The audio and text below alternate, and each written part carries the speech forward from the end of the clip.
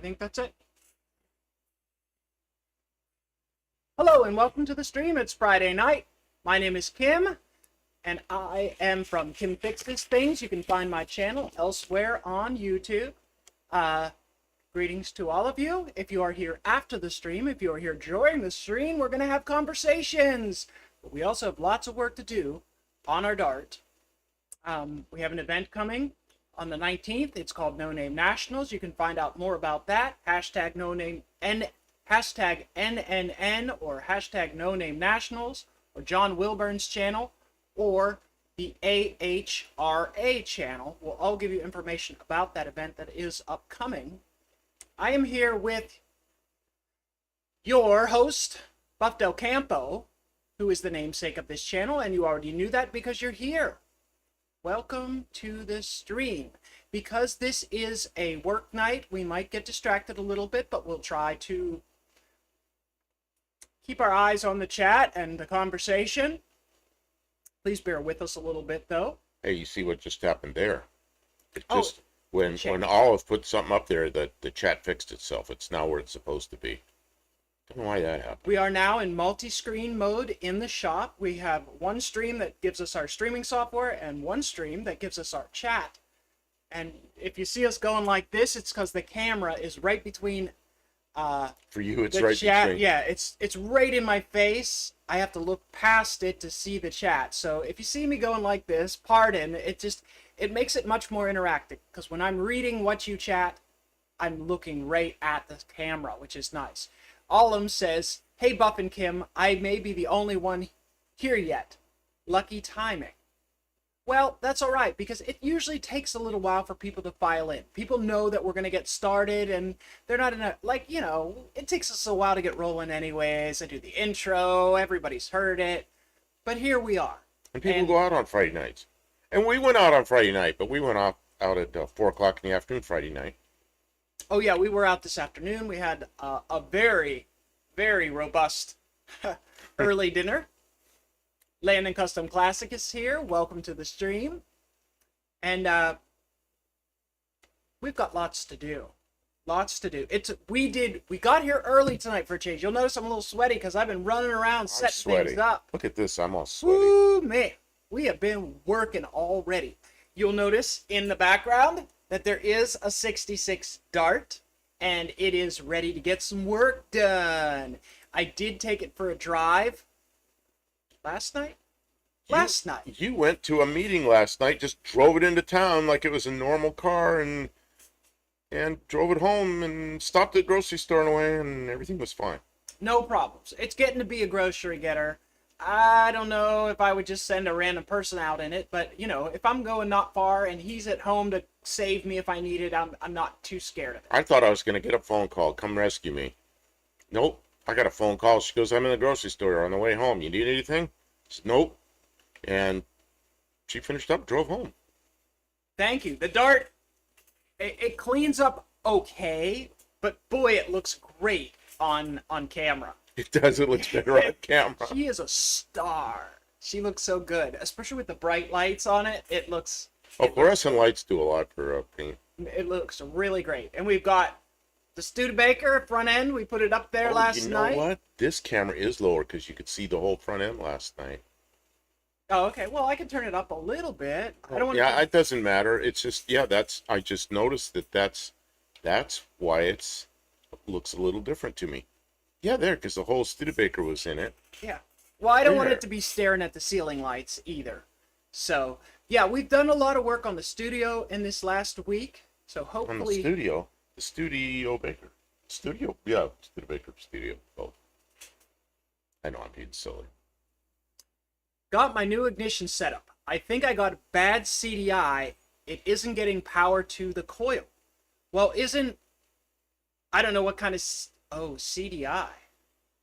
Okay, yeah, not so... the thing you're thinking of. The thing you had was... What was that thing? Okay. A CDI is capacitive discharge. That means it does not power the coil in the traditional way. It sends a pulse to the coil, and as soon as the pulse drops off, the coil will fire. So it's like a staged coil firing thing, so you will not get a standard like 12 volt signal from the CDI box. It does not work in the traditional way. So, we maybe could discuss it some. Did you read the instructions thoroughly? Because, yeah, I had a mini bike with a CDI, and I was baffled because I'd never done anything with a CDI. The CDI it actually has a little mini coil inside of it, and when it gets triggered, it fires that coil and to the big coil, and then the big coil fires to the distributor or to the plug. You know, a lot of those coil-on plugs are CDI triggered. So, and if you give a coil that's meant for a CDI, if you give it 12 volts, it won't fire. It needs like 500 volts to fire. So, that's something new. Does that make sense, Landon? Did I explain it in a way that you already knew? I hate the lag. The lag. Like, He's probably already typed. He's furiously waiting. Like, typing. why don't they answer me? Because it didn't come through yet. Okay. We have everything there's- seems to be working except the coil. Talking to customer support. Oh, Although yeah, okay, customer yeah. support will They'll know probably what to do. They'll know what to do. yeah, they will probably have a process that's easier to talk you through. Because usually there's you can test the coil windings with a meter, and It's good.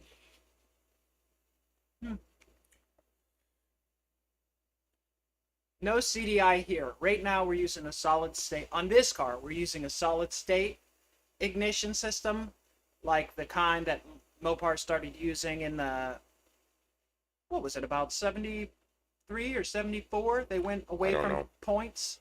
It was the first system that they used when they went away from points. And a lot of the late darts and then the FJM body cars had them before they got the lean burn.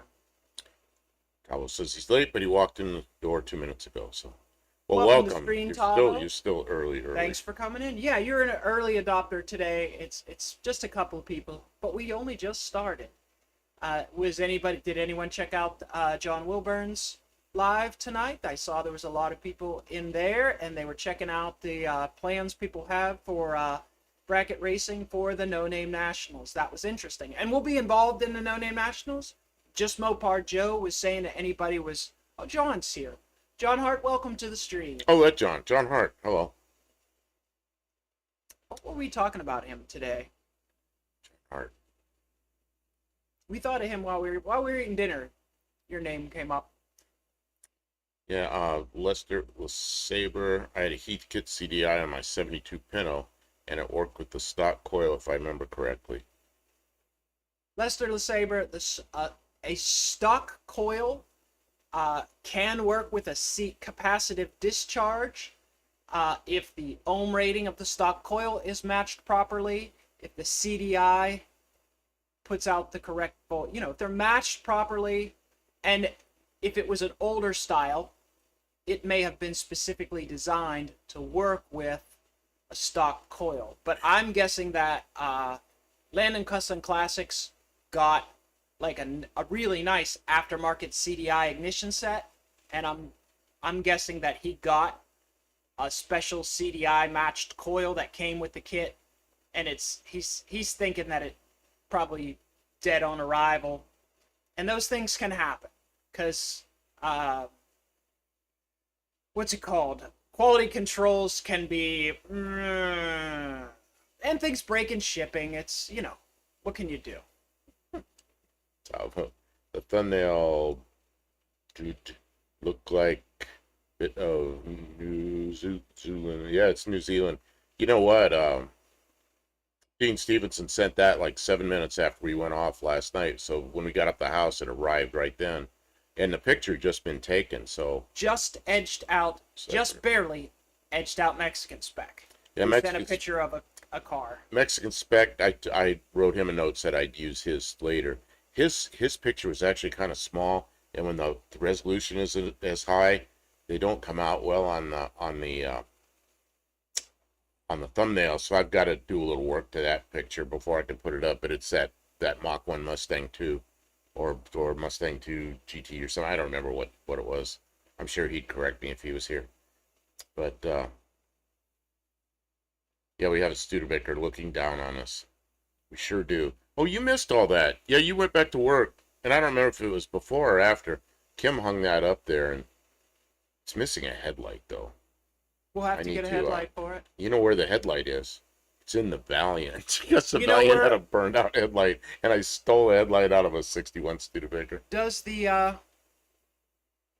little blue car, does it the have Spitfire? the same size round headlights? Are all Yes, round headlights yes, the same? yes. Maybe I'll steal one out of it just so it looks a little nicer. Because it looks a little derelict like that. He was listening. You don't have to use a Mustang 2 Mach 1. I have to Oh, welcome to Stream Mexicans. I just have to make it a bigger picture. And last night I was tired and I was trying to get everything up and I had 3 things to do. And Kim was bringing me dinner and I'm like, she's trying to put dinner in front of me. I said, no, I'm busy, you know. And it's right when I was redoing the pictures and all that. And yeah, actually I do want to use that Mustang picture. It just wasn't real convenient right at the moment. KJ Kylie I know, is I here. missed something way up there and it's getting away now. Welcome to the stream. Heathkit.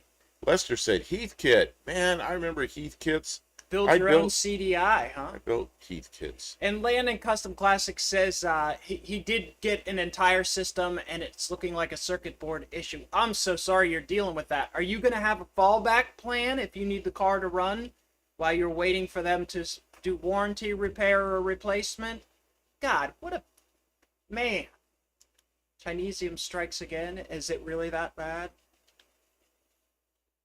Tim, hi group, was watching NASA drop that capsule off the ISS, and I haven't kept up with what's going on there. I know there's some Boeing X or whatever nonsense they were going doing on. space station stuff tonight. I would have liked to have seen that. I had no idea.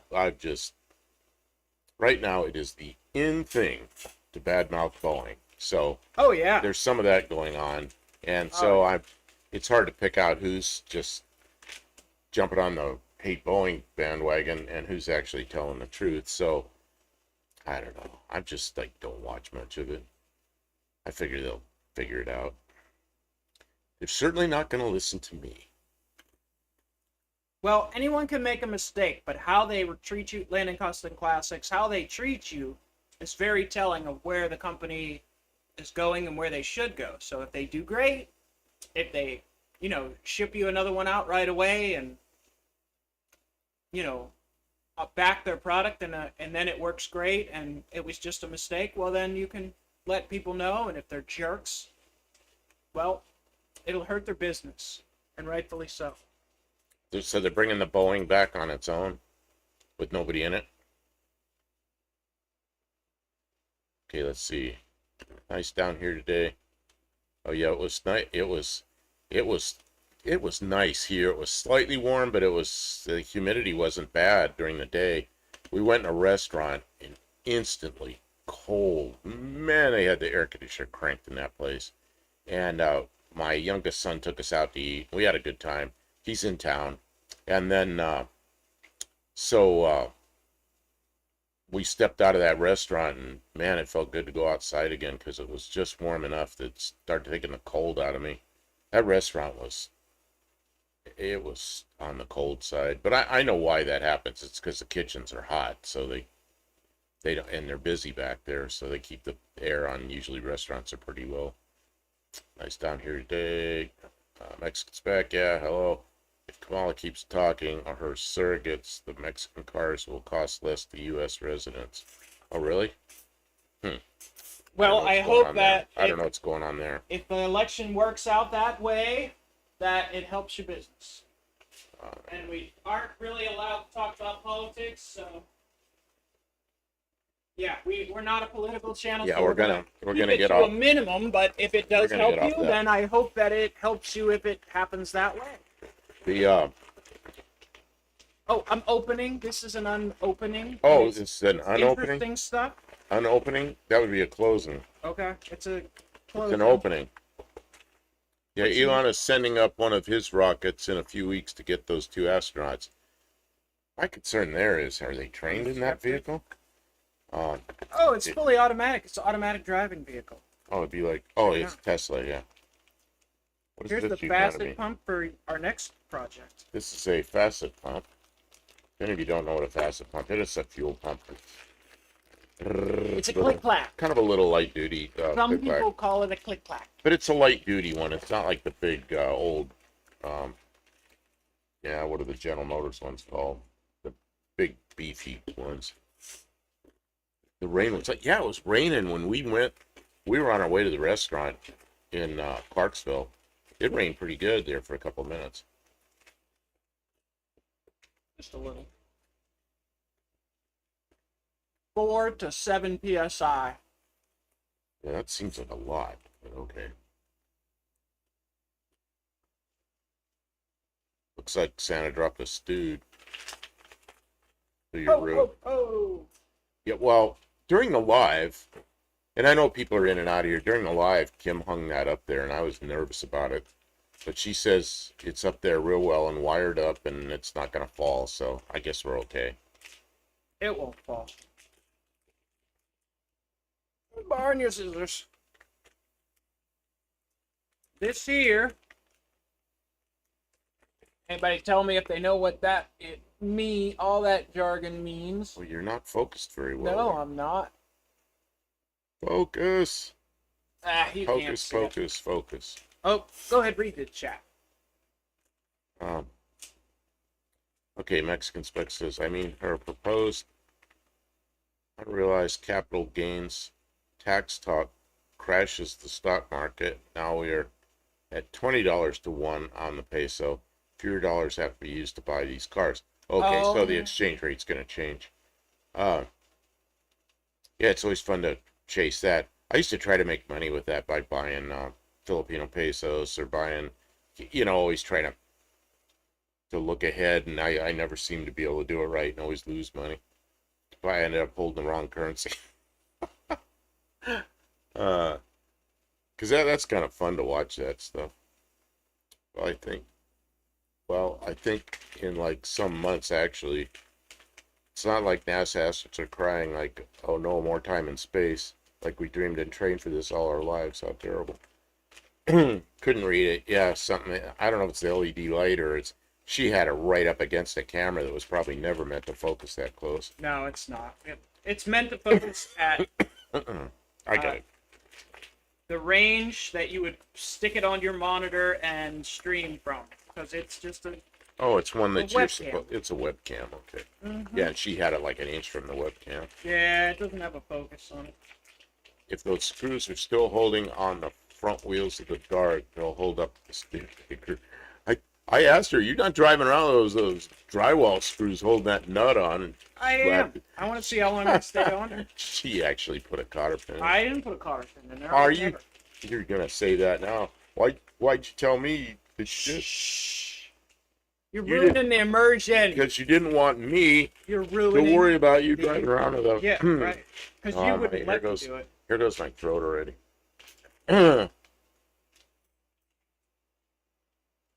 I don't think that's what it means. Okay, I'm not going to read all this currency Hold them stuff. up for that. Currencies are a huge gamble unless you are plugged in. Yeah. Yeah, you got to have insider trading. Okay, so we're holding this up for some reason. Kim wants you to hold this up. Yep. And this is it says DC-DC converter, and I don't know why we have a DC-DC converter. Kylie, it looks shiny because it is. We washed it, and then I washed it again, and then it's got the lights. Why do we have a DC-DC converter? Okay. So, old-timey automotive electrical systems.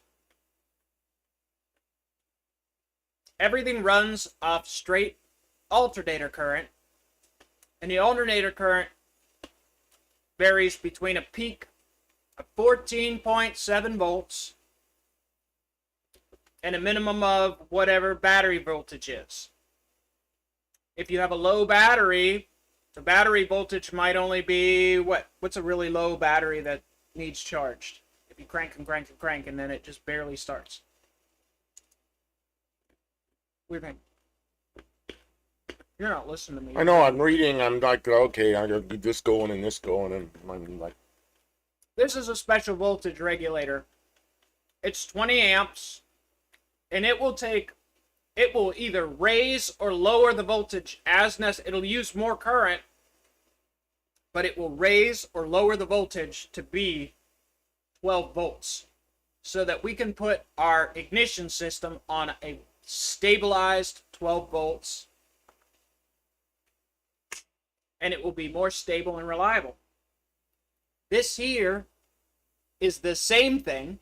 It will work, it says it will work for 8 to 22 volts, and it will output 5 volts. And we can put this on the back of the instrument cluster, and it's got a little adjustment knob, and we can adjust the fuel gauge with this little knob. So we're going to stabilize the whole system so that, like, when we charge our phone, we don't burn up the charger because it's going to have stable current, and we won't burn out the ignition system or the coil when we're running the headlights or something like that, and it's running 14.5 volts to keep the headlights bright. This will stabilize, so you just have 12 volts in the cabin, and then this will always just put out 5 volts. So this was about $35, and this was about $12. And I know it's fancy stuff on an old car, but I'm going to hide it in the glove box. It's going to fix and prevent future problems. That's it. That's my... Go ahead and let's get back to the chat. you're talking about something I don't want to talk about. John Hart says, did you get that backup light that was out? I don't know, everybody said it was out, and I looked at it when she backed up, and it was working. And when she fixed it, she put a bulb in it, she put a LED in it, and I thought it was working all along, and then people on here said it wasn't working. And then when before she took off at night, she checked everything, and everything was working. It's working now. One is blue and one is like yellowish. Yeah, one of them. We're a little bit off on. Yeah, one of them's an incandescent light, and the other one's an LED, so the color's a little different. So I guess we could put an LED on the other side, but I don't know. It'll work Mexican spec, and if it doesn't, we just still won't have a gas gauge, or we'll just have to run back on the regular alternator current. Like, I'm not going to hack out the wiring that's there. I'm just going to...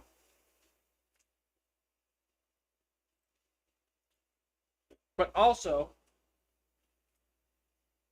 since this run only runs at 20 amp, the major draw things, like the headlights and the radiator, the electric radiator fan that I've added, they run off of relays. So this puts out a tiny trigger relay signal to turn the relay on, and then the relay runs those accessories from direct alternator current. So that we don't have to pull lots of amps through this, because you'll burn it up. If you want one of those that will run the whole car, 40 amps or whatever, they're like $60, and I don't want anything that complicated. Oh yeah, there's a lot of bad parts out of the box. See, the other thing is there's a lot of resellers online.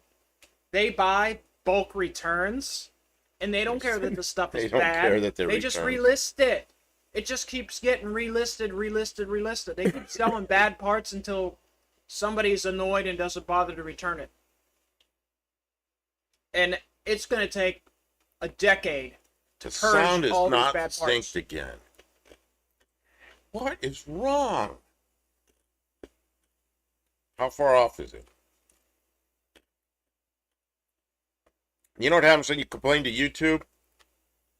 Crickets. Hear nothing. Well, because in YouTube's mind, they do nothing wrong. Everything's perfect. No, this is not a YouTube problem. Because we're sending them a signal. That's this computer problem. Maybe we're gonna have to change that computer out to another one. I probably have something around, laptop or something. Man. I got a pretty good laptop. It's got Linux on it. I don't know if we could load a Windows on it or not.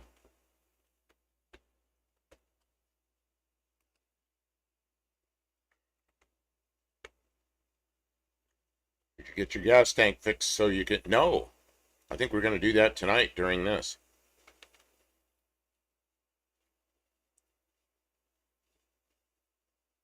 Oh, it says, actually, I think your frame rate may not be full speed.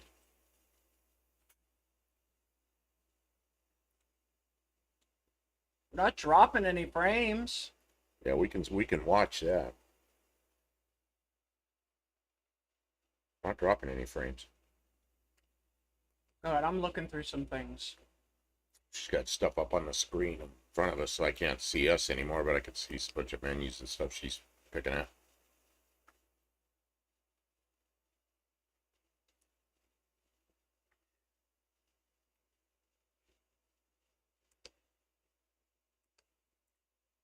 Change that stuff while we're doing streaming. It's hard to relapse when you're chewing things. Yeah, I got entertainers chewing. Like, I'm done chewing. Actually, I was just kind of sucking on a cough drop because my throat was so bad. I was trying to get rid of it at the end. Okay, I am going to make a change to the settings. It might glitch for a moment. Let's see if it helps.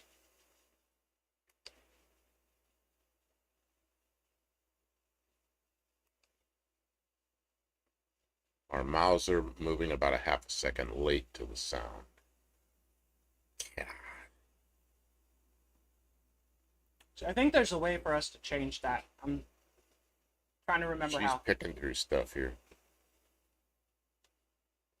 Cause I made an update. Has that changed anything?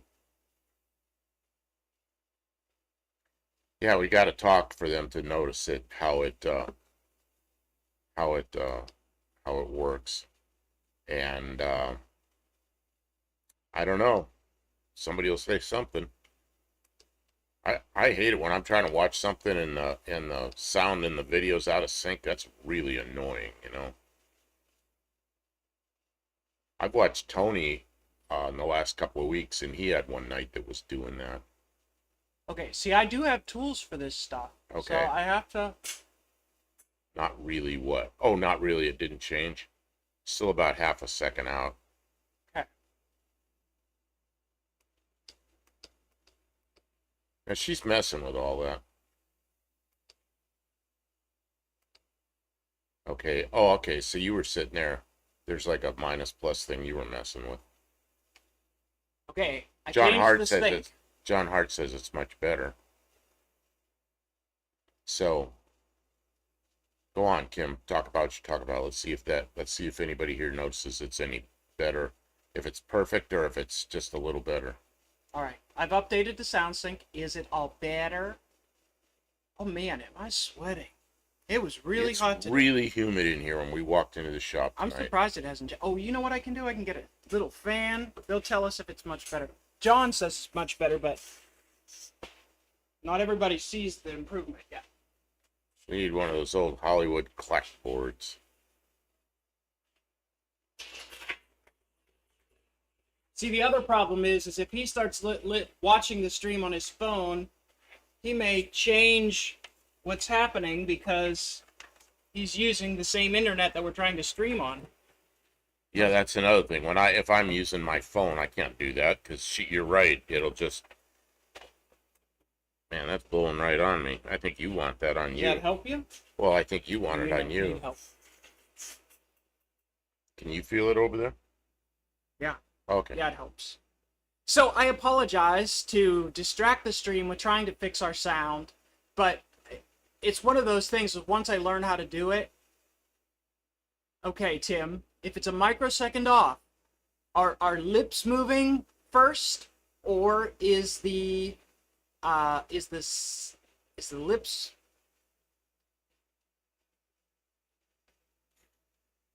Do I need to continue to move in the direction I just went?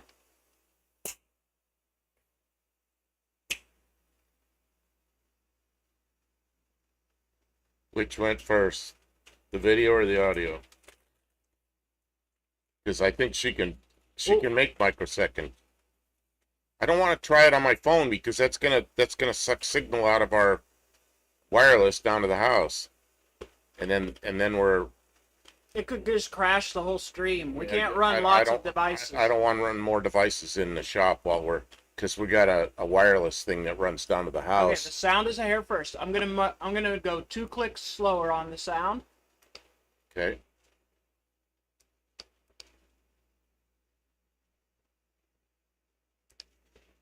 Okay, we'll give it a second to stabilize.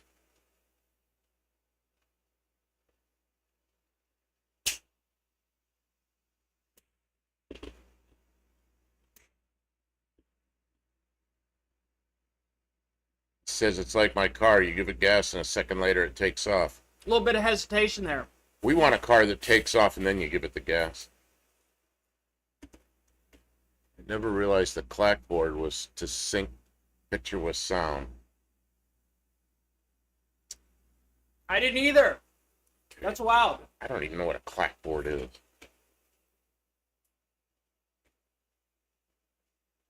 Shows how much I was paying attention to TV. What it is this computer has a much slower processor than the computer we use in the studio that's in the house, because this is my old streaming computer. And so when you hook the camera to it, it can't keep up. It's slower making the video happen than the sound. Sound is first. Still, sound is first. Here.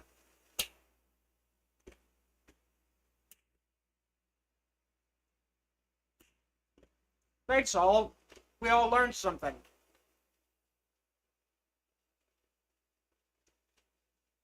Dean's here. I'm here to provide extra cheer. Woohoo! Dean is here, everybody! Dean! Dean! Dean!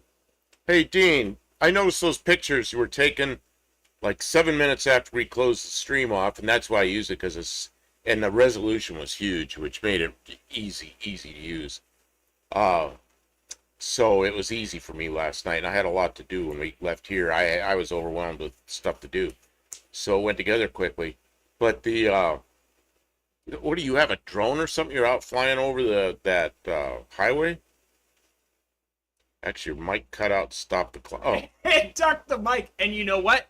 I went in there earlier and I checked, and all the mic ducking is turned off, so it's still doing it regardless of what it set the settings to. It doesn't care. okay. So when we're talking, does it seem like it's still off? I live the klaxons. You keep talking Oh, to I the love chat. the klaxons. Think of something to talk about for a few minutes, like 2 minutes. You're gonna I'm walk find away? my phone, and I'm gonna check on my phone outside. You're gonna go and try to go on the some other connection. Yeah, I don't want to be on the. You don't want to be Wi-Fi. on the Wi-Fi in here, right? Yeah. Because I don't want to overload this Wi-Fi, because then we're yeah, because we don't want to do that. So that was a nice shot of New Zealand as a thumbnail. Well, Dean is telling me. What did you do? Run a drone out there over top of that? What I would call a freeway. It's like a multi-lane highway out there. I don't know where you got that picture, but it was yeah, it's still off. She's gonna go out there and look on her phone from somewhere around outside. Well, the processor lag, whatever's cutting out the loudness. I'm watching her. She's like plus and minus on some menu she's got there where she can adjust that to a certain extent, so she's messing with it. But I don't know. She's going somewhere where she can look on her phone without pulling off the I don't know, we got some kind of link between here and the house, and we don't want to pull off this system here. Man.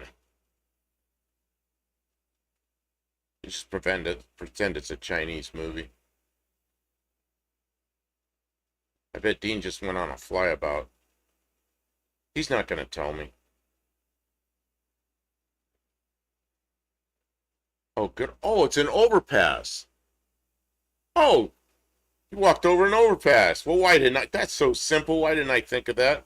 I got to think of some kind of technical way of going out there and looking over top of something. All you did was walked out on an overpass. That's pretty good.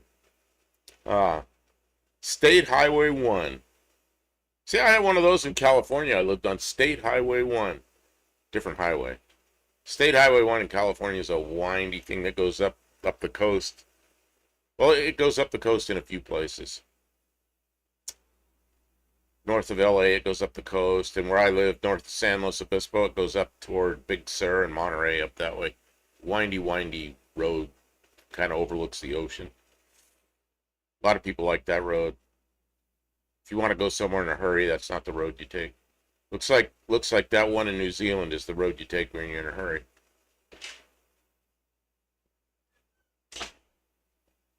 But it's a Chinese movie. China Wall's in the 385 Big Block Ford did it.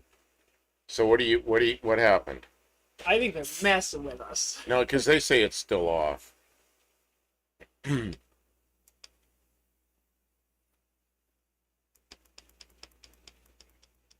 Oh, you're going the other direction? Yep. We need to keep talking. Okay, so now she Kim, remember? I don't know, I guess you were hearing me out there.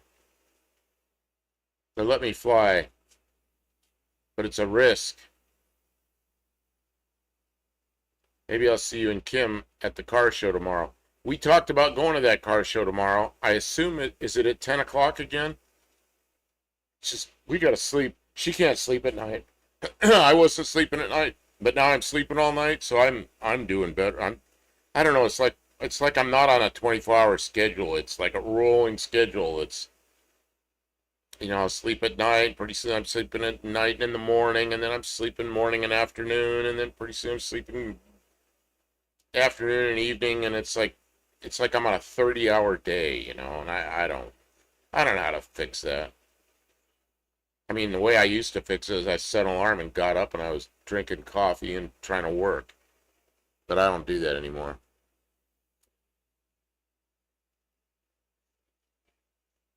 I wouldn't mess with y'all. Even you can hear you loud and clear.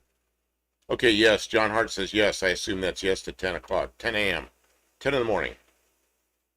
10:00. Oh, I can hear something over there. I can hear us over there at like 2 seconds later. I can live with it as long as I don't actually need to read lips. But the forest bugs are quiet tonight. Half of California Highway 1 keeps falling off a cliff into the ocean. Yeah, that's the thing. I got these really wealthy people down there, the Hollywood types. They build those really nice houses on the cliffs. And, California will be a drought like 5, 6, 7, 8 years. And then they'll have like 2 years with a ton of rain and those houses wash in the ocean. And you see these wealthy people out there and they're crying, oh, what are we going to do? And then they rebuild their houses on the cliffs again. And they last till the next big rain. It's like, get off the cliffs.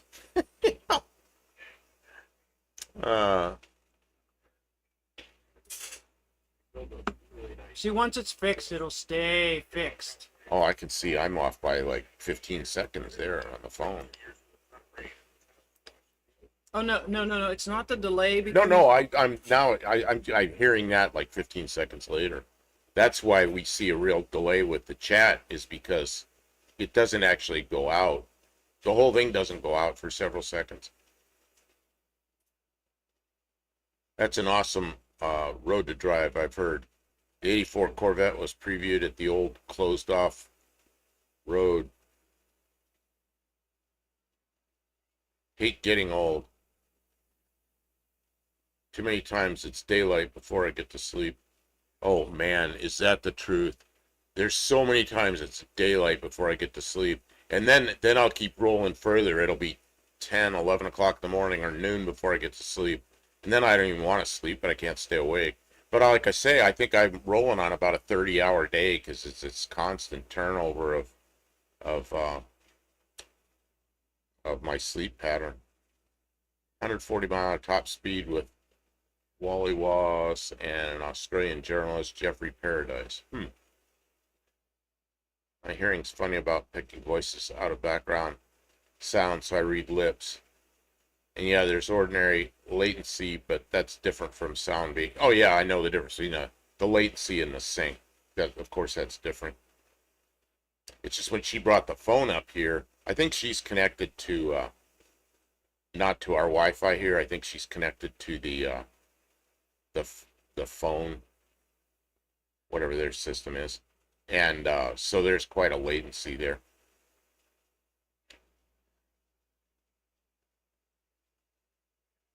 Yeah, she's over there trying to listen to see how the sync is. But if she's trying to listen to me here, she's going to be really confused.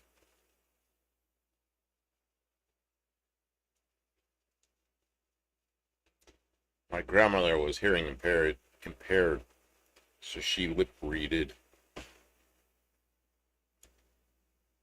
My right ear's always been no mid range. My left ear, like, I didn't even notice this when I was a kid. I'd always, if I had a phone in my hand, I'd always put it on this side. And one time I was an adult and I was listening to my father and he was like a distance away and I went like this. He goes, "Oh, you got the same bad ear that I do." It's like, "What?" He goes, "I do the same thing. I turn," and I noticed that. Like, "Oh yeah, you always do that." So both of us, our left ear was, full range, and my right ear, when I take a hearing test, the mid range is really poor. Then we're driving down the road. Kim will be on this side of me if I'm driving, and then we have a hard time communicating. And her voice must be right in that range that I have trouble with. And if she's driving, I don't have any trouble hearing it at all. So I guess I can look forward to being more hearing impaired as I get older. I like the big chrome mic you have. Oh, that's down there in the house in The D104. the D104. It's in the studio. Okay, are you able to hear the sync problem? I hear that there's a problem, but it's Well, eluding me. Yeah, you're gonna have to go outside where you don't hear me. She had certain members of the family she couldn't lip read. She said, "I don't know if you're lish or a pot." Would that be like a lush or a pot? Because your lips don't move and I can't see what you're saying. Yeah, Dean, actually my hearing's like super acute. That means I hear everything a lot so I don't lose voices. I went through a lot of my life making up my own song lyrics. Like Pink Floyd's Uncomfortably Numb, but in reverse. Pink Floyd. What was that, though? The video with the hammer and all that stuff. It was the first time I saw a music video. It was on a big old laser disc.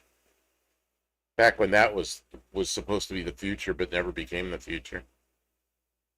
Den of Dreams Garage. Good evening. Depending on where you are, good evening. We have people in here from all over the world where it's not evening, but it's evening right here. I guess it's 10:43 in the evening here.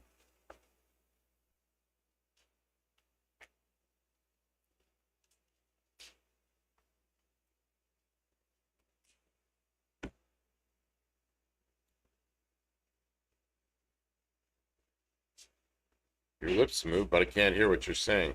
Oh. Oh yeah. And then the sound comes out? No. That's a line from Comfortably Numb. Oh, okay. Your lips move, but I can't hear. See, and that's like, I don't know anything about these things, and Dean knows all that stuff. Now I got that feeling once again. See, they all know this stuff, and I'm a dumbass. I don't know any of it. Okay, so now we need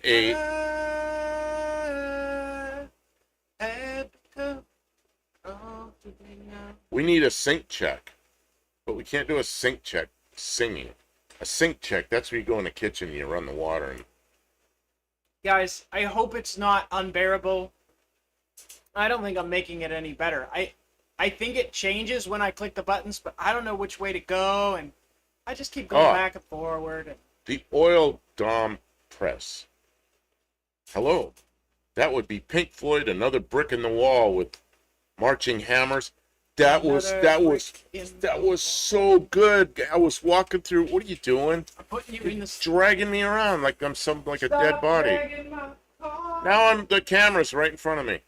So I don't even remember what I said. Oh yeah. Um, I was walking through a mall and I was pretty young. I was like 20 or something, and there was this big laser disc. Well, nobody can see me now because she's cut me off. Big laser disc, probably 12 or 13 inches in diameter, something like that. And that was the first music video I'd ever seen. And I didn't want to leave. I just stayed there watching it. It's just incredible.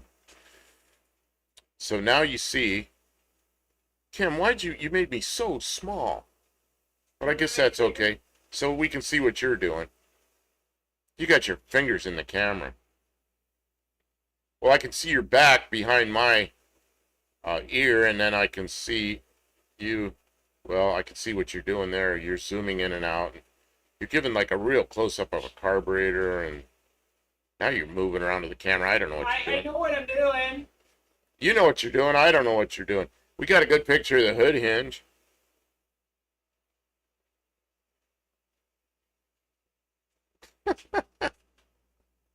There's that big chunk of Chinesium. But that one works. Oh, Kim, I got your parts here. My parts? Yeah, for that carburetor. Or as they would say down under, the carby. The Carby. I think that's Barbie. Now Barbie's a fake hot girl. It's not that hot. Mosquito. I got the mosquito. Here, Kim. Oh, that's a mosquito you just put up in the Oh man, that was two. two mosquitoes. Two mosquitoes. You're too close to the camera. All they see is like black dots. Alright, it doesn't refocus. What are you pulling? Oh, you want me to put the new... Here, I'm giving you parts, and Why isn't this coming off? you're not looking at me. I'm doing stuff. Well, stop doing stuff. Do something else. Do you want me to make you bigger? I can make you bigger. No, it's okay. I figured it out. And this is the wrench you need for doing the carby bolts. Oh, well, don't do that. No, that's not what I want. Why not? Because then when I go like this to show how something big is, it's like I go like this and then it's not big. No, put me down the way it is so they can see what you're doing. There, that's good. That's good. Well, if you're too young, that music was before your time. You know what? It's not. Oh, well, thank you. That's the wrench to get at and you got to use the open end because it won't fit. Yeah, I know. It's too close. Man, my time with music was really 1965 through about 1972. That's from, let's see, what would that have been? Rolling Stones, Satisfaction through about, what was in 72 that I liked? I graduated from high school in 72, and it wasn't my favorite year for music. I don't know.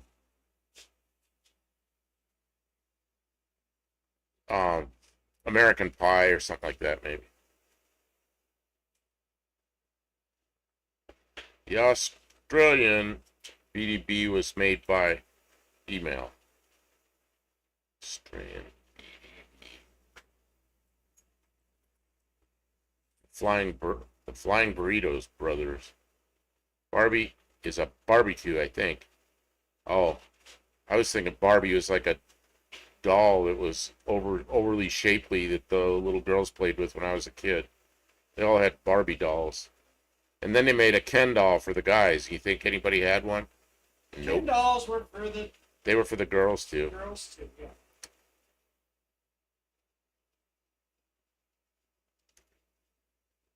Because my sister had Barbie dolls.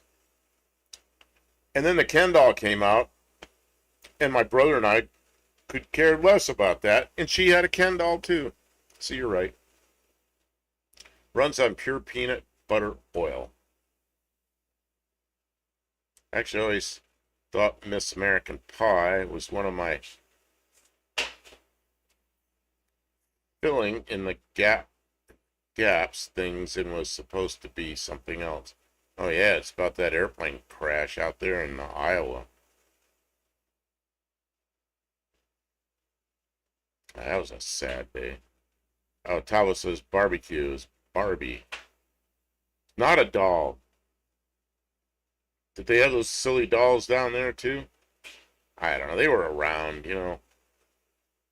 Yeah, Carburetor Carbies. Yeah, when I first got, it was in the 70s. I started getting Street Machine magazine from Australia, and nobody else up here got that, you know. But it was, oh man, those were nice magazines. They were very high quality color, and but when I'd start reading about things like Carby, the first time I saw that, it's like, are you kidding me, Carby? I thought it was funny, but then I got used to it.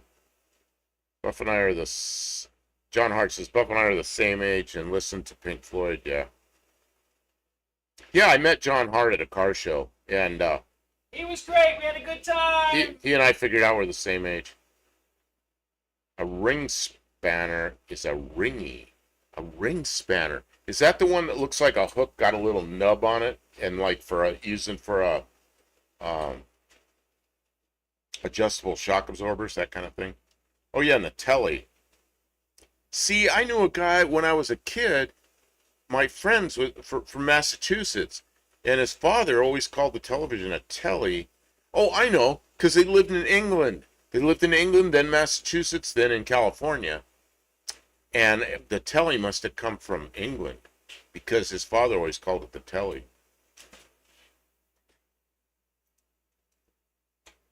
G.I. Joes were dolls for boys. Oh yeah, there was a G.I. Joe too. I forgot about those things. Yeah, G.I. Joe. Yeah, we didn't care about those either. My brother and I didn't care about G.I. Joe. We had toy guns then. Back when nobody shot anybody, but we all had toy guns. And we played with them, you know. It's a gun that has 7 guns in one. It had a thing that shot big plastic grenades that fire them about 3 or 4 feet out in front of you. It had a thing you pulled back a machine gun and go make clicking noises. Just stuff they don't allow to have kids to have today. But nobody shot anybody back then. Okay, now I'm trying to read this, so I'm ducking over this way. Were you able to see what I was doing? Oh, I'm looking at the screen. I'm looking at the other part of this. You got too many screens. I'm reading what people are writing. I'm still recovering from Tura Satana. And she wasn't ever a Barbie doll. And I wasn't born in 1965. That must be a song or something. I mean, when I can't pick up lyrics because I can't piece them out of the music. I thought the chorus to American Pie was like, yeah, I understood what you meant. Closed end of a combination wrench. Closed end. Oh, that's the ringy. Ah. So that's a box end. And you guys call it a ringy. I got to remember that. Tiny. Drugs in New Zealand. A can of beer in Australia. I listened to Pink Floyd a lot in the late 70s. Famous Man, Curve, Velvet Posters. Well, another brick in a wall, Man, that was great. How they make enough real guns look like toys. Kids couldn't really get shot. Yeah, I don't know, this whole gun thing, I don't get it. I just don't get it because, man, I remember living in South Dakota. There was one day a year we were supposed to take our guns to school, and they were rifles, and you weren't supposed to bring any ammo, and nobody did, and they had a firearms safety class, and it was optional. You didn't have to go, but you go and they teach you how to handle weapons correctly. And the reason is because kids would go hunting with their parents, and they wanted to make sure the kids understood how to handle a gun properly. And there were no shootings back then. And now, can you imagine them asking kids to bring guns to school?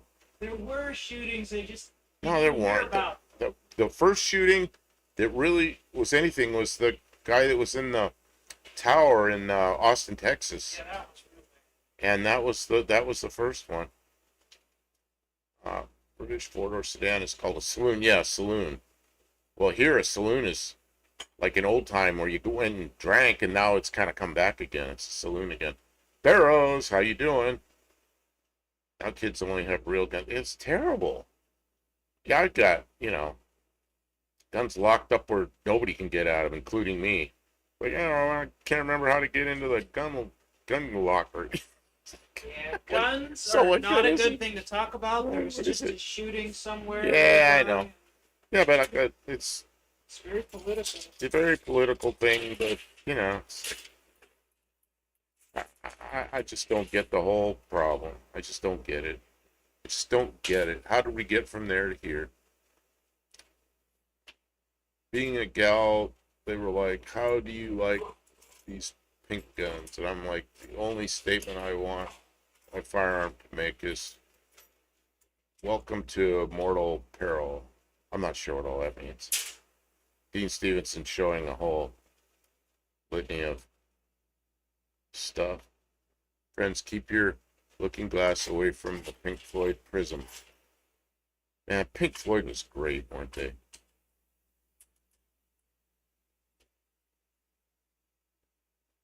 Yeah, no doubt you've heard about our gun laws down here. In the late 70s, my 16-year-old friend bought a 22 at Kmart. We carried it home along with the ammo, no big deal then. And then they took your guns, and I saw pictures of them cutting them all up with chop saws. I don't know. I was in England the first day I was in England. There's no guns there, they took them all away. But there was a shooting the first day I was there. It's like I just shook my head. I mean, all business about that. I'm not sure.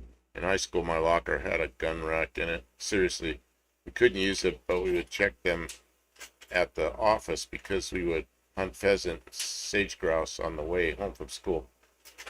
Yeah, so it's just the world's changed and it's terrible. The world has changed, and there's a lot of people who are not responsible enough to handle that responsibility. They were born into that responsibility. They had to feed their family. If there was game on the way home, they needed to hunt it. I was more into Gordon's. What is this, Kim? Baylor Space, the Skeptics. What is Dean saying? Kim, look over here. You can't. Dean interpreter. What? Dean, why The last use thing he English said, that though. we can understand? The last thing he said.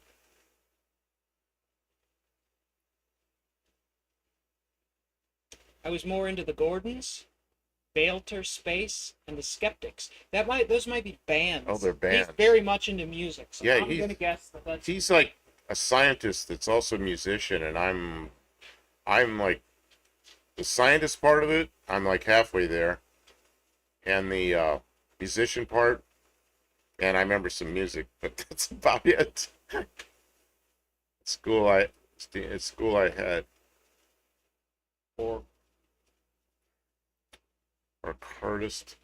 Curtis friends. Children, put your copper sulfate at the door. Okay. I don't know what Dean means. Maybe gin and some bands. Gin. Who was it with the gin the other? Oh, it wasn't gin. It was vodka. It was Lucky Lindsay? Lucky Lindy. Lindy, yeah. She was mixing up a really good drink. It looked really good, but I just can't drink anymore, or my blood sugar goes way up. I don't drink. And Kim doesn't drink, so. Hey, how are do those washers fit, or are they too big around? The washers are perfect, but the lock washers are just there's too much thickness there. These bolts won't work, and I don't have. Oh, I pulled one of those bolts out thinking there was enough length. They're not going to be long enough. Oh, I'm sorry. That's okay, but I feel a little more comfortable making it tight with some nice washers underneath them, so I'm going to. Well, I thought because when I unscrewed it, I thought there was plenty of, excuse me, I thought there was plenty of length. Hiccups again, man. I don't like hiccups. New Zealand punk band, the Gordons, 1980 to 1985. Okay. Punk bands. Oh. I'm indifferent to vodka. The better it is, the less it tastes like. How's that good? You know what? When vodka, I didn't drink much. When I like to have a mixed drink, I always like gin and tonic and maybe some variables on that. But man, to me, that was like a big icy drink in the summertime. When I was somewhere it was really hot, I'd have big old gin and tonic before dinner, and man, was that good. But I can't do that anymore. I used to do that when I was in Maryland. I'd mix up like it was probably like a double, but it was probably at least half ice, big glass, like a gin and tonic, and man, that went down nicely. No more. Okay, then Dean says, then it became U.S. New York band Fail Space. I'm not sure how you pronounce that. Oh, Kim is zooming out. Oh, did you get both sides in? I wasn't paying attention. Yes. And it worked. There were enough threads there to grab it? Yeah. Good. Oh, I thought you said it was not good. I didn't put the lock washers on. It will not work. Okay, you want to put a little blue Loctite on it? Oh, I thought you couldn't find the blue lock. I found the blue Loctite, remember? All right. Well, let me take them back. I'm sorry. I didn't know what you were. I couldn't really see what you're doing. I wasn't paying attention. Okay, blue Loctite. Turn it the right way. 243. Blue Loctite 242. And 243 are very much the same, except 243 will tolerate some oil, and 242 will not. So I prefer 243 in case there's a little bit of oil, and I don't mean like big gobs of grease, but a little oily business on the threads, it will work just fine. Then the Skeptics, a 1986 and 91 New Zealand band. John Halverson, guitarist and sometimes vocalist in each band. Says, I don't think I've heard of them, Dean, but I'll see if anything is on the YouTubes. Tavo says he uses 242. See if you can get 243, because 242 is wonderful stuff, but 243 is the newer version, and it will tolerate a little bit of oil. So if you have some oil on the threads, you don't have to worry about it. And that's why I've started to. I still have some 242 around here, but tonight I was looking for some blue Loctite, and I grabbed this, and I went, oh, good, it's 243. And I didn't know the difference, except now I download all the files from Loctite, from Henkel, and because I was designing airplane parts, I wanted to make sure we had really what the best thing was for the application. So I used 242, 222, I think, on the real light duty stuff in electronics, and of course 271 is the red. I have so much 242 I'll never run out. So it'll do okay, you just gotta wipe everything off, make sure it's clean. Oh, you went back. Yeah, not. Do you want this? Do you want this Loctite? I gotta clean these a little bit. I'll clean them a little bit. Well, this is 243, so if it's got a little. They got anti-seize all. I'm gonna clean them a little. Oh yeah, anti-seize. That's not a little grease. That's like gobs of grease. Hey, whatever happened with the sink? Are we better with the sink? We were messing with it, and then I don't think we ever got to the bottom of it. Are you talking to me? I can't hear nothing. I got the AC. No, I'm talking to the chat. Okay. Whatever happened out there with the sink? Is it any better than it was after all the fooling around?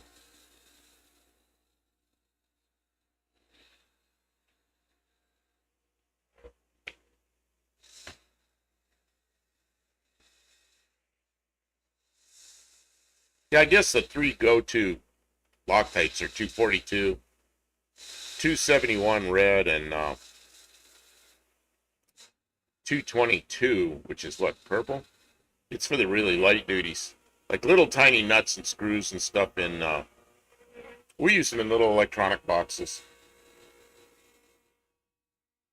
I don't know what Kim's doing over there, but it's really noisy.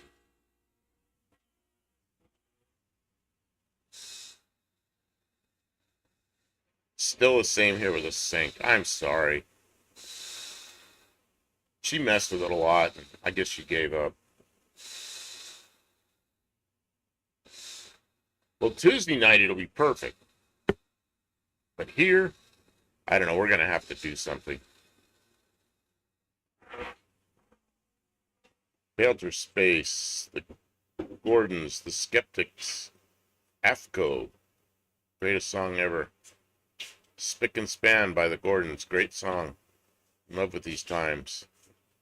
See, I'm going to have to go find out what all that is. Okay, this is what I got to do. This is what I do when I want to remember something. I don't have to go back and look through the chat. Yes. What do you think I do?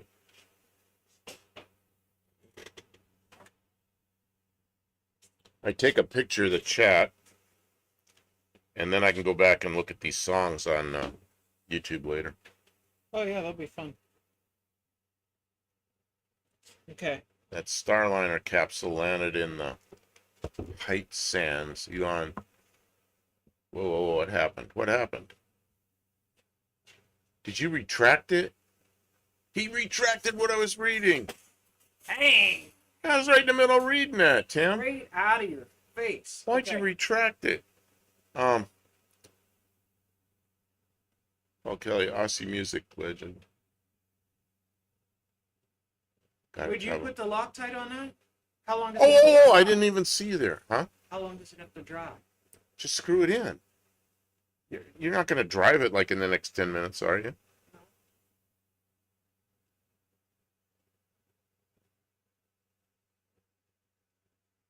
How fast do you have to put it in? Just put it in. Just with until you squeeze the air out. Wait. Just leave it there. Okay, until you squeeze the air out, it's probably just going to stay wet. Oh. Yeah, that's what makes it curious. The lack of oxygen or the lack of something. I don't know. I hit some button and it disappeared. Sorry. Well, now you got to rewrite it. I got to move over a little. Because she moved me over and then the camera's right in front of the chat, so I'm always going like this.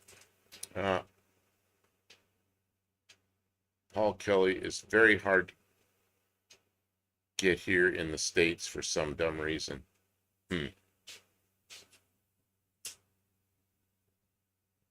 remember in the 90s, after the breakup of the Soviet Union, all of a sudden there was, well, I lived up near Cleveland, and there was a huge Russian community there, and there were music stores. There were 3 different music stores that were Russian music stores. I go in there, and I was really into all that stuff. But that's because I'd been in Russia, and I liked it and everything, but that's all changed. I don't know why. It must be a case of mistaken identity. Kim Carnes. Man, I remember Kim Carnes. What song was that? What was the one big one she did? Kim Carnes. Kim Carnes.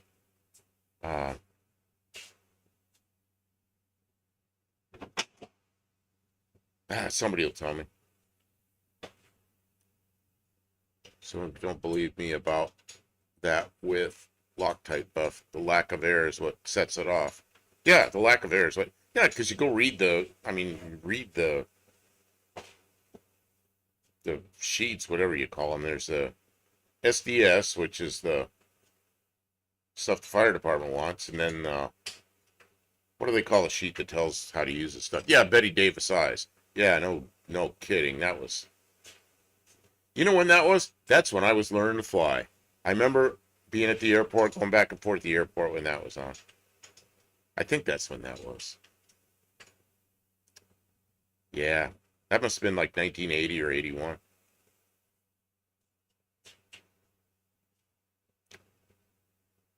Starliner capsule landed in White Sands. Okay. Elon is going to make a fortune in Uber fees. Going to get those 2 astronauts. Yeah. Yeah, what I don't understand is they're sending a new spacecraft up there, and they trained to fly the Boeing one. I don't know. How many people go in that other one? Are they going to take another? Are they going to take a pilot up there in the? Well, Elon can do no wrong. I mean, we all know that. So he's a master at getting government money. an absolute master at it. So yeah, he'll do good. He'll do well. Learning to fly, another hit. Learning to fly, that was a hit. Wasn't that Tom Petty or something? Oh, it could be Tom Petty. Yeah. Another great. Okay, Kim, what do I smell? I smell some smell I haven't been smelling before. What is it? Did you spray something or something? Some kind of a smell I haven't been smelling until just now. New Loctite? No, it's not. I know what Loctite smells like. I'm trying to identify that smell. Maybe it's from when I was using the. Oh, the buffer and it finally drifted over here? Yeah. I don't know. Yeah, because the AC just kicked off. Okay. I am much cooler. Another great Floyd song there is. Another great Floyd song there, Buff. Learning to Fly. Oh, I see. Oh, that's a John Hart. I watched the YouTube app through Amazon Prime. Sync is okay. I chat using phone and sync is off. Oh, really? That's really weird. Oh, so it might not be us. It's gotta be us. The Crew Dragon carries like 4, so they can have a couple of deadheads. Okay, so they'll have pilots that are trained. As long as they don't have to ride in Soyuz. I don't think we can do that anymore. Putin kept raising the prices of the Soyuz rides till we had to develop our own stuff again. Although it was amazing we had American astronauts checked out as pilots on Soyuz. I never thought I'd see that day. As long as they get the chick with the, oh, what happened? As long as they get the chick with the lovely hair back in one piece. Oh, that's, what is her name? She's a Navy captain. Can't think of her name. The last time she was up there, she was commander of the space station, and she did it's on YouTube, she did a whole, like a good half hour or 45-minute, just going through the space station. It was her last day there and explaining what everything was, and it was a whole tour of the space station. It was really good. Now she's back up there. Isocyanate. Okay, let's see. Given to Fly, Pearl Jam was the song. I had to listen to every show we did. If I didn't, we lost our butts at that show. That lovely taste of peanut butter before you foam at the mouth. And yeah, there's a some kind of a casket or something. Whiskey bottles and brand new cars. Oak tree, you're in my way. Oh, one-eyed cat, you're here. How you doing? Welcome to the stream, One-Eyed Cat. Elon had to cancel his flight with 4 astronauts out 450 miles to do a bunch of tests.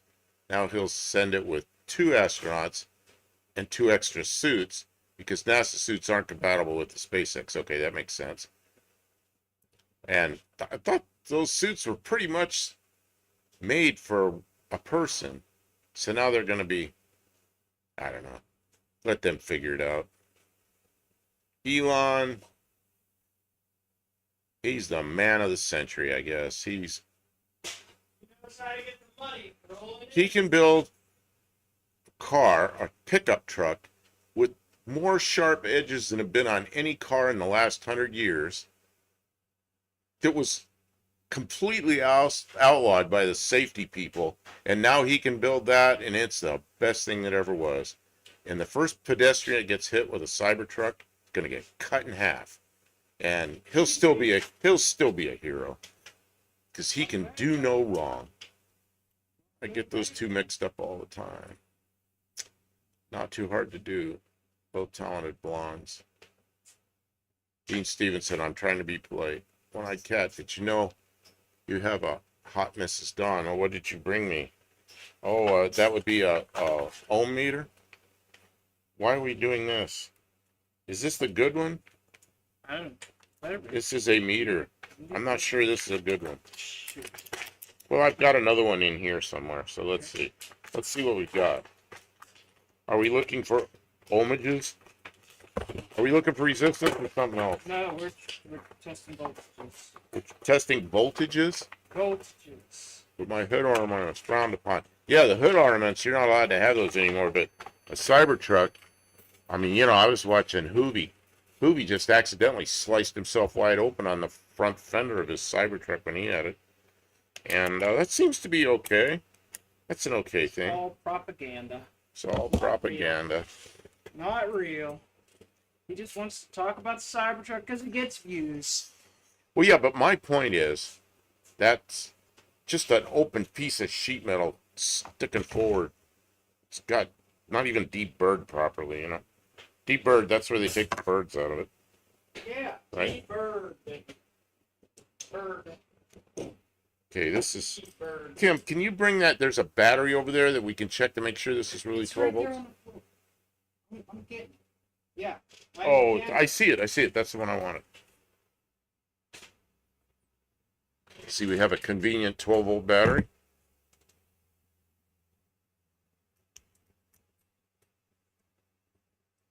$12.63. Yeah, I'd say this one works. Let's see here. Build sync for his own use, not to government standards. That's why his things work. Well, I guess, but I don't know. It's like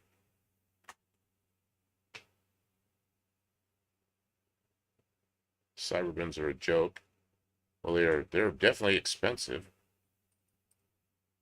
Build syncs for something. Okay, I read that. He builds nothing, Tim. Just needs... See, like, who's going to buy a Cybertruck? Once the... it's like all the cult that likes that stuff bought them. And now that those people have them, now who buys $100,000 weird truck? Maybe somebody does. I don't know.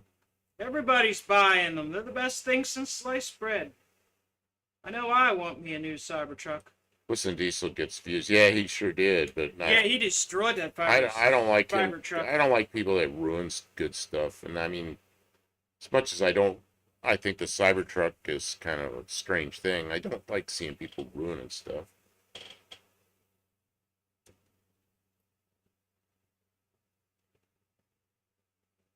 Yeah, WD is just destruction porn. Yeah, I work really hard to make stuff, and so does Kim. We work real hard to make stuff that's basically junk into usable stuff. And then you see somebody like that takes something... See, Whistling Diesel, though... just destroys it and gets a million views. He's self-aware. He knows it's destruction porn. He knows what he's doing. He knows that that's why people watch. So, he does it. He gets the views. He had to make a legal binding against people on the waiting list, reselling them once they actually got one. Hoovy sold his. Yeah, Hoovy sold his right away. And it didn't matter. There was all the thing about not being allowed to sell them and everything. Hoovy sold his. And he sold them, they bought it, it all... And it's still sitting on a used car lot. The Chevy dealer can't get rid of it. They never bought it? Yeah, no. There's a Chevy Cadillac dealer and they can't get rid of it. He just did a video on that this morning, or maybe it was last night.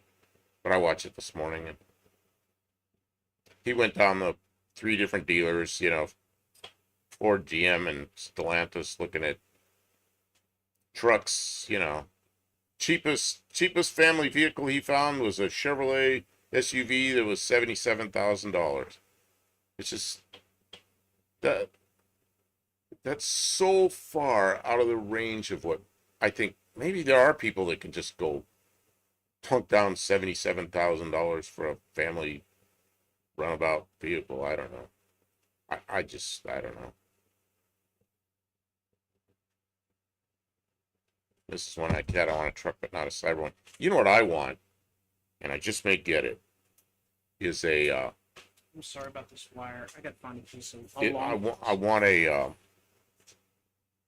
ute, like Australia, and you probably have in New Zealand, the A-body utes. And I've talked about it. Kim and I have talked about it. Now I've talked about it on here, making the Valiant into a little, like an El Camino, like pickup. And that's why, what was it, 2 nights ago, I had it as a, or maybe it was last night, I had it as a thumbnail on here, was Tavo's Valiant Ute.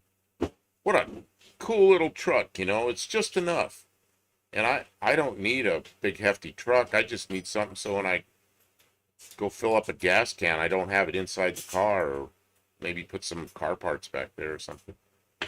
Just think those, because I had an El Camino in the past. Yeah, Valiant Wayfarer, right. I had a 72 El Camino for a while, and I had a 1957 Ford Ranchero for a while. And what perfect vehicles just to run around, and it's great. That's why they had to stop making them. I'd rather watch, always said she'd rather watch you fix a rusty wiper motor than watch Whistling Diesel. Yeah, but he gets a million views. You're in the minority. Most people are not smart. And Kim gets a couple of thousand if we do the best they can relate to is things getting destroyed. See if you can get what voltage you get off of this. VH Ute is really, VH, yeah, they have all these different VH, VG, all these different letter designations that I can't. I'm almost there, Kim. I wish shipping was a lot cheaper. There's a half decent rolling shell, very cheap down here, Buff. That could be your next build. Oh man, would I love to have that. Okay, what do you want me to do? See if you can get from here to the ground of the battery, if you can get 12 volts. That's here. Hot. That's hot. Oh, well, it's not that hot. Why are you using black? Shouldn't red go to this? Doesn't matter. It'll just have a negative in front of it. Oh, I didn't know if it would handle that. Good. It doesn't care if it's negative or positive, but I do care if I can see it. Okay, so now we got tangles. Okay, and where are we going to? Ground. Oh, it's all over the place. Yeah, unfortunately, that's what you get with this. It's going like 7, 12, 6, 0, 12, 2. What are we doing? What is that thing? This is the... Oh, that's a voltage regulator. This is the cluster regulator. Okay, so it's doing something. Yeah, but it's just not workable anymore. Okay, now... We have the technology. We can make something better. Okay, I got to go back on the chat here. If they want them to haul 40,000 plus truck and trailer, they'll weigh almost 100,000 pounds, and most bridges won't support that weight. Yeah, there you go. Dodge Ute as well. Honsley Park did some great cut and shut.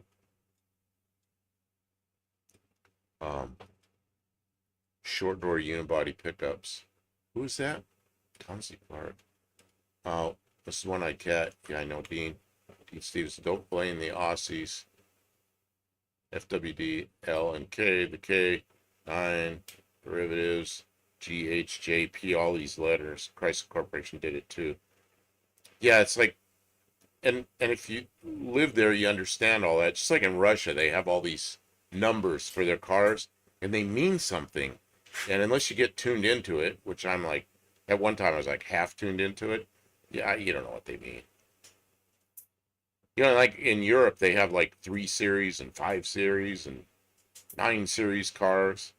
So European will be here. Well, what's your 5 series? You know, and here they have names, not numbers. And then Lincoln tried to use numbers, only they didn't use numbers. They used C's and K's and what else? X's. MKZ. MKZ, all these tried to be like Europe, but not like Europe. So then I completely lost track of what they were doing. I don't know. It's a publicity people. New ones come up every couple of years. And hey, Oldsmobile Cutlass, the best-selling American car ever. And one year and there were 3 different Cutlasses. There's Cutlass Sierra, Cutlass Calais, and Cutlass Supreme. But the Cutlass was well-known, best-selling car. And what did they do? Marketing people, they came out with the Olds. I don't remember what they were. The Achieva. They renamed them anyway. And they went in the toilet. Nobody bought them. Nobody knew what they were.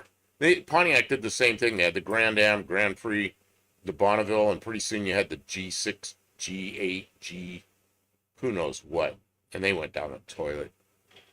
Nobody knew what they were. I was gonna buy a G6 Pontiac, And the salesman called me after I drove it. On the phone, he was calling it a Grand Am because he knew what it really was. And he knew that he could sell it if it was a Grand Am, but calling it a G6, nobody knew what it was. Thought I might say it publicly instead of being repressed about it. A-bodies and Falcons were big cars here. Yeah, Impala, Galaxy, Fury were extravagant monsters. But yeah, no kidding.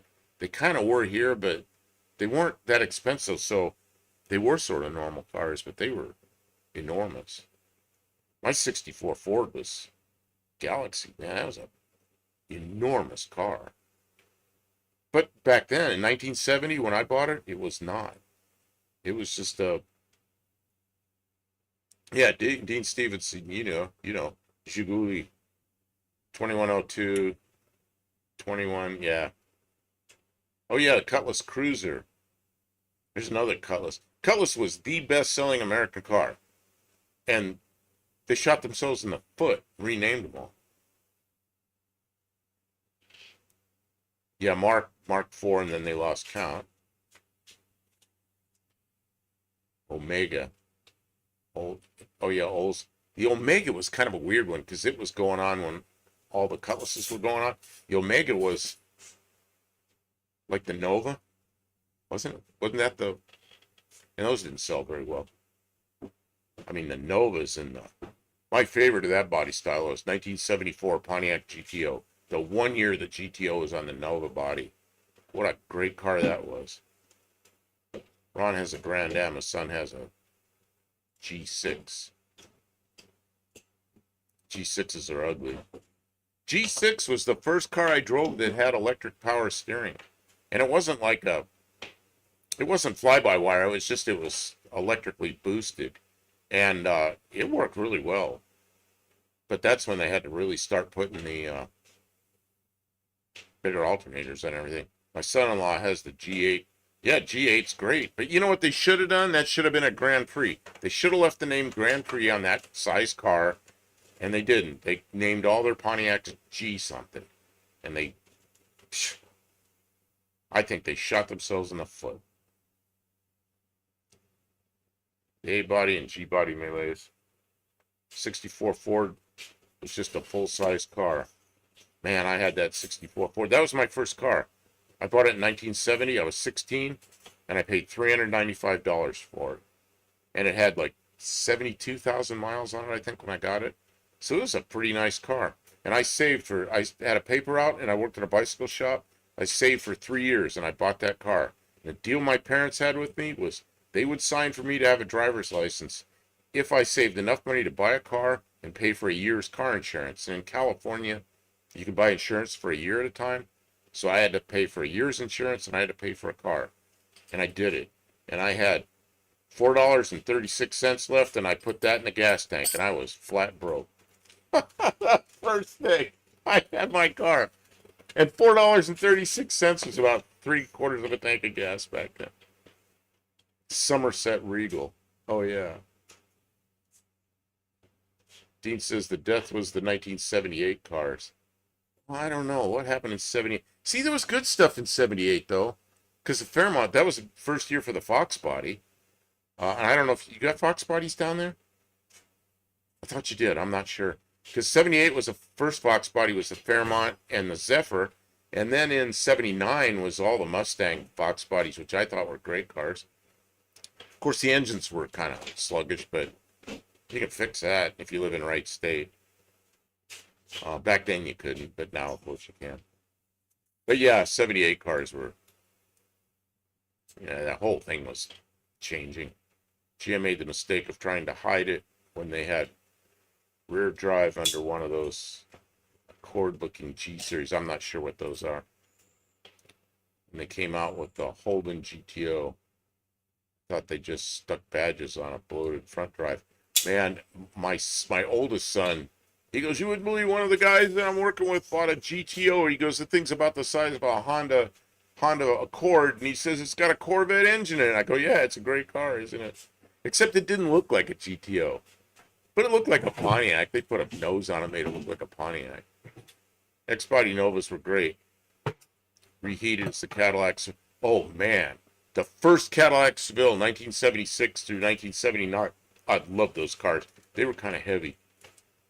And then a friend of mine bought a 1980 Seville, the first front driver bustleback one. I thought it was kind of interesting, but wasn't like the original Seville. Original Seville was a beefy, heavy car, though.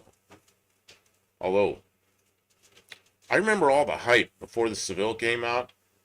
All the hype was that they were going to call it a LaSalle, because Cadillac's smaller car used to be the LaSalle, but they never used the LaSalle name again. They called it a Seville. To me, the only real Cutlass was the Cutlass Supreme. The Sierra and Calais were just trading on. Yeah, I had a fleet of A-body GM cars. I had one Cutlass Sierra. I had all of them except I never had a Pontiac 6000. I always wanted a 6000. Never had a Calais, Cutlass Calais. And Calais came from Cadillac in the mid-60s, was their low trim level Cadillacs.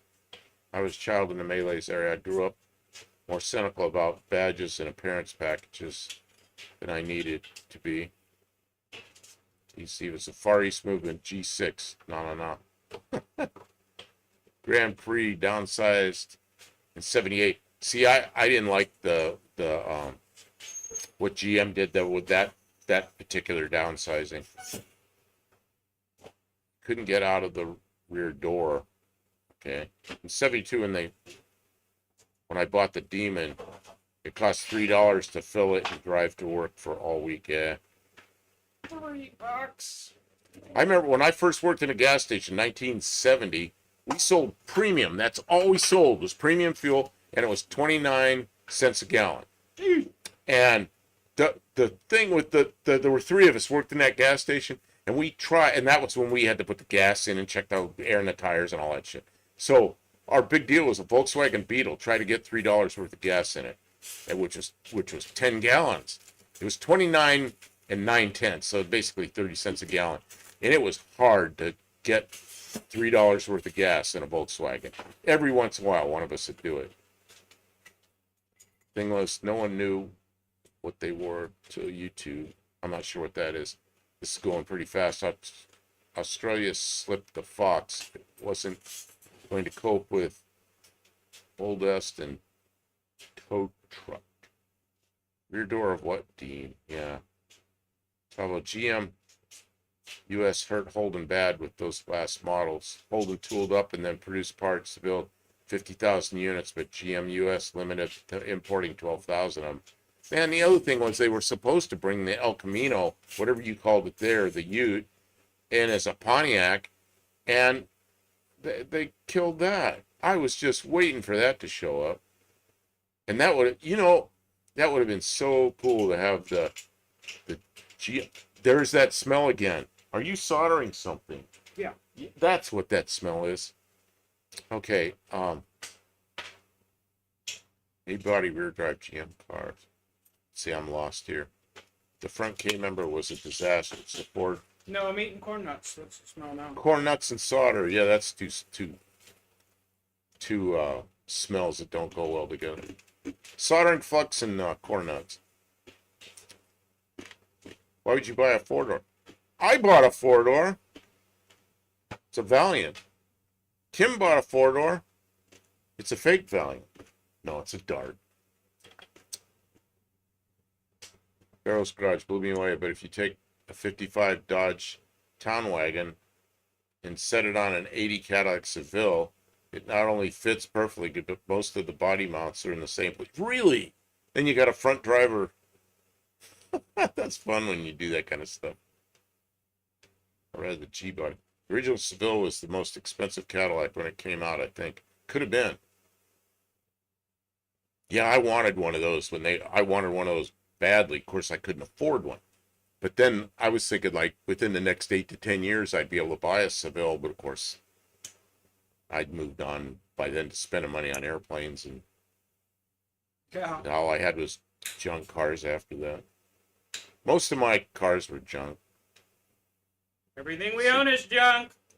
Lester with the Olds Port EFI B8. being global financial collapse. Nah. Yeah, we're making like this much money, and The rich people and we aren't have getting richer enough faster and enough. That's all and it is. and the cheapest family car Hoovy could find on a lot was 77 grand. That was the cheapest one he could find. Not buying GM. It was almost chapter 22. They're Mexican spec. Okay, yeah, they're saying hi to each other. Buff, why would you buy a four-door G? What, my Valiant? Because I've been working with Uncle Tony, and he gave it to me. So I got it. But he owned it half with a guy named Stubby. So I went over and bought Stubby's half out, which was cheap. Of course, it came without an engine in it. And then Tony gave me a bunch of engine parts. And see, what I'm thinking about cutting that car up and making a ute out of it. But I may not. I may leave it the way it is. It's just a basic car, and I do like that. The basic car I'd really like is a 1960 Falcon with a 144. I remember those. That's a basic car.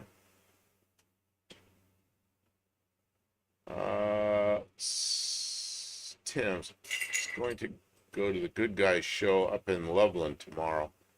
That's a 2.5 hour drive. Gonna work on the wiring on the truck tomorrow. Yeah, sometimes it's better to work on your own stuff than to go to the show. But then going to show's fun too. Yeah, it ain't easy. You gotta decide. Decisions. Mexican Spec says junk is a state of mind. Yeah, I agree.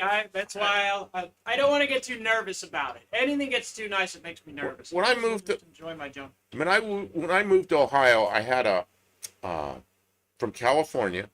I had a 1979 Honda Civic, and this was in 1991, so it was not a new car. And somebody had crashed the front end of it really bad. They'd gone with a ball peen hammer and beat the front end all out with a ball peen hammer. So the car looked like a bag of walnuts, man. It was horrible looking. And I traded an old copy machine that I got for nothing for that car. And we did this trade. I think it was some kind of three-way trade, and we valued all our stuff at $300. So I basically paid $300 for a car that looked like a bag of walnuts, and I drove it to Ohio. That was a great car. It was a Honda Civic CVCC engine. But it looked horrible. I didn't have to worry about anybody stealing it. I love my 75, 76, 77 Grand Prix cars. Love the long hoods, 400 engines. Wife had mid-70s Firebirds.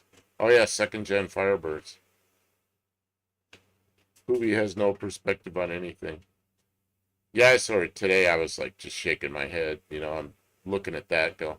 And then he went into, his mechanic there, what's his name? Car Wizard. He's looking at his Ferrari and his Audi and all these things. It's like, you're so out of touch, man. Yeah, that's his gimmick. Well, he's made good money in YouTube, and I think he's running everything probably about as close as he can. I look at the cars he has and the property and everything. He's probably stretched about as thin as he could stretch himself. Houdini's apprentice. Chris Stubbe's car is neat. Chris Stubbe's car is neat. Yeah, Stubbe actually was a nice guy. I met Stubbe. He was, yeah. Wish him well. There's none wrong with Stubbe. Well, I don't know. I can't vouch for it. I didn't know Stubbe over a long period of time. He was just fine with us. Worked in a sandwich shop. Work all day, every day. Had young little baby boy and super nice guy. Nothing bad to say about him, but I can't. And we made a deal. It was a clean deal. It just he was happy. I was happy. And not all car deals are like that. I like Wizard. He bails Hoovy out all the time. Yeah, but they have their shtick, they do. It's like Hoovy's always ready to leave, and Wizard always like, yeah, but you gotta, what about the bill? You gotta pay your bill. And then Hoovy goes in and gets the bill and falls on the floor. Yeah, so I watch Hoovy sometimes. I don't know. He's all right to watch. I mean, I would much rather watch somebody in here that's actually doing something they're doing it themselves. They're building a car, or taking junk like what we have and making something usable. Like look at this car behind me. You know, it was real sketchy driving it up here, hour and 45 minutes from Tony's place. And now Kim gets in it and drives it.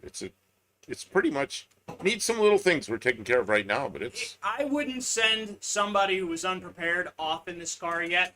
It still needs more sorting, but it's getting there. Like now we're working on stuff like gauges, not engine problems. We're working on, I'm working now on the fine tune on the idle screw and so Kim, I'm still standing here holding this meter. PCB system. I guess I'm done holding the meter. I mean, you're gonna need it again in a minute. Okay, well, I'm tired of holding the probe, so I set it down. I allow you.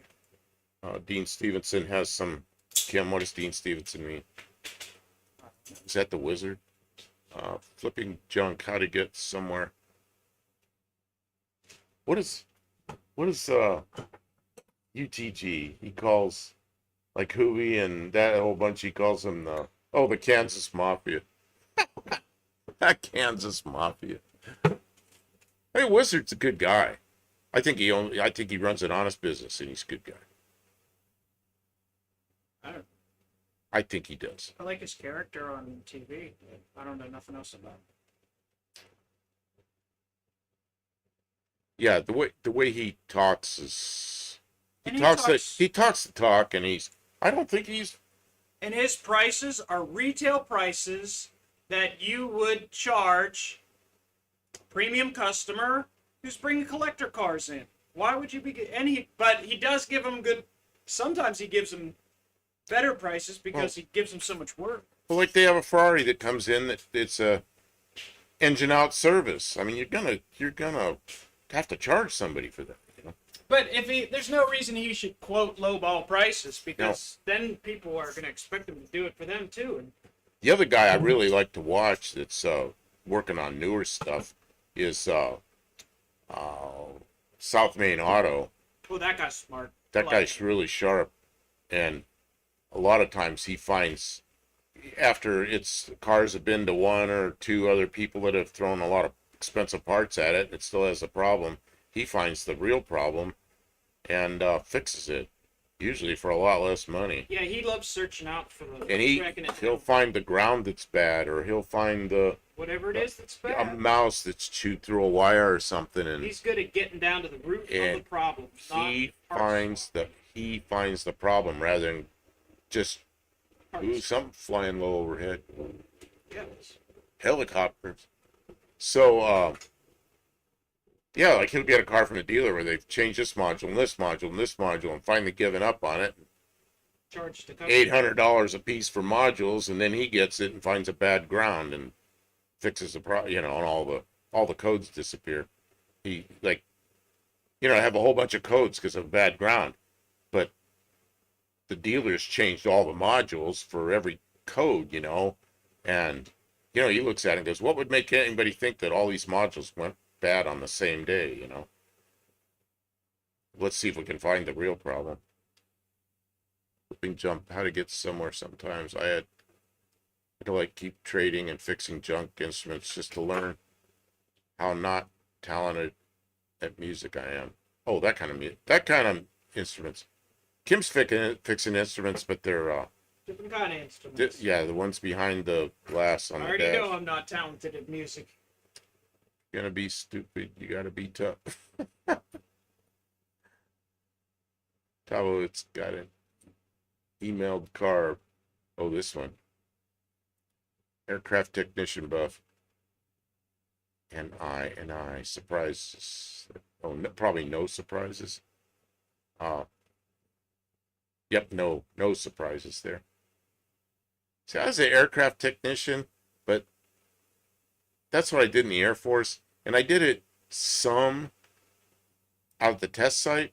I did it a lot out at the test site, but I was also a designer, so I did a lot of engineering work and fixing problems that were design issues and I wish I could go into all of it because it's just so interesting to me how to fix something that like an airplane that's basically designed right, but there's a couple things that just weren't done right, and fixing those things and making it into something that's they almost got it right and making it right. Ford likes to change the transmission or EEC Earth each year. They have Earth down there. We have ground here, yeah. And then in England we had Earth. Then those crazy British cars with positive Earth Positive Earth. instead of negative Earth. Interesting. Oh man, that was like, and in the U.S. a lot of cars had 6-volt negative Earth or negative ground up through 1955. Of course, I started working on cars in 1970 when I was 16, and we were putting stereos in cars. And then you get these cars that they're half the voltage and backwards, and you got to put a 12-volt negative ground stereo, so you have to isolate it. And oh my god, we went through all that, and of course the British cars same way. The British cars, Do you got the meter? the meter, British cars with their crazy Whitworth stuff. Let's see here. Did you ever have Whitworth down there, Dean? Scanner and the live data capture is a great way to find wrong Ford stuff. I'll bring this up. Okay, what are we after voltage again? Voltage, yep. Voltage. Let me check the We're hoping to find voltage. 5 volts. I'm gonna check voltage at the battery. 12.6. Yeah, we're good. That makes sense. Okay, from the green to the black, we should have 5. Very close to 5.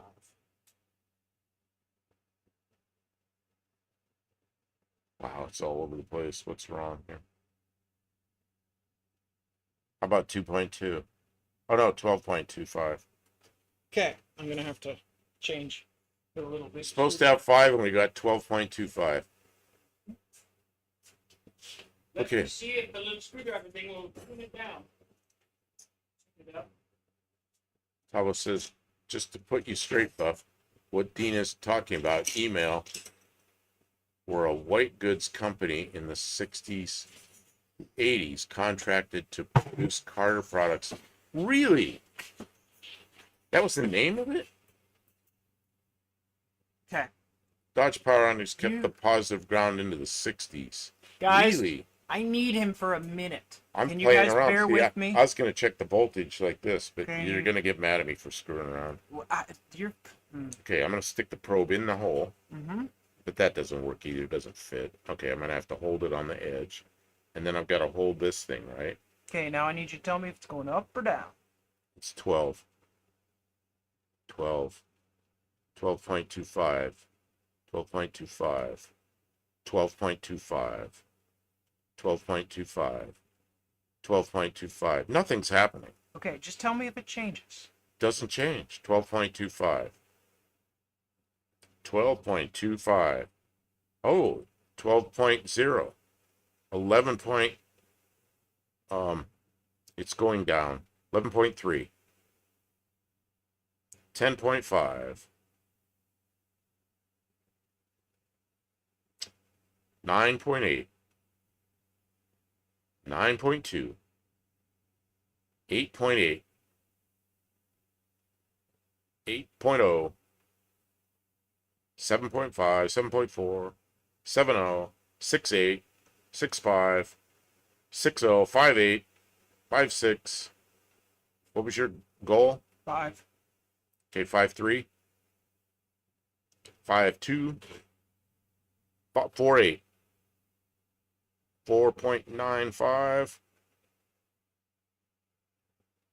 4.89,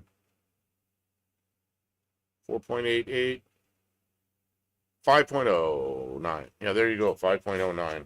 It's close enough. Well, it looks like it's adjustable. It is adjustable. I'll show you guys so you can see what we're doing. This is a. I didn't know Dodge kept the Power Wagons with positive ground. Wow. It says for in 8 to 22 volts, and for out 3 to 15 volts. And so we adjusted the little bitty screw there on the back with the meter attached to the output and got it down to 5 volts, and that should run our... He says, it's pulse width modulating. Well, let me see what this thing does. I never seen this. Where'd you get this? It's a buck. It says adjustable buck. It's an adjustable buck voltage. I like what he said better. Pulse width modulating. That sounds like it is something. I know what it is. It's an extrusion with plastic ends and it's potted. This is true. I probably should we record this part? This is fancy stuff. So, more cough drops. More cough drops needed before I have a sneezing Okay, fit. I gotta crawl under the dash. There's probably no content to be made. No good video while you're under the dash. Uh, I don't know. Yeah, probably. but that's okay.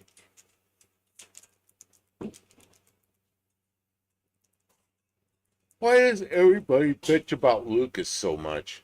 What's the Lucas stuff I worked on? I was working on cooling systems. And there were actually 2 guys that I worked, mostly one of them though, that I did Jaguar XJ6s, and they put small block Chevys in them. And I do cooling systems on them. I do the radiators. And there was all this wiring, so I had to, it was kind of in the way when you pull the radiator out. And I had to route it all a little differently, but I did a nice job on it. I never had a wiring problem, but I never really dealt with any problems with Lucas wiring. Okay, let's see here. All for a Whitworth threaded 6-volt positive ground car. With positive ground does not send a hotter jolt to the points for easiest. It does send? Or take the Pommy Lucas current voltage regulator, touch the D pile with a jumper cable, and turn a positive ground to negative ground. Really? That it's pulse width modulating. Okay, I already saw that. So especially important Barrow's Garage if you had anything Lucas. Excellent, Kim Possible. That's what Lucas should have done. I miss my wiring guru. Could have taught me more if I had the space to set up the oscilloscope. Yeah, my friend in Tucson, Arizona, the guy that worked for the railroad, he's just an electronic technician, wiring, just a smart dude. But he got killed in a stupid accident, another stupid accident. And he was just a passenger in a car.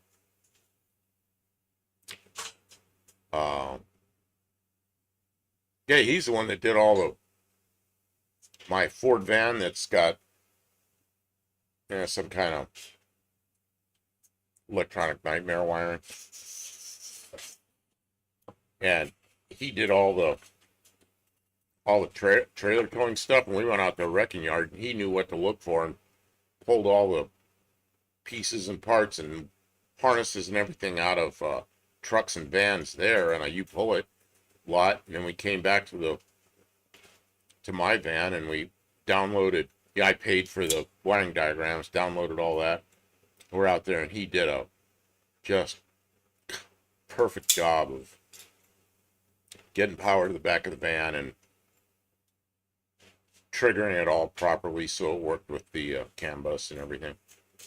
Ooh, that's nice. Really, really good stuff. Yeah, my van's set up really nice for that.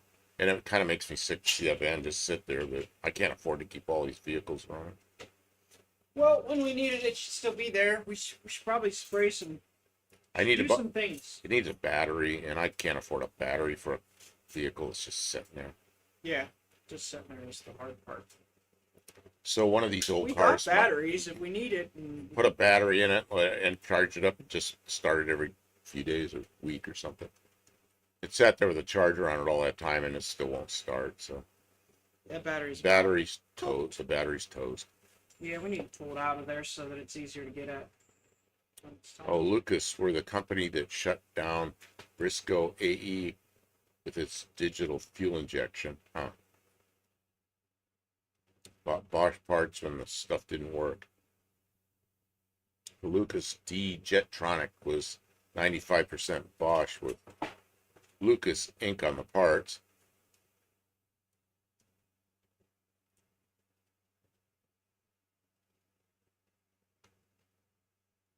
I remember all those Jaguars I worked on. They had 350 Chevys in them. The guy was doing a lot of that. Man, I just tried to get a hold of him, and I can't reach him. And he is quite a bit older than me, so I'm worried about him. He was the guy that had he had a he had a house. It's kind of a split level house. The garage was down below, and then the house was up above. So, and his garage went way back into a hillside, and he had a dyno in there, an engine dyno, and then he had looked like a chimney for a fireplace. But what that chimney was, it was enormous in there, and that's where the exhaust and the intake noise. He had exhaust pipes that had mufflers, but that's the intake noise. That was his intake. So, and it was way up there, and then it had some baffles and stuff in it. So at night, if you drove down that street, you could hear this faint wah, an engine turning, like, spooling up to like $7,000 and then coming back down. And you knew it was somewhere, but nobody in the neighborhood could figure out who was doing that. It was pretty funny. And he was a guy that was into computers before anybody was into computers. So his dyno was all his own stuff that he designed, and it was all computerized dynamometer. Pretty cool stuff. He was the guy that taught me to TIG weld.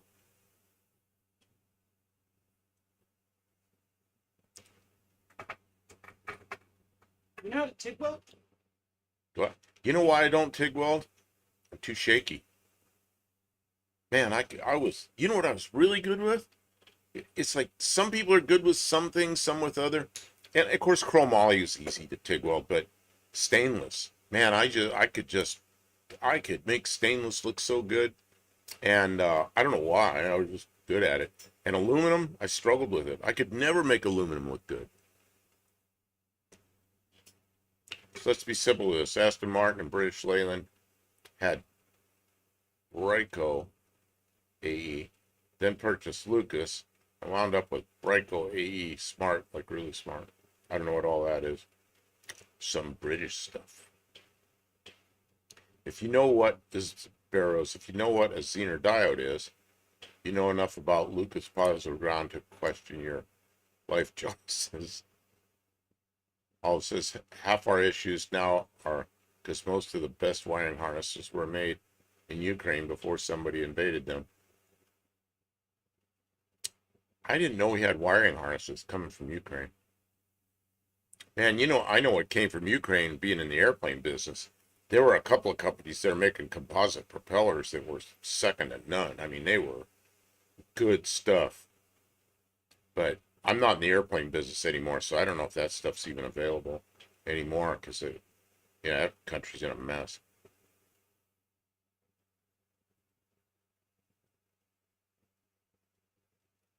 Dean Stevenson, Barrow's Garage. It was the work ethic. Lucas could have rationalized the whole thing, but they blew it to smithers. Dr. Go, I run seafoam in the fuel systems of all my gas-powered engines, especially before I store things out of season, and also trying not to use ethanol so my fuel system jets and floats don't get gummed up.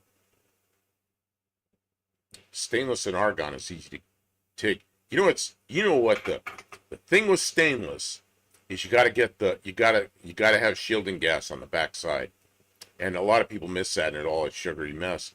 But I got really good at that. And I don't know, I knew people that could weld stainless, but the bead didn't look real good. But I can make the bead look good. I don't know why, it just does. And as long as you shield the back of it, man, the back it'll just look like somebody ran a bead back there. It's amazing. I've seen people really make a mess out of stainless. And then most of the stainless I was welding was 304 and 304L, the cheap stuff.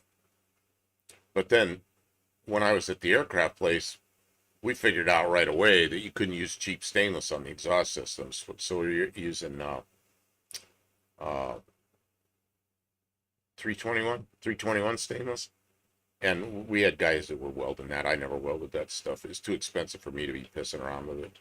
Had to have people, really qualified welders, and we had that, so I had them doing that stuff.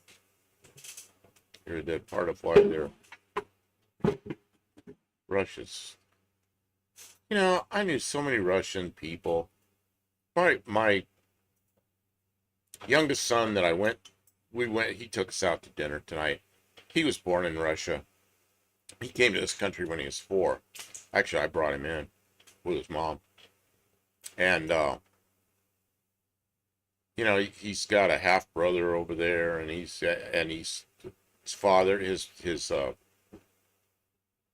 biological father's over there, and they used to speak some through Google Translate, because his father didn't speak any English, and he hasn't spoken any Russian since he's about 5 years old. So you can't even communicate with him anymore. Not allowed to. It really sucks. They're good people. They're just stuck in a mess.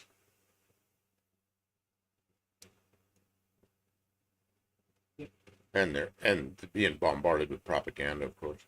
Yeah, they don't even know. If they saw what the inside of Ukraine looks like, the cities look like, they'd feel terrible. Yeah, I don't know how they keep all their people so in the dark about what's happening. Well, YouTube showed them some of it, but it kind of limited that now. Rico AE was the 58 Bendix EFI of 68. They almost had it all worked out. Aston Martin DB6 GT and the DBS had fully electronic injection. Hey, what was the Aston Martin? It was like in 02 and 03. That style. That was like a DB.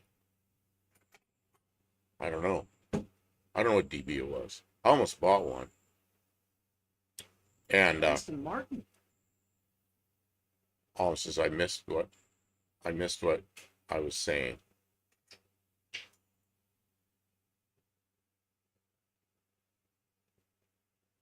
It really did. Part of why they're winning, Russia dumbed down while they were smartening up. Oh yeah, I mean, yeah, Ukraine's like European country. Russia cycles from almost there to back to the way they are again.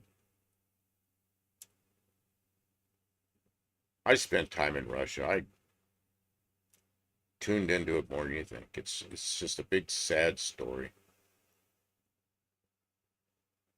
And there are some Russians that are really cool people. If any of you've ever watched Garage 54, the English version of Garage 54, you can watch the Russian version too. But Garage 54, that guy's a riot. He lives out in Siberia, biggest city in Siberia, Novosibirsk, and he does all that weird stuff with cars, and he does all kinds of crazy stuff. That's all he does is crazy stuff with cars. And he's a big-time YouTuber in Russia and pretty big over here. 2 different channels, one in Russian, one in English. DB7. Yeah, the Jag XJS based one. And see, that's I'd love to have an XJS, but I don't want to. I mean, most of those are convertibles. And I want one of the top on it, you know, so there's not many of those Jags around, but I wouldn't mind having one. But the DB7, the reason I didn't buy the DB7, it was a really nice car. The price was right. I was making enough money then. I could have paid cash for it. I was like, yeah. And then I went to check the insurance to see how much the insurance was. and it was more than 10 times what my Corvette was. And it's like, oh, I can't afford this. I mean, I couldn't pay for the insurance. And that's why I didn't buy the Aston Martin. And then probably, luckily, I didn't because uh, because a lot of stuff goes wrong with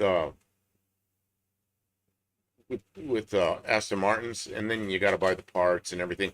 And the thing about a Corvette, like the older Corvettes, you go to the local parts store, it's just Chevy engines, like mine had a 350 Chevy in it, 350 Chevy and a 700 R4, just normal stuff, and a nice sports car. Oh, says my old, oh God, got the hiccups now.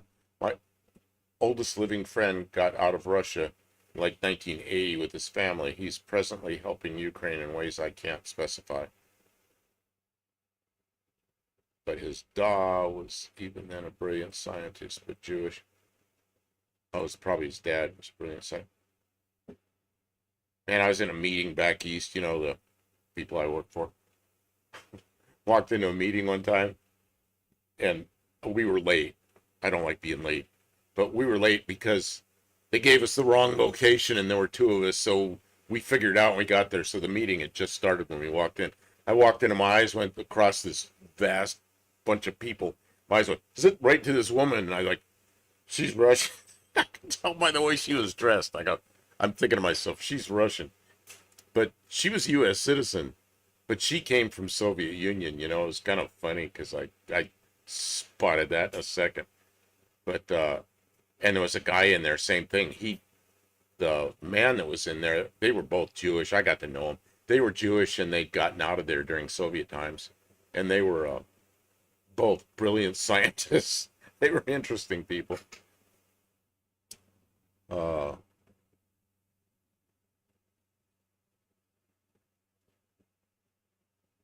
Dean Stevens said something. He corrected it, and I missed it, whatever it was.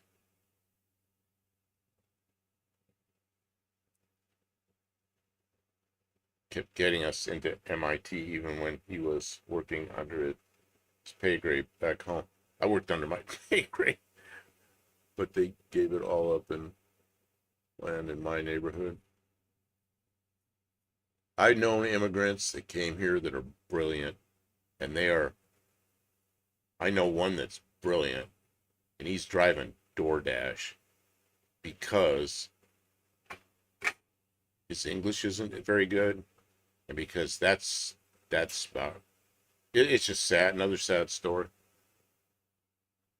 Really Don't sad tell story. sad stories. It makes everybody leave. No, it's just it happens.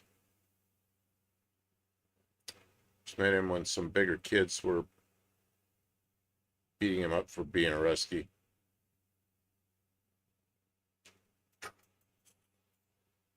Suddenly faced a junior olive, and I'm like, what's your problem, man? Yeah, bullies can be a problem. I was one of those kids. I tell Kim all the time. I said I was a nerd before that was a good thing to be.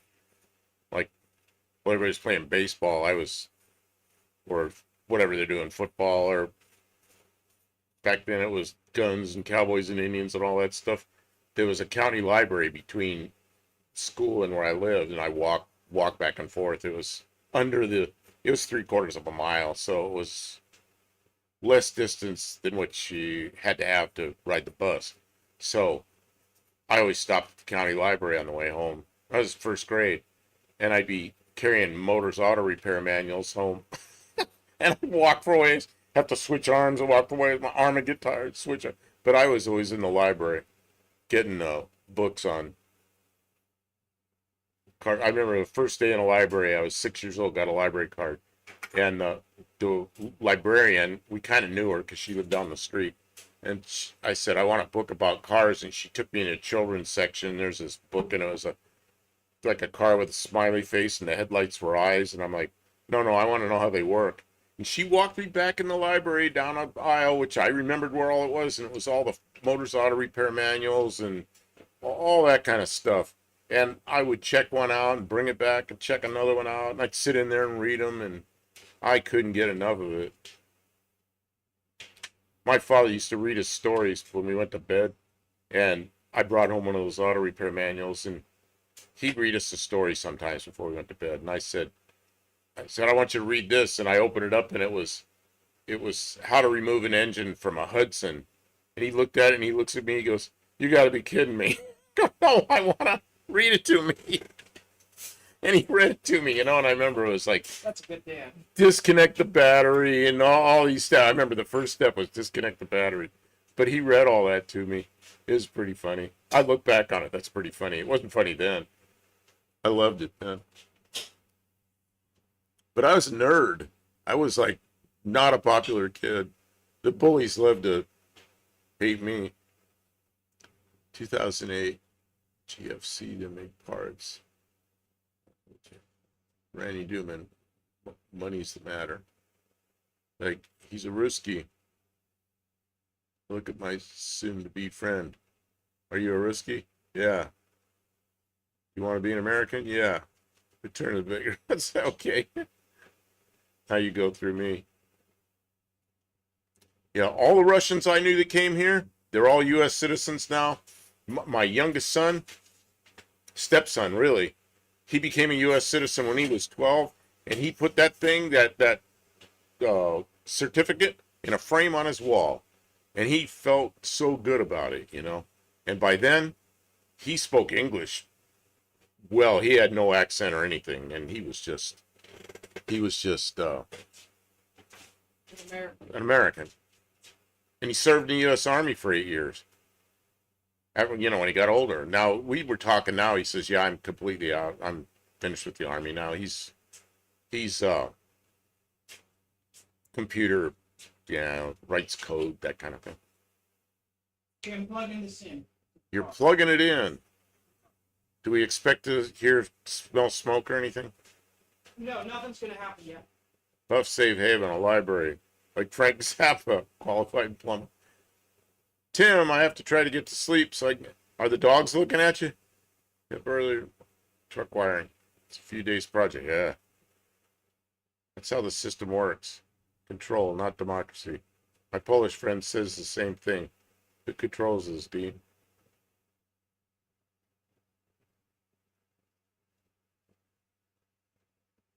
The dog gave up. She's asleep. Take care, Tim. I don't know exactly what Kim's doing. I think she's putting that voltage thing under the dash somewhere. I heard her over there yell, yeah.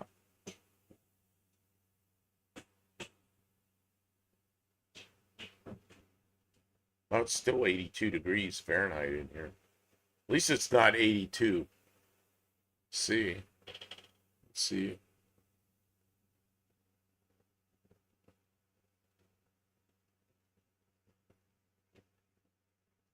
Don't know what you mean about the dogs.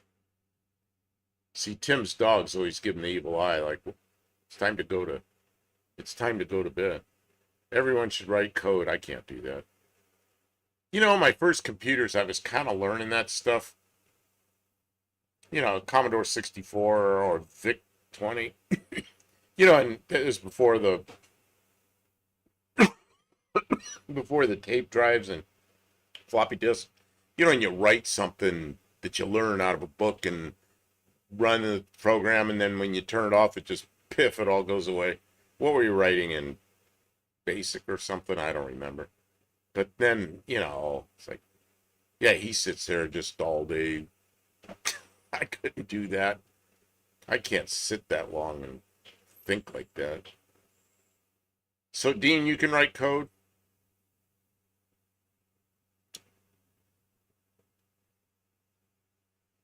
Dean, I think, is a smart guy. But he's a musician, too, so even smarter. I gotta put a headlight in that Studebaker up there. Where is it? Up. That's too far. Up there. That bothers me, seeing that headlight hole.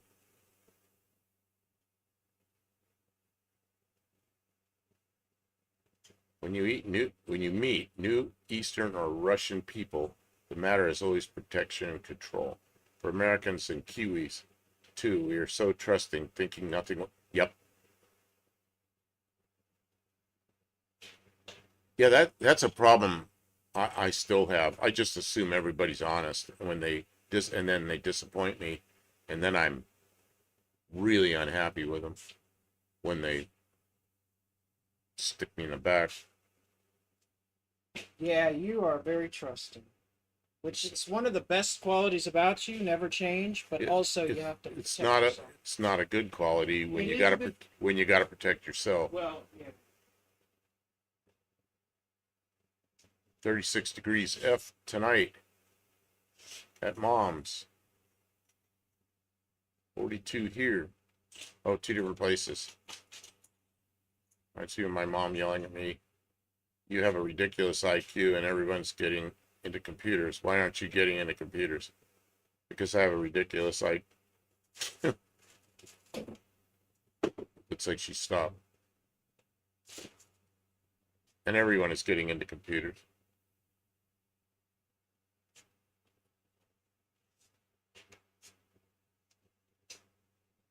Still have a blown light out of the Valiant. Oh, that light that's missing from the Studebaker now resides in the Valiant because it works. Dean says, yeah, I programmed California Pacific data loggers. Pacific. Our basic wasn't there. And ASCII code back in the day. Then Fortran, I don't know what was you guys remember like the VIC 20 and the Commodore 64? Yeah, those ran basic. Dr. Ghost says I remember basic wasn't there in ASCII code back when in the day. Then Fortran, I don't know. See, what happened was after that stuff, then then the first DOS and Windows 3.1 come out, and then I got into CAD. I really got into CAD. So that's where my effort went. And then the computer just became like I kind of understand it, but I'm not into the weeds that much. I'm into the weeds with the CAD, and it's what a great tool. But it became like an appliance, So I don't do much. Oh, says, yeah, I'm one of the queer kids. I know exactly the kind of thing that was going wrong that day. It's nothing new. It wasn't to me. It's okay to be trusting you can additionally defend yourself. Yeah, except I've trusted people that I shouldn't have. People that took advantage, and I just kept trying to help them. That's why she still had the old. Oh, I could stick the old one up in there. Oh, no kidding. No, I doubt I have it. Well, what I was thinking about doing was putting a couple of lights up there, and then I could have a button here, and I could wig-wag them or something from my desk here. Or turn them on and off. Yeah, Trash 80, Tandy. I'm sure there was one of those around.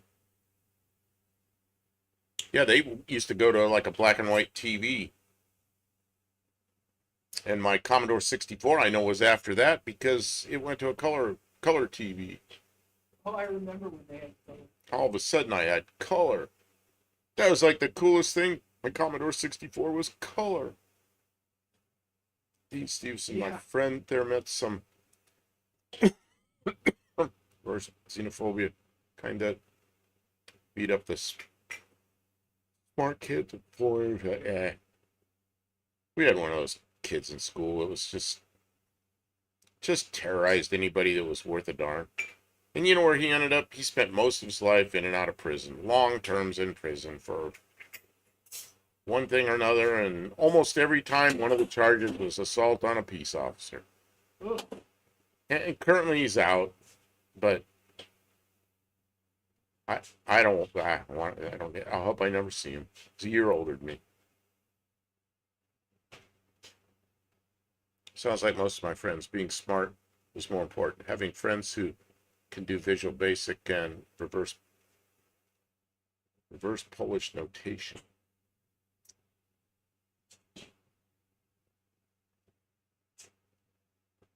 Put next to working, put to my working Commodore 64. You have a working Commodore 64.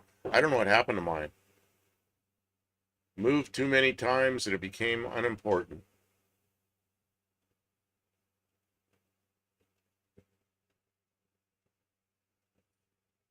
Boston style, I didn't trust shit. Yeah. You know what's happened to me is I've helped a lot of people that were having a tough time, and some people you help them and they they come out of their tough time, and other people they just get deeper and deeper in a tough time and they never quit asking for more and more. When I finally can't give them any more, then they hate me. Just I don't know. I happen to be one of those Boston Irish. C128 with the Go 64 button. C128. What was the 128? Why does that sound so familiar? Had a Commodore 64. What was the one after the Commodore 64? Same company made one after that. I can't think of what it was called. I wanted one. Never got one. They had a name for that thing. Don't remember. Well, narcissistic people. They don't realize other people have their measure by how they answer questions.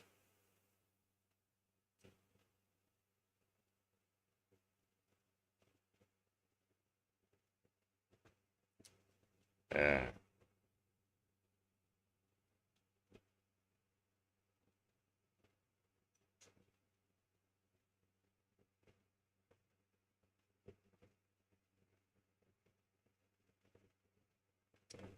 See, and maybe I'm not good at that.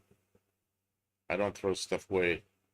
That's why I now have a 2,000 square foot house and a 60 by 20 shed. And you work in the 60 by 20 shed.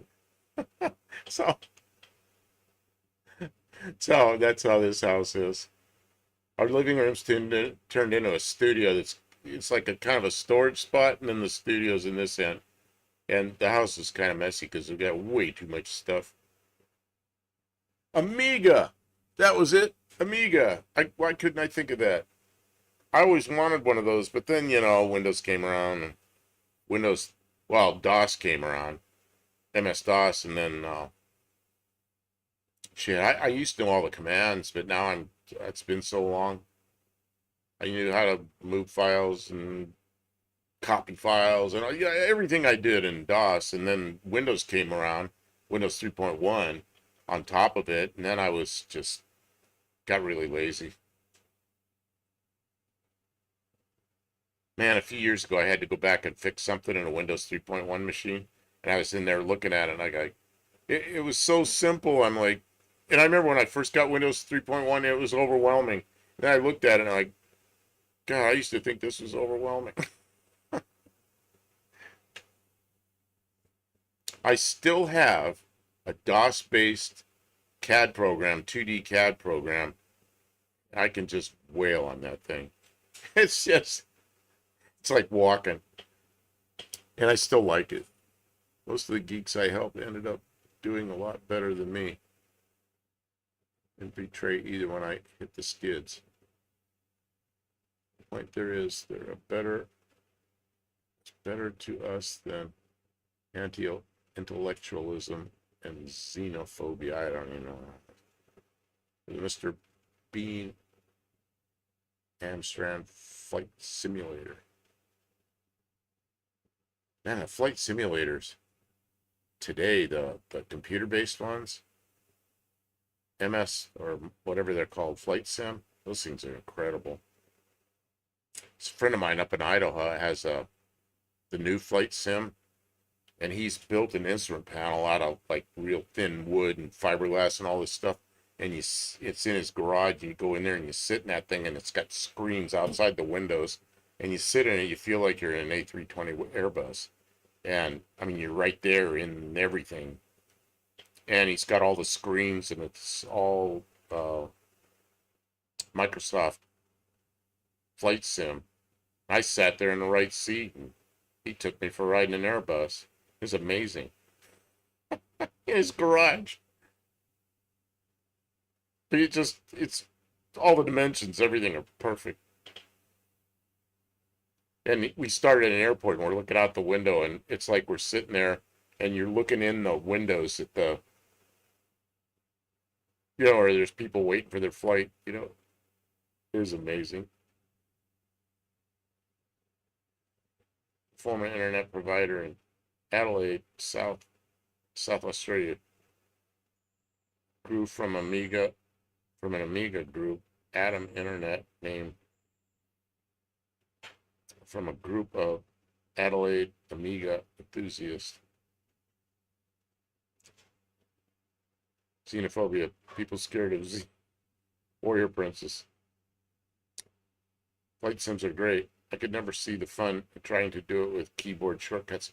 Yeah, I knew the same guy that has the A320 now, the A320 sim. His brother had a tripacer, a Piper tripacer. It's a small four-place airplane. So he took one of the, maybe Cessna 172 or something, the old flight sim where you had to use the keyboard shortcuts, and he was flying his Piper tripacer, and he messed something up, and he's going along, and he's coming down finally, he puts the flaps down, and it stalled. Because when he put the flaps down, he thought the stall speed went up because he didn't program it quite right. So as soon as he put the flaps down, it stalled, which it should have been the other way around. And he laughed about it. But both those guys, they're both pilots, and the older brother, the one that has a tripacer, his son is an A320 pilot now.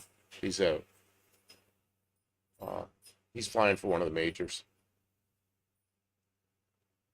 and he flew everything. He flew all the small planes, and was a flight test guy for one of those companies that makes small four-place turboprop airplanes.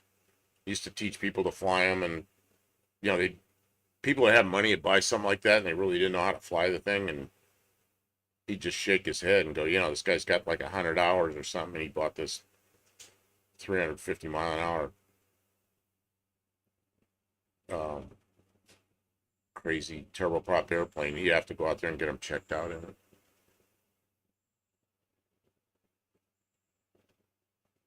Kim, how's it going in there? I see parking lights on. They're off. You're doing something in there? Kids raced on sims are actually like becoming great race drivers. I wouldn't have thought so. Yeah, I don't know. What'd you say, Kim? I'm talking. I'm sorry. Trying to get the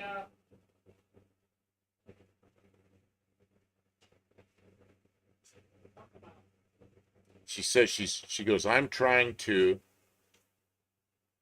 and then she goes, I'm coming out. So I guess she's gonna come out and tell us what she's trying to do. I'm trying to get the gas gauge to move. Hit me in the face with the probe. I'm really sorry. Probe face. No, it's okay. What's happening? Do you need my help with the gas gauge to run the thing up and down or anything? No, not that far yet, unfortunately. Still doesn't do anything.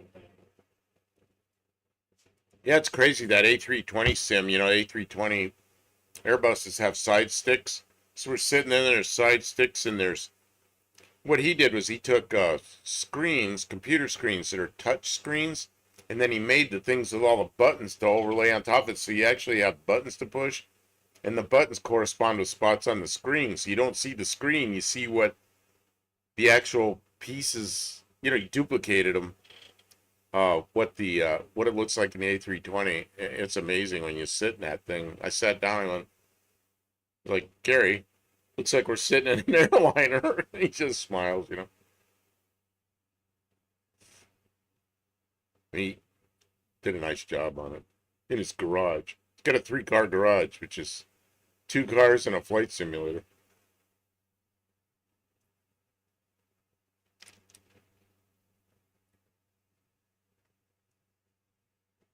You forgot the left-hand wheel nuts are in the other way. Didn't you, Kimbardini? Hey, this car only has one backwards. Only has one backwards wheel. Because it got a Ford rear end under it. So only one of the front wheels is backwards.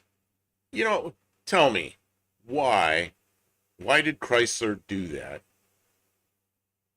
Those lug nuts don't turn, it's not like it's on the center of the wheel. Like, why did they make them backwards?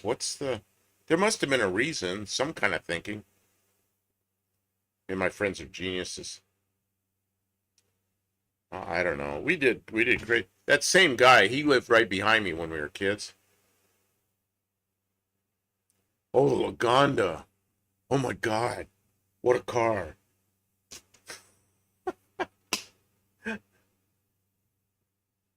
That looks as crazy as the Cybertruck, but it didn't have sharp edges. The edges of the sheet metal were rolled over, so it wasn't like going to cut somebody in half. But Lagonda was kind of a boxy looking car, but I love that thing. You're talking about the buttons and everything in Lagonda and the single spoke steering wheel and everything.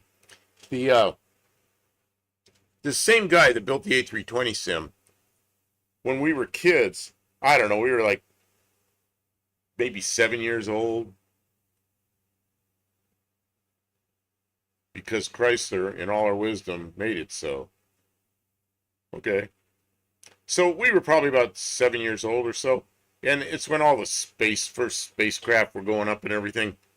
So Gary built this thing, and it had like some, I don't know, bamboo or something, put some kind of tarp or something over it.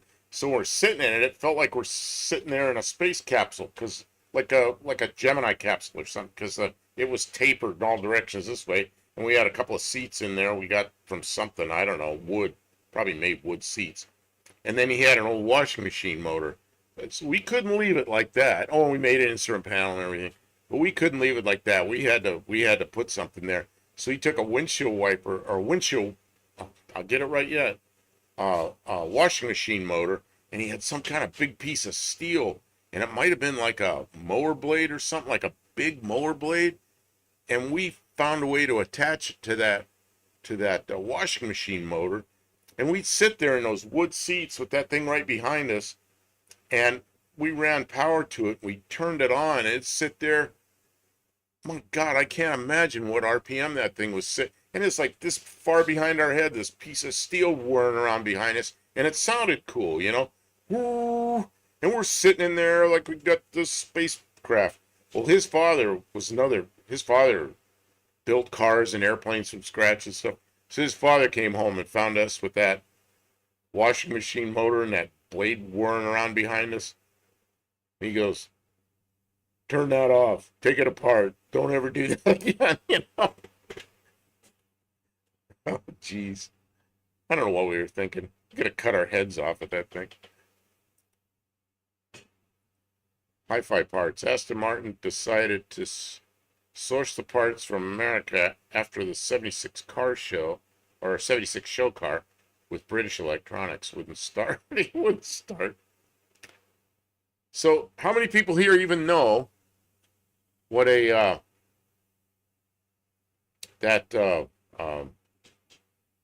Lagonda was? The Lagonda look. Okay, some people that they made it do not want pointy. Oh, but it was big and flat and strange. I had an airplane customer in England, and he goes, "This is my car," and he sent me a picture of a Lagonda. It's pretty cool. Kind of guy that bought our airplanes.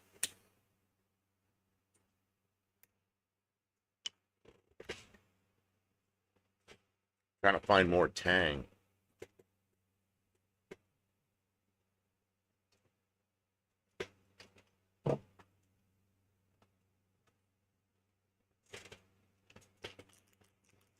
Tang. Oh, somebody took my scissors. Kim, what'd you do with my scissors? You got the scissors in there? I'm going to try to open the Tang without the scissors. I think this tear thing might work on some of these. Works on some of them, doesn't work on others. Oh, it worked, I think. Oh, it worked. We're good. The tear off worked.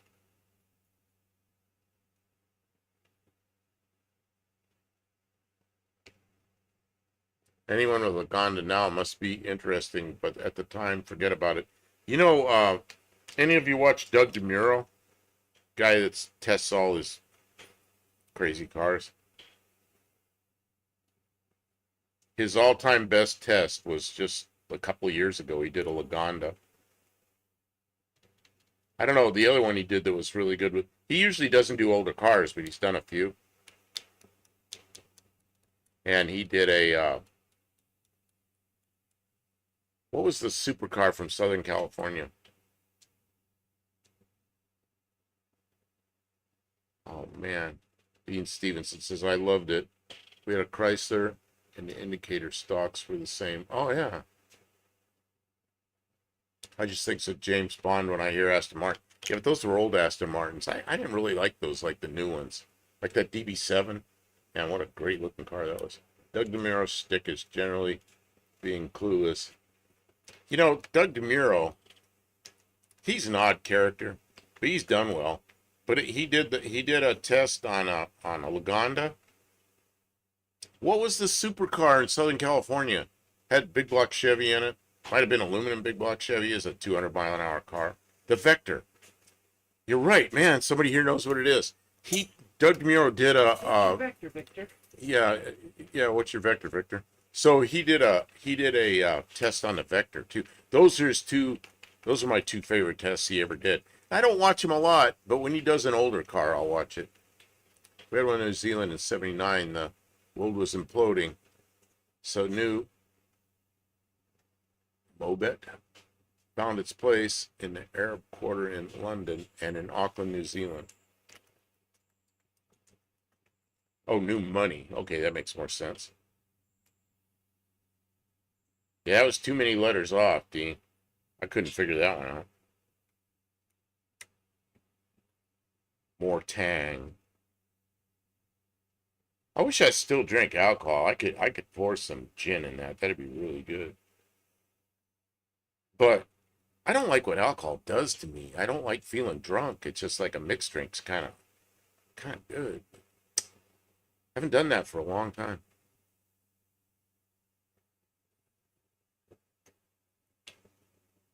We're in that restaurant today. And, I want to know if we want to drink, before dinner. And I was looking at him. I said to Kim, I said, man, does that look good? She goes, have a drink if you want. I'll drive home. I go, nah, it's not worth the blood sugar problems. Otherwise, I probably would have had a drink. But I don't want to feel all messed up, I drink one drink and I just don't, something not quite right with my head, and I don't like that. I don't like feeling goofed up like that. I'm not saying anything about the dude as a person, but can't stand him probably faking being bewildered at a fog light. So, yeah, he, what does he call it? His quirks and features. Well, I'll tell you one thing I don't like that he likes these stupid parking brakes that are electronic. He tested a car not too long ago, and it was an inexpensive car, and it had a cable and a mechanical parking brake. He thought that was terrible. He says there's no excuse for that in today's cars. I'm like, yeah, it should be like that.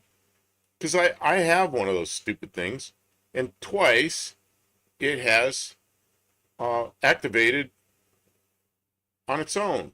Uncommanded, full locked up rear wheels. Because something in some CAN bus, there's a one where there should be a 0, and zzz, on come the brakes. And I take it to the dealer, and they piss around with it. Another dealer looks at it, nobody can figure out what's wrong. So I drive that car around kind of thinking about that. Hasn't done it in several years, so maybe it won't do it again. I was in the car with Kim the other day, and I was like doing something with that thing. And I was whining about it because I wanted just a mechanical brake. I said I'm surprised these cars today don't have a remote for the electric brake so they can hold the remote in their hand because it's so hard to reach over to that button. They have a remote to put the brake on.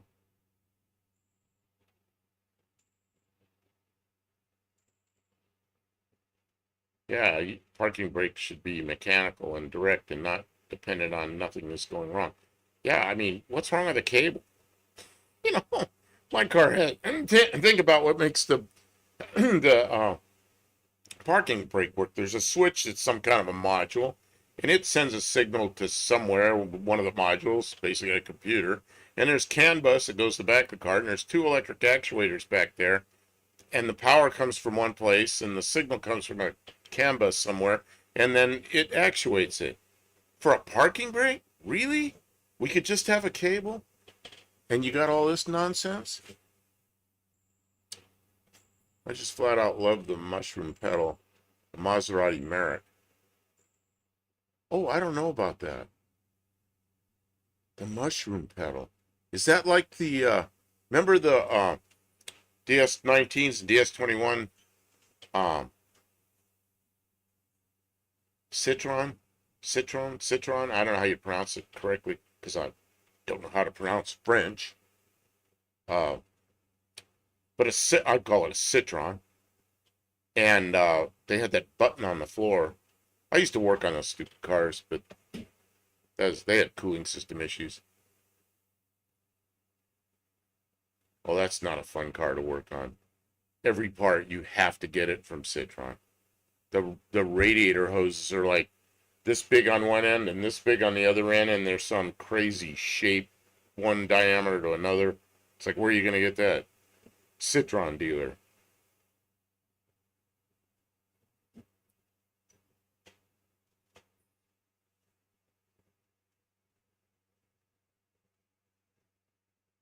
Okay, Citron has the same zero travel brake pedal. Tyler and Doug would be dead in one brake application. See, I used to drive those things because, once you have one customer's car, you get done with it, warm it up, drive it around the block, drive it a few blocks, bring it back, make sure everything's okay. If it's an overheat, I'd go out run it up some skid on the highway and run up some speed to make, because you basically have two overheats of cars. One's at speed where you're putting too much load on the radiator isn't efficient anymore, and then it gets hot.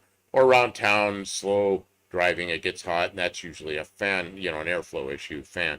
So if it was a high speed problem, I'd go out and drive it on the highway for a few miles, make sure the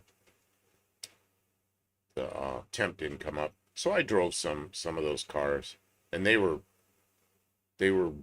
pretty darn weird, really weird. Aircraft use cable to control things like ailerons, correct? Well, it depends. All the unmanned airplanes were all fly-by-wire, of course, because they're computer controlled. There's nobody there. But the airplanes I design, I use cables for the rudder. On the elevator, I used a big long push-pull rod, or tube, not a rod, but tube. The ailerons, I had a push-pull tube that went up behind my head into the wing, and it would turn a torque tube, and the torque tube would turn like this across the wing, and it ran diagonally, so it had one control or one driver on this end and one driver going the other end, this end, and push pull tubes back the ailerons. The Mustang had push pull tubes going out that would go like this, and then had a bell crank and push pull tubes that went to the ailerons. So I really like the push pull tubes because they're really direct, and if you use good ball joints and do use good stuff and have good bearings on the bell cranks and everything, you move the stick this much and control surfaces move that much. And if you design the control surfaces right, you move the stick like this and the airplane will, it's quick, it's nice. The aerobatic guys like that stuff. Maybe Tyler's isn't faking it. Yeah, I don't know. Is everybody having a good time? Are you guys enjoying stuff? Let's see Staying here. out of the weeds, or you're deep in the weeds? You're allowed to be I'm deep not. in the I'm weeds not at this that. I'm time of not night. that deep in the weeds. You want to get deep in the weeds? I can get deep in the weeds. I mean, just these are simple linkages I was talking about. Yeah, and the trick is cables are a little spongy feeling, but push pull tubes and good parts can really make things direct and nice feeling.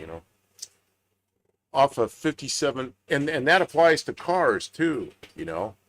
Off of 57 Vauxhall, I don't know how to pronounce that, Velox, that uses the same part. Those who know. Not sure what that is. The dual diameter upper radiator hose that was the Vauxhall and Bedford thing. The drive system for the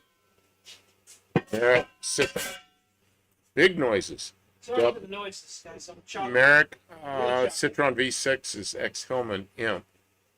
That's a car. I'd never driven one. I always wanted to drive a Hillman Imp. They were on when I was a kid, but I haven't seen one of those except on the internet in like 40 years. That's a cool little car, cool looking little car. They don't tell you the stuff in ASC certified mechanic courses. Well, I don't know. I've never taken any of those courses. I used to take the courses that were they weren't really courses. They called them clinics, and the dealers would have a clinic, and they'd invite everybody, and you'd go there, and they'd tell you all about stuff that was going on, like at the Dodge dealer. It'd be all about Chrysler Corporation stuff. So I used to go to all those clinics. And you learn a lot. Anyway, I don't watch Doug. Kind of an LGBT related thing. I don't know what his. Not friendly. I have no idea. I've never seen him mention anything that would be political on that side. All I've ever seen him talk about, and I've just maybe when I've watched him, has been quirks and features. The wrong places buttons were, and funny places buttons were, or not enough buttons, or too many buttons, or screens, and all that kind of nonsense. And he presents it in a way that's pretty funny. So I don't know. He was an LGBT problem. Maybe. You never know. Half serious, and the guys get adulations for playing dumb at basic things. I don't know. It's his shtick. This is weird. This is what, and like him not liking a car with a direct brake. I think that's wrong. But he likes it. Steve Stevenson, guys do all the time. I'm living it. Kimbergini. Oh, probably the noise. It always looked like Dancing Bear act to me, or something. I guess. Yeah, I don't know. Dancing Bear. You remember? Yeah, I'm getting the chat's getting away from me. That's okay. Does anybody here remember he still got a YouTube channel. The bear. What was his name? The guy that had the bear, the whole hood on, looked like a bear, and he showed all the tools and everything. And now he does the same thing, same voice, but he's a guy. He doesn't wear the hood anymore. So he's a furry? He does all the tools. But it just reminded me of that because he was the tool bear or whatever the heck he was. Come onto the car and try and get the sending unit to come out. You can see. Good morning from Dublin. Good morning, Tommy. You're under the car and you do have stands under it? What do you mean, sort of? It's well chalked. It's chalk, but you're under a car with a floor jack under it. More than one floor jack. It's got tires on it that can't fall on me. Kim, you shouldn't be doing that. Just doing it. It's fine. Can't say I hang on BC Boys backing. Man quotes. I don't know what all that is. Tommy says the Hillman Imp was manufactured in Scotland. Oh, it was. I didn't know that. I know it was like from UK or something. I It looked like a little baby Corvair. It almost looked better than the Corvair. Kitch at Uptown. Kitch at Uptown YouTube in England has a race car Hillman Imp. Really? It's not about political buff. It's him acting down on stereotypes for amusement. Oh, I guess I just haven't noticed that. The thing I notice about Doug, which is just, he's a goofball. He always wears a t-shirt, not always, but almost always a t-shirt over a t-shirt, and they're all misaligned and everything. It's like, do you really dress like it? You're like one of the most wealthy YouTubers there are, and you dress like that? It's just like, really? I don't know.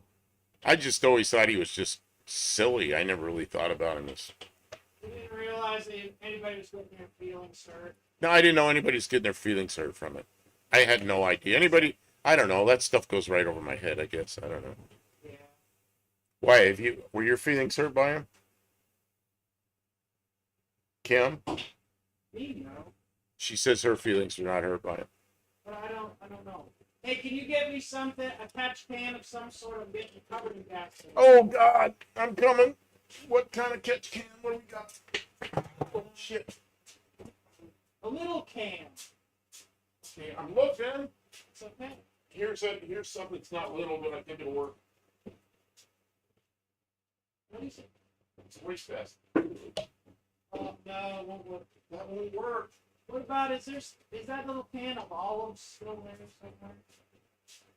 I got my finger on it, so I'm just... Okay, so it's not running out. How about a blue coffee can? Yeah. Can I poke it through there? Where do you want it? Wherever I can probably reach you. Yep. Thank you. Thank you. Okay, coming back to the chat. Kim's got her catch can. You think that's enough to catch what you got to catch? Yeah, it's siphoning back from the car. Okay, and I really smell a lot of gasoline. I know, I'm sorry. Now I'm thinking what we have that might ignite it. I don't know. Let me know if there's anything that I can do to make this. I'm gonna go turn off the air conditioner because it might cycle on.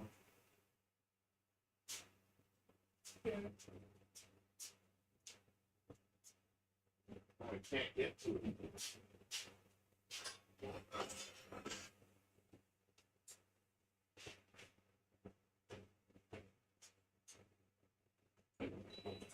The AC's off.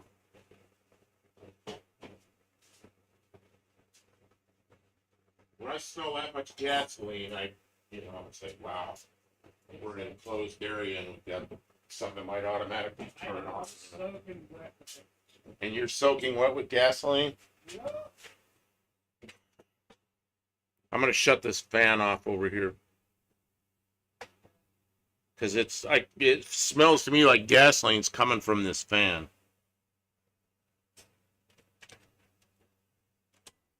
Okay, fan's off. Jeez.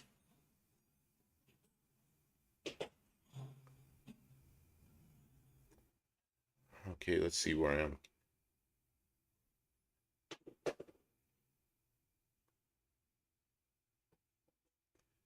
I'm kind of lost. Let's see here. Not political. It's him acting. Okay, I don't know. A lot of this stuff, it just goes over my head. I don't like I do like the push-pull rod linkages on many different pieces of equipment. With good parts and maintenance, they don't seem to fail. Don't accidentally turn off or on like electronics. Catherine A. Schlebeck. She had a great time discussing what it was like playing in the BBs. Still don't know what you mean. Let's see here. Right after Rick Rubin, manager. Rick saying, guys, do you think we need to open up the door? No. Okay, turn on the Beastie You know, Boys. gasoline. Look, I got gasoline on my chest. It just, when you get gasoline. It's really, it's really gas in here. Really, really gassy in here. Oh, I see ya. Why is that thing?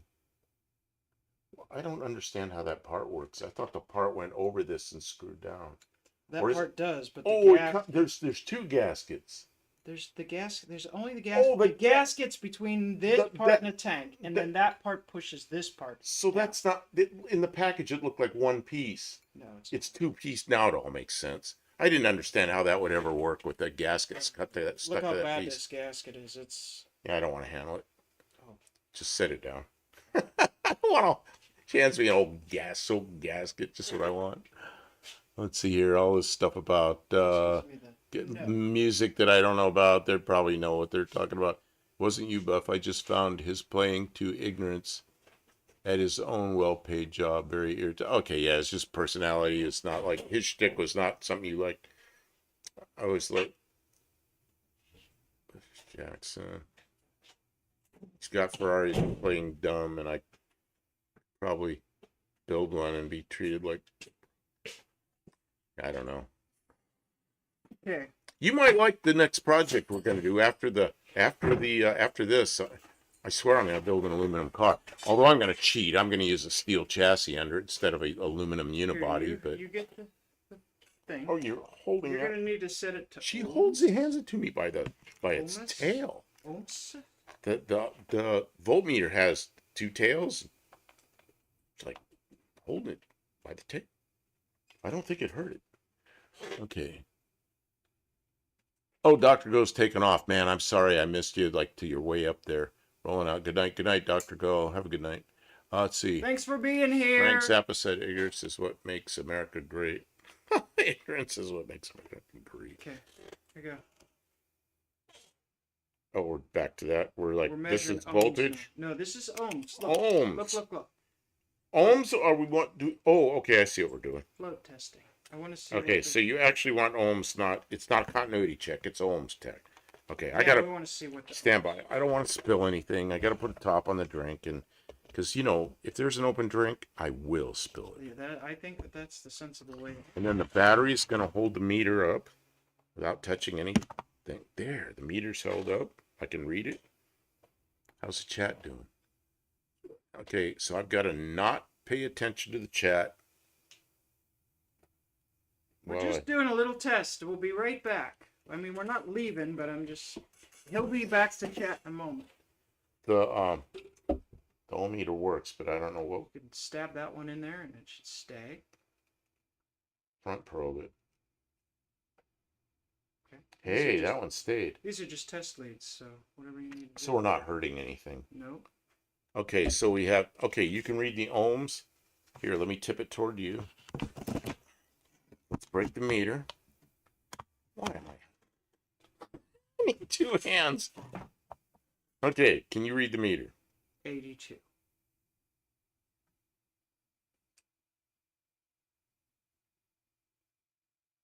Go slower.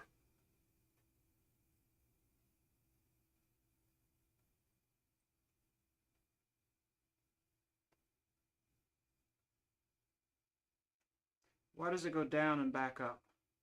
Look. Broken. It's 100. Dude, it's 82. You're moving in so. In the middle, it's 30 something. You're moving so quickly. And this thing's like, it's digital. It's just flicker.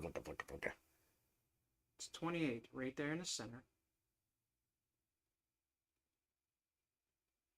And if I go down, it goes up. The resistance goes up. The resistance goes up. So that's bad. It's messed up. All right, let's see. I'm going to take it apart, see if I can make any corrections to the damn thing.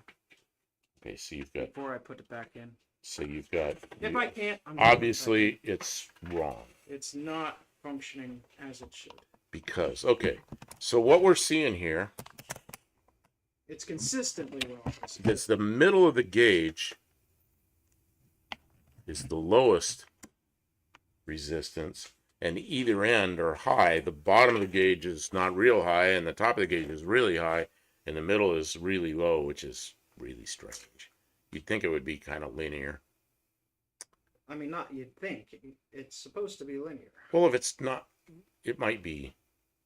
Yeah, it should all be a sweep. Same direction. Okay, now we're talking about Buddhist brutal something, and Tibetan You guys slang is great. got some weird stuff to talk about. Yeah, I don't know. And we're over here measuring ohms. Ohms. Oh, that's why. That's why he's talking about the Tibetan monks. Jesus. What? Oh, okay. Now, nice. I'm supposed to keep up with this garbage. I'm not smart. This is crazy. Craziness. He's thinks abstract. He does think abstract. Abstractly. Abstractly. Is that a word? Make it into an adverb? Abstractly?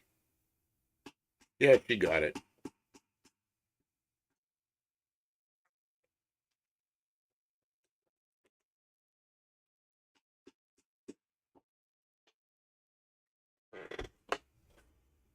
I don't know, Olive. I'm like half lost with all this stuff.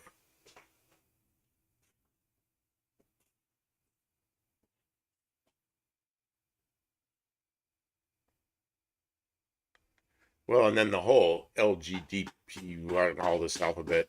I I'm just sort of just like people for their as individuals, and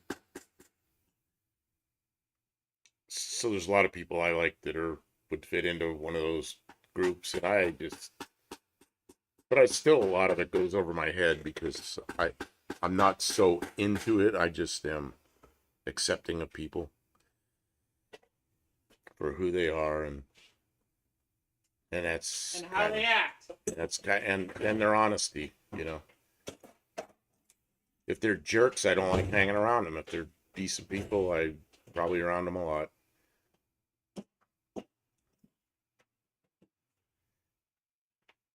Crazy about ohms. No, I'm he crazy gets about it. mercury. Don't laugh hard. It's like heating a rock before you put it in your sleeping bag. Man, I remember when I used to live out right on the edge of the Los Padres National Forest, and I had a shipping container I lived in, and a The friend man lived in a shipping of container. I built the shipping container. It was 8 feet by 12 feet, and whatever high a 2x4 is, just like a ceiling in a house is 8 foot ceiling.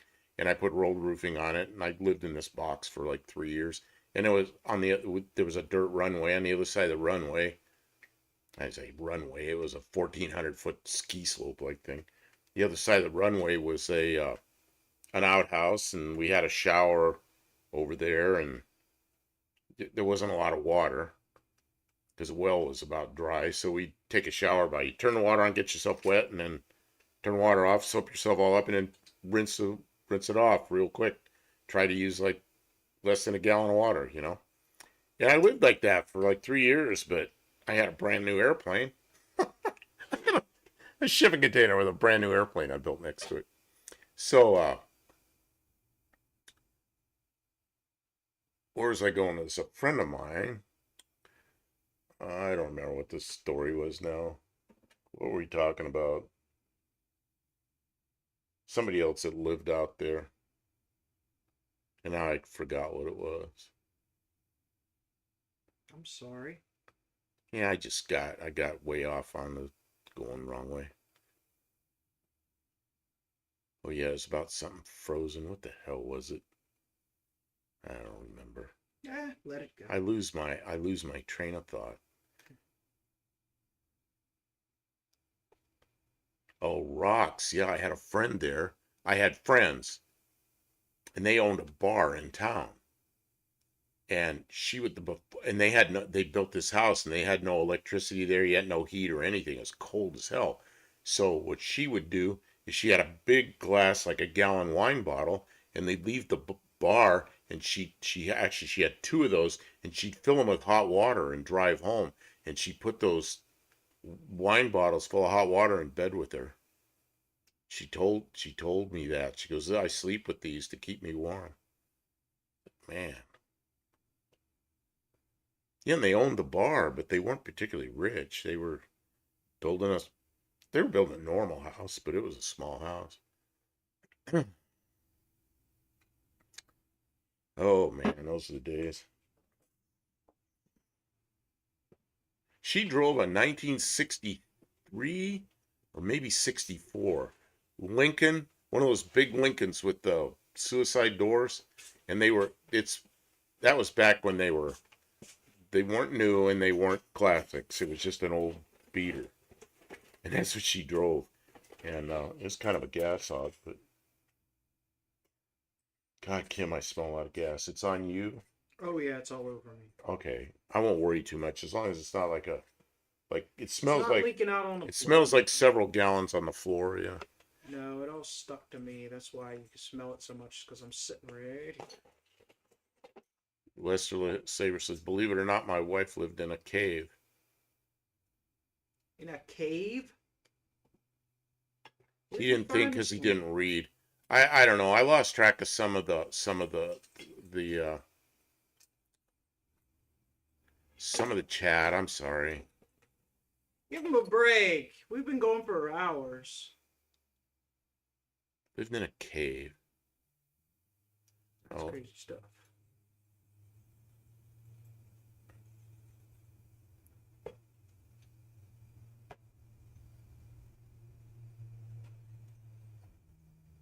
what is this?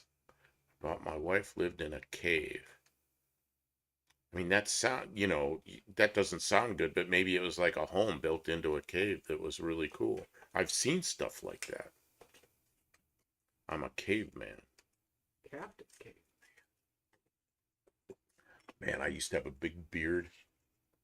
When I lived in Pennsylvania, I had this big beard. And it wasn't gray yet. There was a little gray in it, but mostly not gray. And it was a guy that was kind of his goofball. He was a guy that he wasn't well educated. I'll say that. And he was the guy that did all the sandblasting. Nice kid.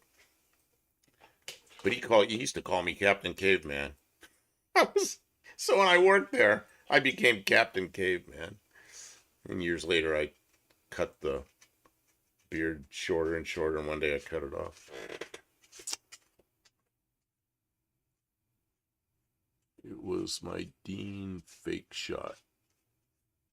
I've accidentally dropped the ball. Yeah, I did. I guess. I was.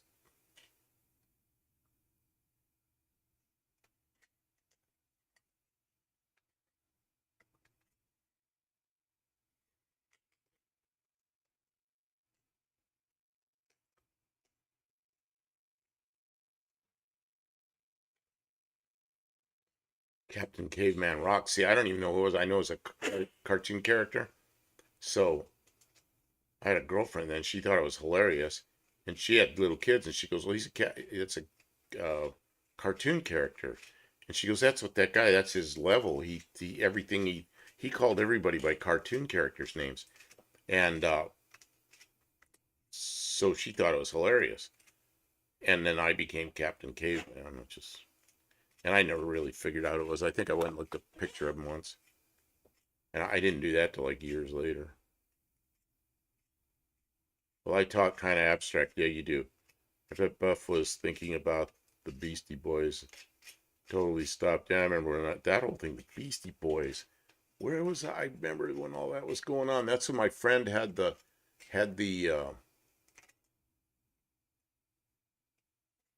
when was that? Man, I had a friend that had a shop that all he did was he did some electrical work, but he rebuilt mostly what he did was rebuilt uh what are those General Motors carburetors? The um, ones that love hate carburetors. I'm not sure. Big old four barrels, big toilets. I can't think of the name of those things. So come on, I can't pull anything out of my brain, and smelling gasoline isn't helping. It's just like huffing gasoline while I got a half dead brain already.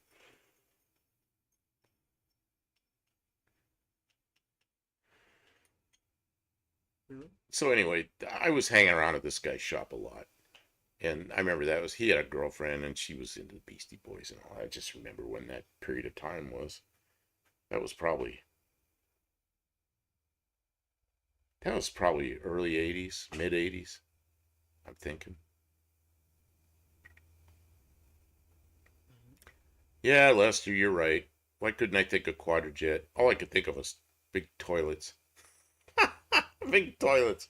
Whoop, put the air cleaner upside down, make a lot of noise. Those carburetors.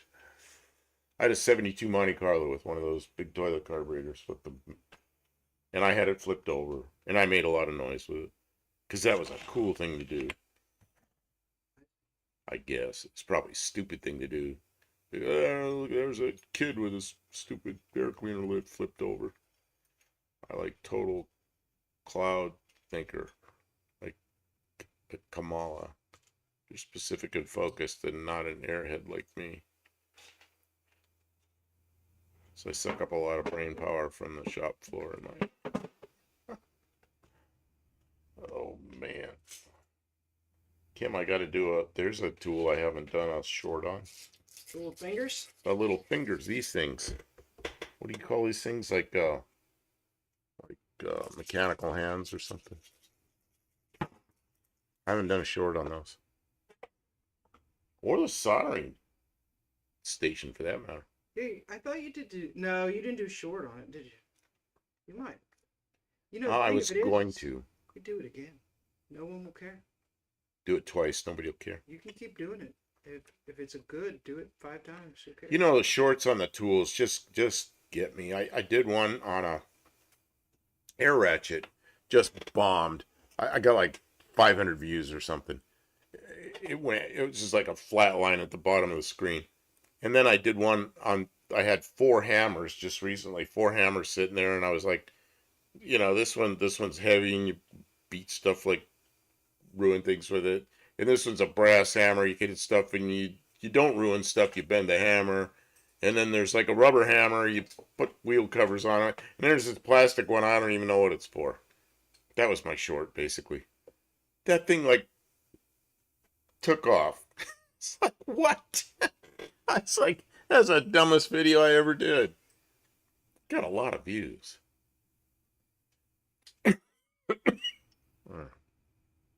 Everybody loves dumb. You just never know what's going to happen. I think some of it's the way YouTube pushes it out, and I think some of it's what day of the week it is. Like a Saturday morning, it's hard to get views because people sleep in, I guess, or Sunday morning's even worse.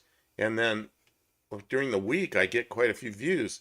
And one guy in a comment says, I like these shorts on tools because I watch them on the way to work. So I can just see a guy driving down the road watching my shorts and he's not looking where he's going. It's like, really? Maybe he's on the bus. Maybe he's on a bus. I hope so. Or maybe he's riding with somebody else. Carpool. I'm okay with myself, but I just gotta let the crowd speak. Then he's got all these. I think it's close to nonsense and disruption. Okay, well, as long as sometimes I look at what you write and it's like, man, I'm like, this guy's so smart. It's just like whoosh, over my head, which I think some of it is. I don't know. Most of it we can figure out. If we really put our mind to it, we can decipher where he's coming from. It's stream of conscious. And then you did all these little videos going out to your mailbox. I'm like, okay, here we go to the mailbox.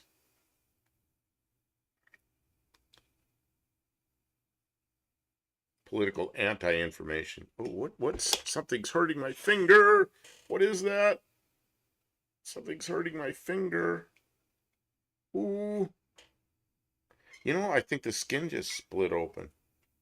From what? Just yeah, haven't you ever had skin split open? Yeah. Yeah, I think it did. Looks like a little paper cut, except I didn't cut myself. I think it just opened up. Ooh, that doesn't feel good. I'm so sorry. Okay, well, it'll, as long as I know why it's hurting. Did diversional therapy at the rest home.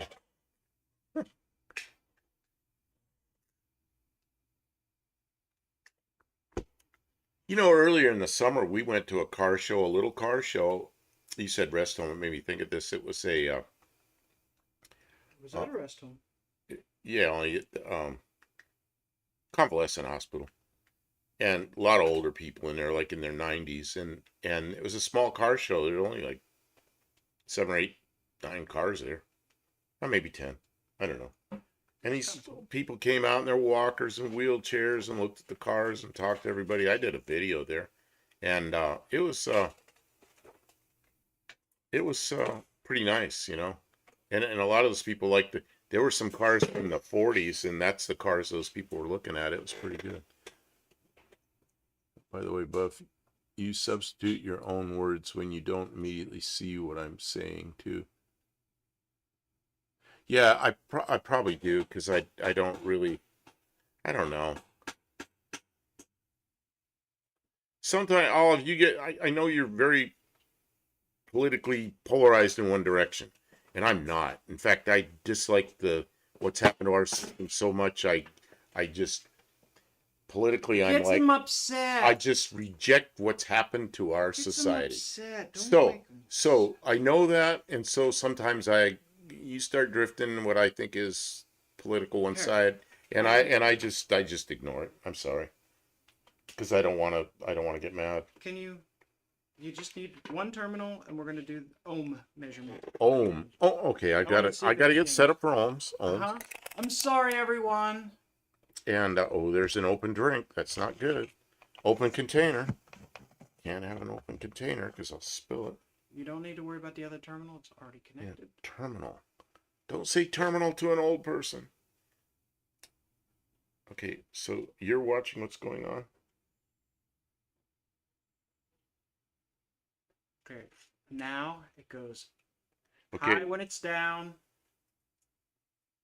and low, Low when very it's up. few ohms when it's up high, and a lot of ohmage when it's down.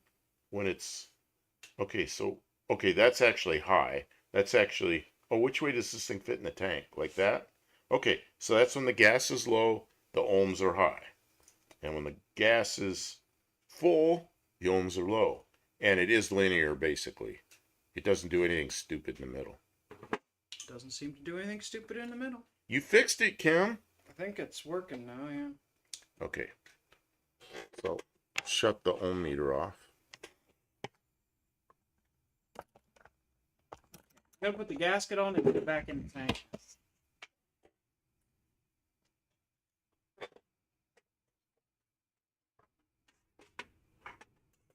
Maybe I'll leave this here until you're done. Because it's plugged in there and we might need it later. Okay, let's see here. You never know what Dean will say next. That's right. My mom and I are so much alike. This is Dean. My mom and I are so much alike. We're the INFJ type people. Oh, God, what's that? INFJ type people. Sometimes are cut in the chase. Descriptions are seen a little GOP. Okay, now I'm lost. I can only say 140 character at a time or so. Please at least read them, especially before thinking I'm a dude. Are you a dude? Why would I think Olive is a dude?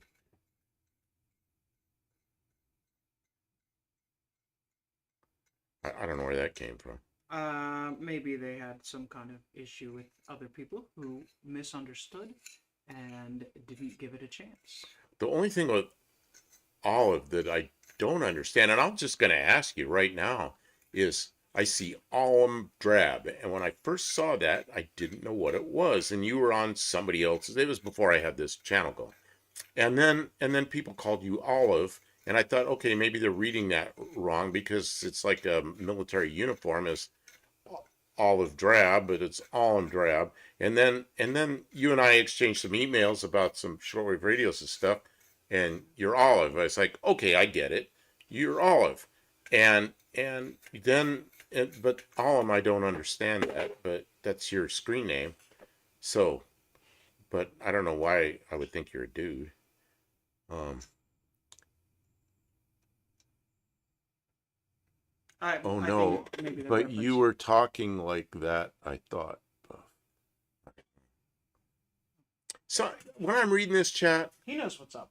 first of all, the chat is that I got my close-up glasses on. If I wear my long distance glasses, this will be extremely difficult.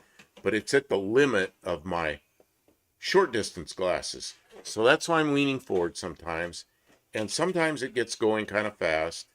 And sometimes I get kind of lost because I'll miss a line or something and I'm trying to catch up to where I was. And I'm not really that good at this. And I try to read everything everybody says. And then I get mixed up and I miss some. And sometimes I'll go back. I figure out I've missed them. And I'm sorry. It just happens that way. I'm not trying to I substitute my own words. Sometimes I just do the best I can, and it's not very good.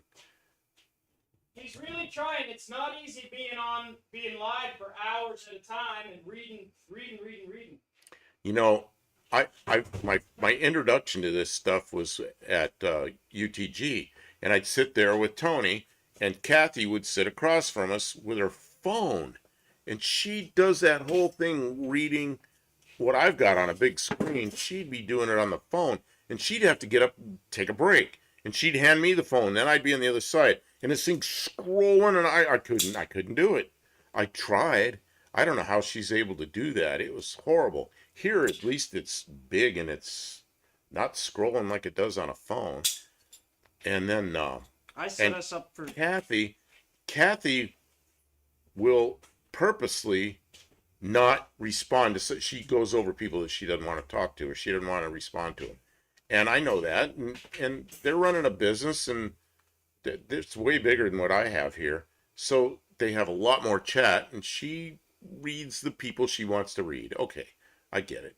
So, but I try to catch everybody here, and I don't. I'm just not. I mess up. Okay, and now that whole spiel, I've completely. Um, if you took more care reading, I would be less confusing. I've never made any videos. it's harder than you I have think. never made any videos, whoever you are thinking of. Oh no, not you making videos. I've seen you on other channels. And I knew you I knew you from other channels before I knew you in my channel. And that's why I'll tell you the first one that I remember you on, and I remember that's the first person that called you Olive, and it said Olive, and they're calling you Olive as Ari, and you're on Ari's after the Tony show, and you're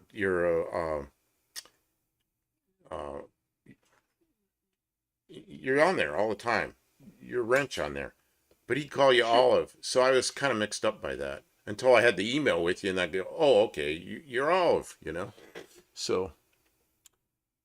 But it's easy to make mistakes, and it's difficult to stay Oh, engaged for hours at a okay. time. I'm starting to read down this thing. It's an Irish word that's a pun. Olive is the easy way to say. Oh, okay. So now I'm gonna have to go figure out what that is. It's an I think Irish. she said that before. I think you did say that before, and I said I was gonna figure it out, and I forgot about I it. didn't. Character stereotype: the bad eggs who go rogue, maybe. Always a sensitive Adolf H. or Gandhi or J.K. Rowling or Carl Jung, or all these people are. Well, I guess J.K. Rowling wrote a book. She doesn't like transgender people at all. Oh, okay. She's an anti-transgender person. Very, very. Well, she's really famous author, and she's very, I guess, loudly Well, anti-transgender. Transgender. I mean, there's people that are what 2% of the population is intersex, which means they have X and Y chromosomes and they have XX chromosomes. And so what do? Hate these people? No, of course Well, not. so So there's so much more to it. but I mean, there's that part of it, and so I just like, I don't know, people are people. That's what I like. Just She like says, them, people are people. just like them for who they are, and they're yeah, possibly you were talking about Dean, but yeah, I couldn't follow. Yeah, I get to struggling here, and then my voice is giving me a hard time. I'm really struggling with the voice tonight, and I'm about ready to start getting another. Uh, these stupid things, cough drops that drive everybody nuts because then I'm eating and trying to talk. It's okay, but we enjoy the lives. I'm sorry I'm taking so long tonight, everyone. Got to remember, I grew up in California, so I was pretty used to like everybody was everything. Everybody was different. I spent 30 years in California, and then ended up in the military. Well, I ended up in the military before that, moved around, and then I ended up because of the military. It opened up some job opportunities for me, and I ended up all over the country, everywhere.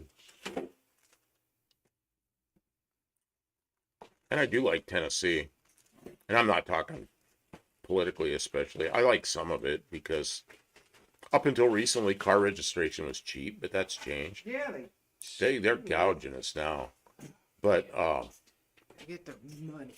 and there's no state income tax here, which I liked when I was working. And yeah, I mean it's a nice place, but the politicians will try to get in your pocket. They all just do it a little differently. Ultra Kathy is really good at that, no doubt. Oh yeah, Dean, you're in there a lot.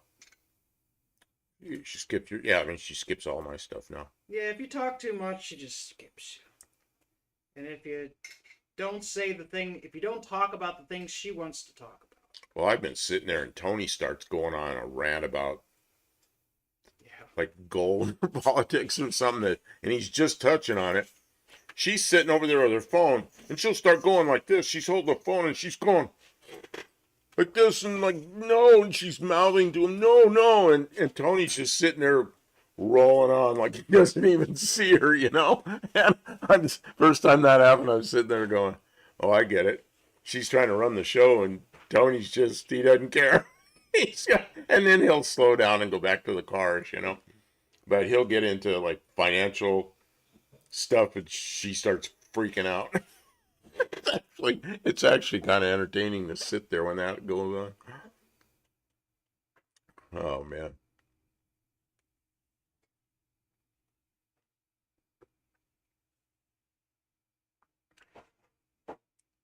Read Alan Crab more. Dean Stevenson shitless or so.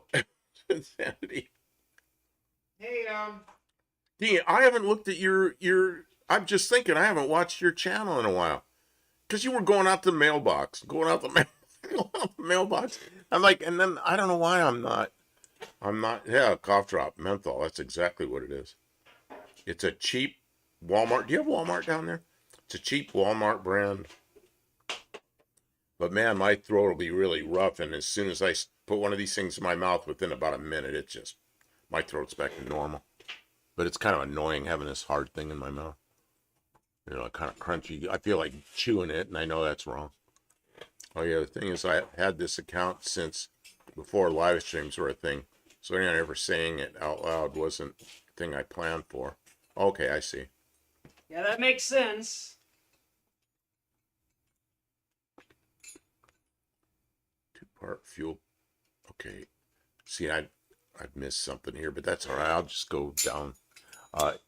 It's a two-part fuel tank pickup. Lamborghini. Yeah, did you see she made that screen? She made that screen out of something. That pickup screen, it's not the original sock. That's just a stainless screen, so no big lumps. That's to keep the big lumps from There's going another in. filter there. I'm Irish, and Alm is a bardic. See, I don't know what that word is. Bardic poet. When I was picking a screen name to listen to music with, I decided to choose based on the first color I saw in my room.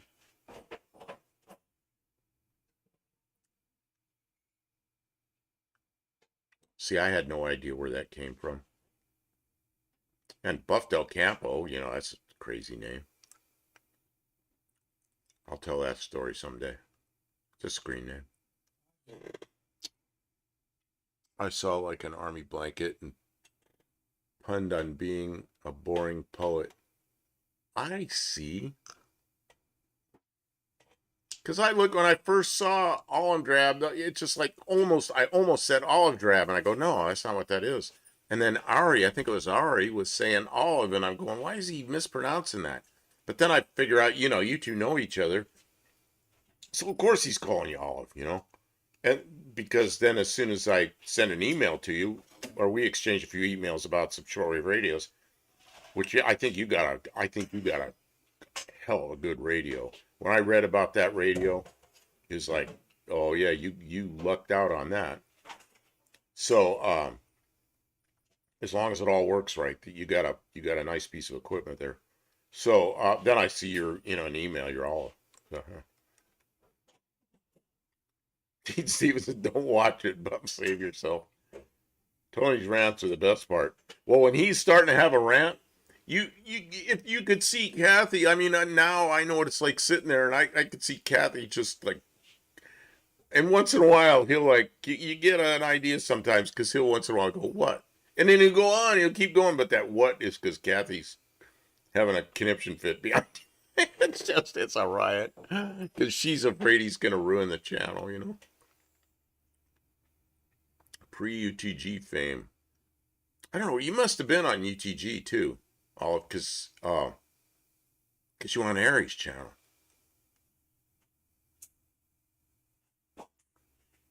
We've taught UTG to stop saying glow. Oh yeah, glow. Yeah, okay. I get that one. That's actually a pretty good one.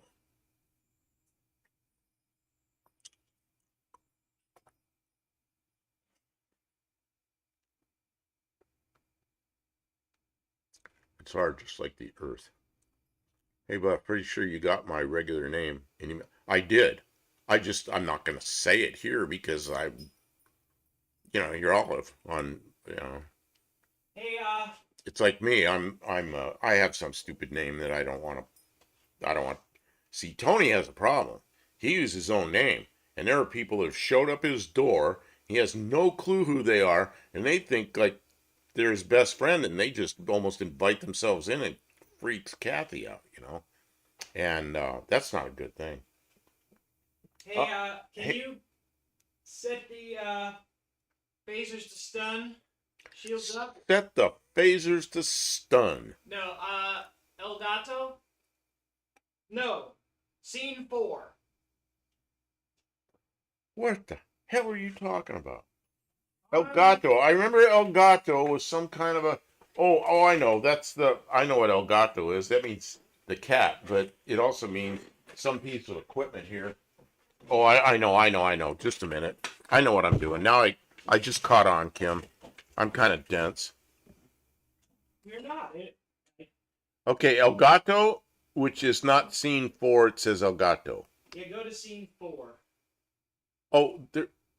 Scene 4.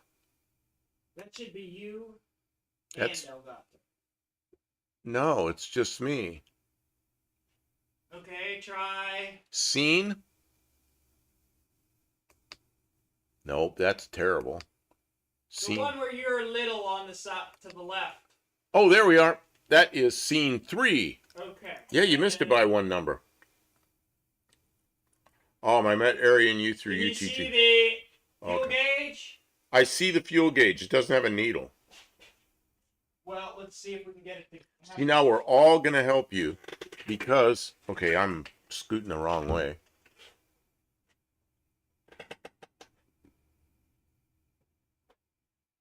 How about now?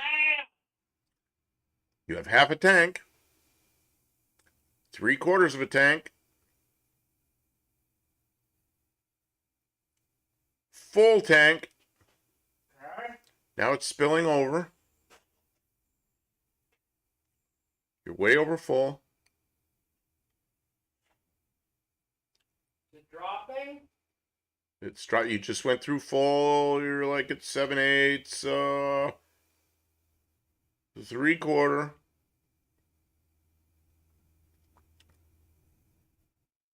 5/8. stopped.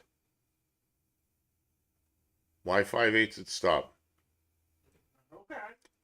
What about, how about that? Half.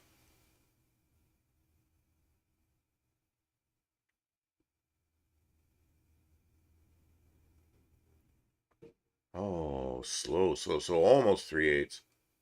I'd say 3/8.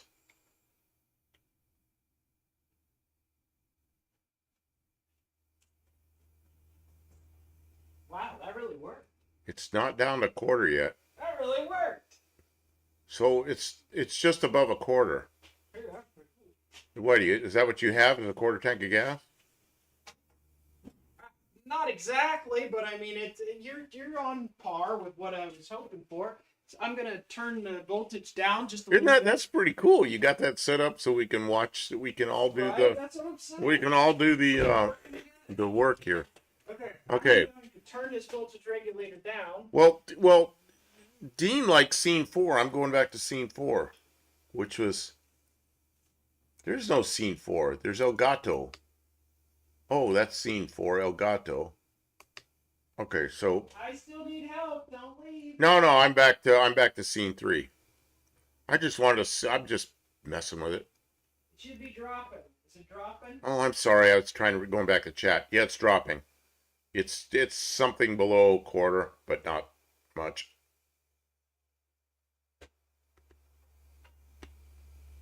Still not down to 1/8.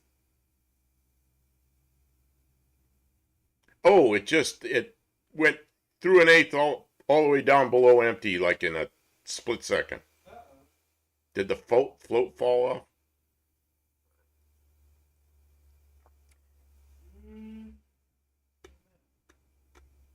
Go back. Okay, I'm trying to glance to the chat a little bit.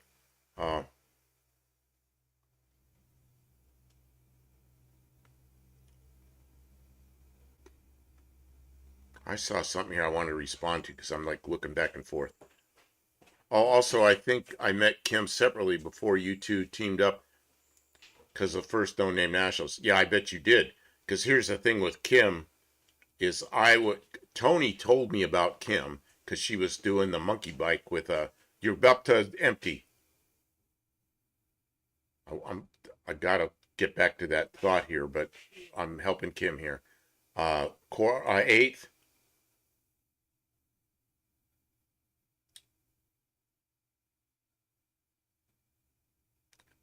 Almost quarter.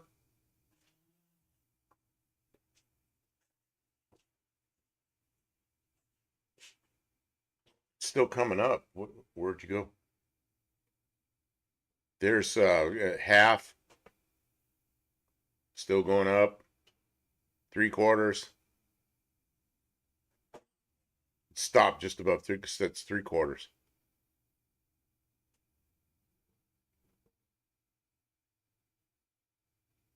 Coming down. Half.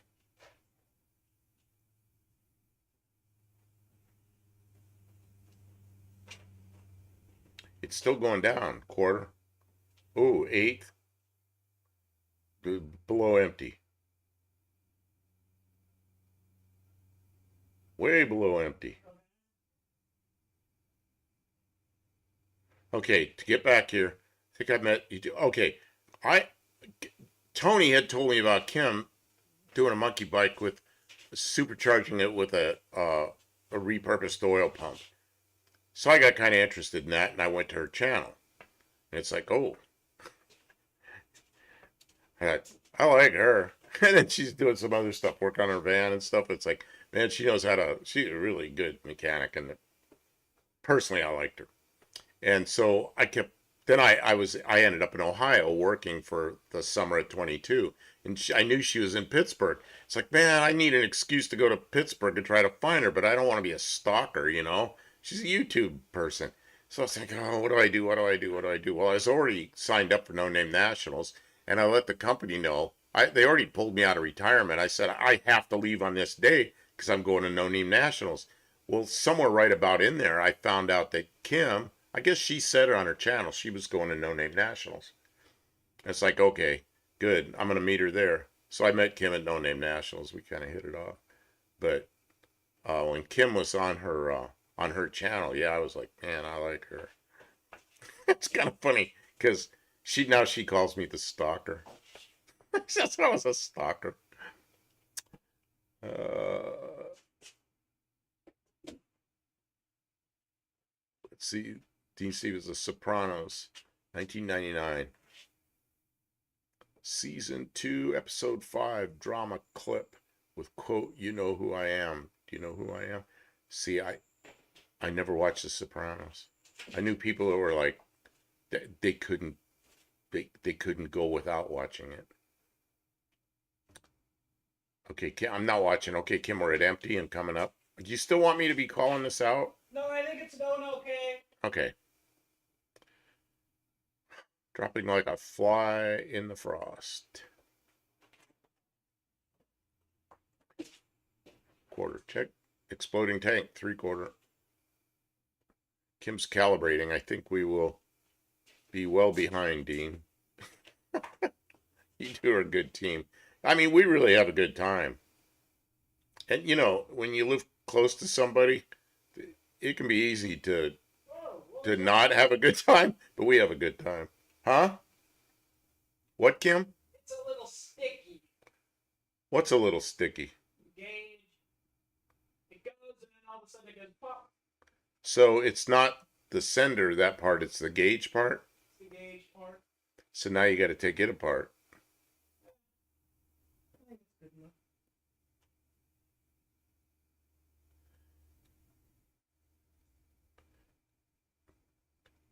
Dean Stevens says, it's always the quiet ones, Buff.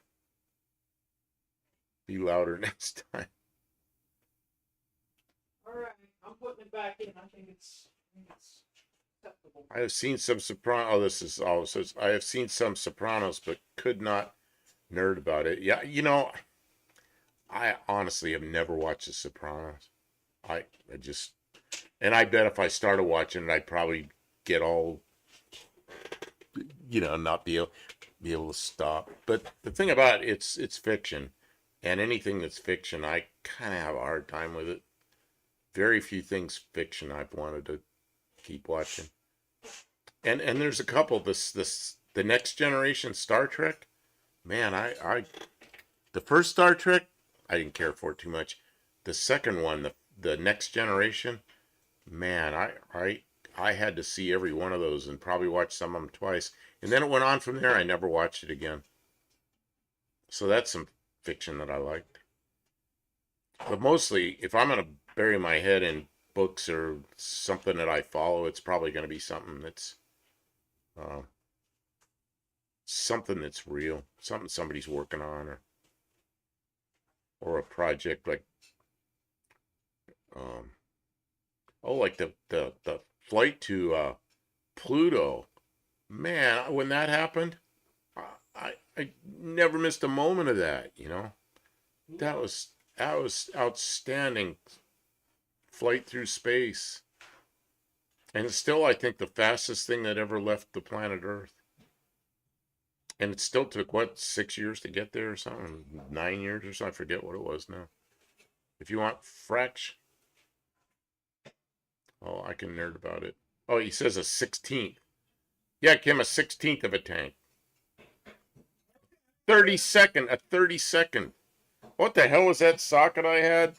Like 1764. 5964 socket. It's like, what? Dude, I don't know if any of you saw that short. I said, yeah, the metric guys are going to love this. 5964s. Really? If you want fictional reading, you can ask me about Star Trek. Oh, you're a Star Trek person. Yeah, I like the Next Generation. The first episode of the Next Generation, I was hooked. That first one, and I was like, I gotta watch this, and I didn't quit all the way to the end. And if I missed one, I was back watching whenever the rerun came up, and there were enough of them that I didn't miss them. What you mean? You think the psychiatrist Tony S. relationship was fiction. It can't be serious. You mean psychiatrist Tony S. That must be something from, whatever it is. Sopranos. Let's see. Maybe it wasn't fiction. Maybe that whole thing was real, huh? DC was what a waste. Wasn't even going to a planet. You know what? Pluto is just this fuzzy thing out there. We really didn't. For years, we thought it was one body out there. And then we thought it was like a peanut-shaped planet. And then they figured out it was probably two planets in orbit around each other. And then they sent that thing up there. It was just, pictures that close of something that far away to me was just amazing. It says, I have a Federation Historical Society sticker on my Volvo. It seems appropriately, something flew in my face, PBS tote baggy for a Volvo wagon. What Volvo wagon do you have? What model Volvo? The one I really like, I don't know if I like it. I like the looks of it. Is the what's a little wagon? The S70? I think it's called an S. I know it's something 70. It's like cool looking little wagon. And then the old Volvo wagons, the P1800, I think it was called. Looks like the old original Lamborghinis, the front engine Lamborghinis. Kind of reminds me of those cars, but it was a little wagon with a completely glass. Yours is a 940. Okay, I'm gonna have to look to see what that is. That little, what is the 70? S? I don't remember. Something 70. It's a cute little wagon, but I don't know what's under the hood or anything. I think there was one at No Name National that had an LS in it. Pluto got demoted from being a planet. No, it's still a planet. It's just a different kind of planet. You got nothing. No, I'm not. I'm just. Oh, okay. I'm just yelling. How about now? P1800 ES was the little wagon shooting brake. Yep. I remember I was in the Air Force in 1973. I was in school in Illinois at some Air Force base there, and we went into Champaign, Illinois one night, and it was, you know how used car lots or car lots are always all lit up with fluorescent lights, so the cars look 10 times better than they were. And we were driving by, and there was a line of those brand new P1800 ESs under the fluorescent lights, and I saw that, and it's like, oh man, look at that thing. I just thought that was so cool looking, but I never ended it. S7 is a later sedan. S70. What's the 70 that's the station wagon? I thought that was an S70. It's a small station wagon that has the taillights that go up into the D pillars or whatever they are. It's Swedish. S is B is, it must be a V70. What's the V70? That's a little. Well, see, now that makes sense. Can you give me a little fuel clamp? There might be one sitting there on the desk. I might have brought it out. Okay, there. I gotta help Kim on the desk. Do we have a desk? Somewhere out there. I left the fuel clamp. A clamp? Mm-hmm. Right around here somewhere? Like a hose clamp. Oh, never mind. I found it out here. Well, that's why I don't find it here. You found it in I there. already had it. Okay. She's got something I'm looking for out here. Okay. She thanks me for my help. Okay, so it's a V70 wagon. Yeah, I think those are really cool looking wagons. But I don't know anything about them. I mean, I've never seen one with the hood open. I might not like it at all. But I like the shape of the Volvo, the newer Volvo wagons. I think they're pretty cool looking, and especially the V70. Wagen, that makes sense. It's Wagen. It's not like in German where the V and the W are backwards. Freaking Germans. Or maybe it's us that's wrong. So many W's are V, and so many V's are W. And of course I mispronounce them because I pronounce stuff like it's English.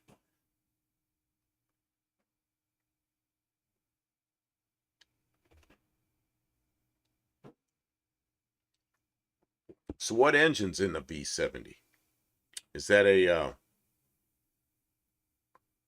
I have one of the last old rear drive. See, those are the ones, like the 940s, I've worked on those. But the 5-cylinder front drivers and those, I've never even seen one of the hood open. We had one of the dealers for the airplane place I worked. They had a shop, and that's all they worked on was front drive Volvos. So I knew they were front drive. But that was it. 245 GL Wagen. The rear drivers, I mean, those are nice beefy cars. As soon as I look under the hood of like a 940, the first thing I think of is what a nice home for a V8, you know. And it's rear drive, and it's just like, man, that looks like a natural place for like a small block Chevy or probably an LS, but probably a small block Chevy, you know, or 360 Chrysler product. 740 GLE. What's a 740 GLE? I don't know. V70 probably had the 5-cylinder transverse. Yeah, see, I don't know anything about that. That just sounds like something I probably wouldn't like because it's probably all electronic and sideways engine packed in there, and I was like, can't hot rod that. But it sure looks cool from the outside.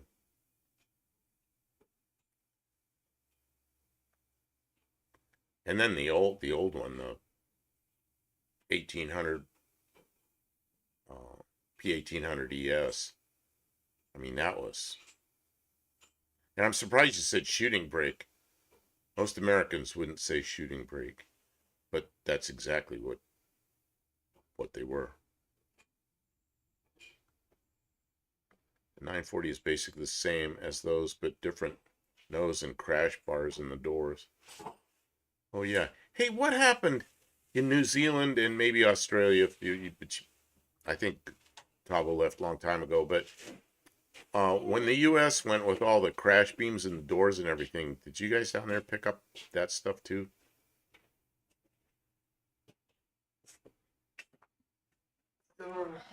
Mitsubishi supplied the turbos. Volvo was looking at getting the Diamante front-wheel drive platform, but in the end, Volvo AG got Ford funding and did it alone. Lester, Paul Newman had a Volvo wagon with a 302 Ford engine. See, the 302, some cars it doesn't work well because they're kind of long. You know, the water pump and everything's kind of long. But I bet in the Volvo there'd be plenty of room for it. Ford gearbox in the Volvo 940, really? What gearbox? Like manual? Somebody says gearbox, I assume it's manual, and then I think, wait a minute, maybe it's not. Could be a language barrier. That was a common swap before Fox bodies got popular again. Man, I like Fox bodies, but it's like everything. By the time I get it, it's old and rotten, and they want a fortune for them. Although I did have Fox bodies back in the day, but sadly I let them go, you know. Yes, Australia ratified the European Economic Community crash regulations. It's called the Australian Design Rule. So Australia has it, so then you have it? I don't know. BTR 4-speed transmission, automatic. Oh, it's an automatic.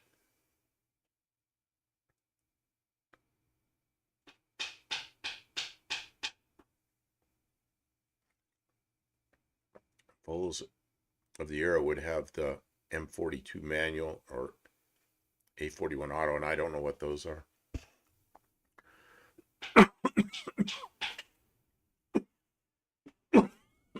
Ah, jeez.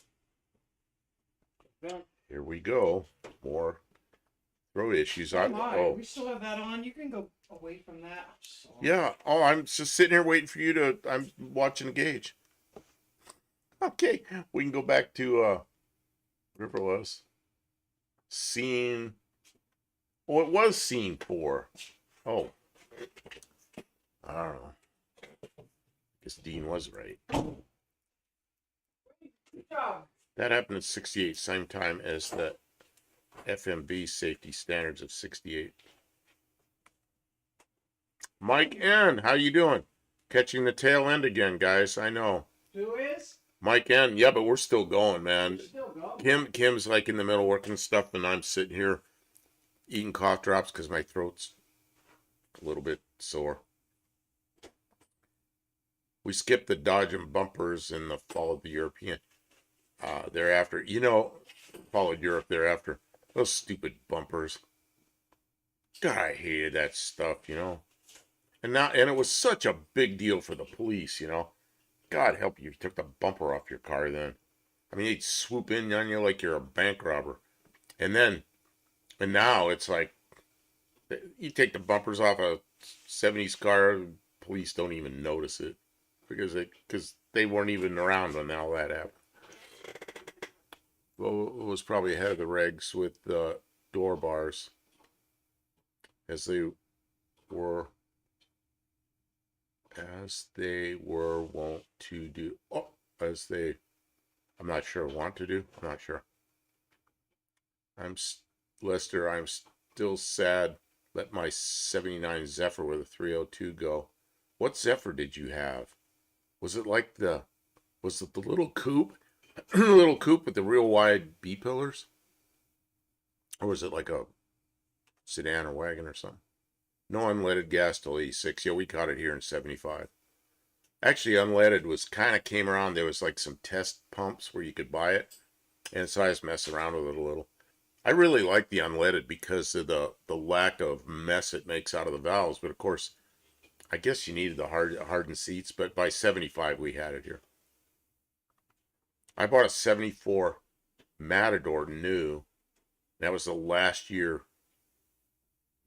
What is that noise? Rain. Oh, geez. That was the last year for no catalytic converters. And no unleaded required. Yeah, here in 1975. And you know, airplane gas, they're finally... I don't know why they've let leaded gas go so long in airplanes, but there's one company making an unleaded fuel for airplanes. And it's working really well. It's got a few more BTUs, so they're actually getting a little more power out of it, and the airplanes cruise a little bit faster, and it seems like there's no downside to it.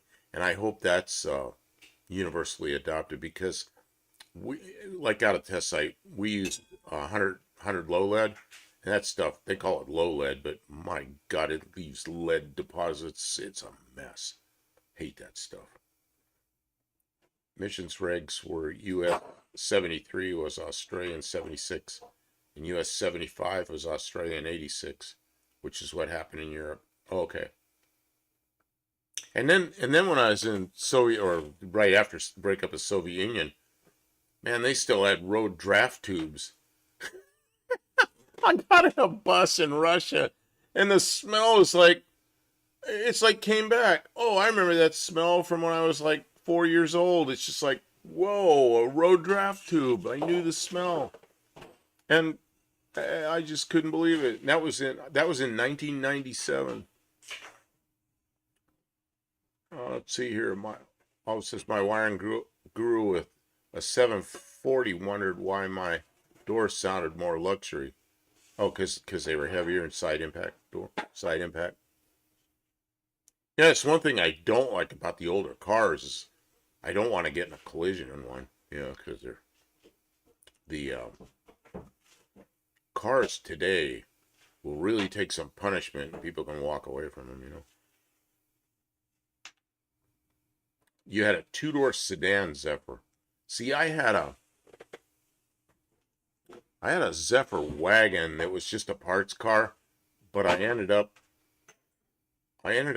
fixing it and putting a 4-cylinder Pinto engine in it and gave it to a friend of mine. And he drove that thing around for a couple of years. A 4-speed on the floor in a wagon with a 2300. But he needed a car, and it was a really nice car. But it had a ruined 302 in it. And I pulled the 302 out and rebuilt it, and used the C4 and used it in a Mustang, in a Fox body Mustang, and that car was just sitting there. And then I had a Ford Futura, which is the little coupe that has the big wide B pillars, and I thought it might be one of those Zephyrs. But I love that coupe, but I broke up with a girlfriend, and you know how these things are, and she got the car. So that's what happened to my Futura. That thing had a 2300 Pinto engine in it, but I put a 302 in it. A really nice built 302, and that thing was, it wasn't like drag race fast, but for the street, it was just a really nice car. Kind of roll into the throttle and just go, you know, it was so much fun. There is like I could drop like 50, maybe or more pounds if I put in 740 doors. Yeah, but you don't want to do that. 740 doors don't have the guard beams. Yeah, you don't want to do that. Unless you're drag racing, where it doesn't matter. Then you probably put a cage in. We had a 73 Pinto 2-liter engines in our 81 Cortinas. Oh, I remember the 2-liter engines. I never had one of those. 100 UL. You know about it. Not many people know about 100 UL. That's some cool stuff.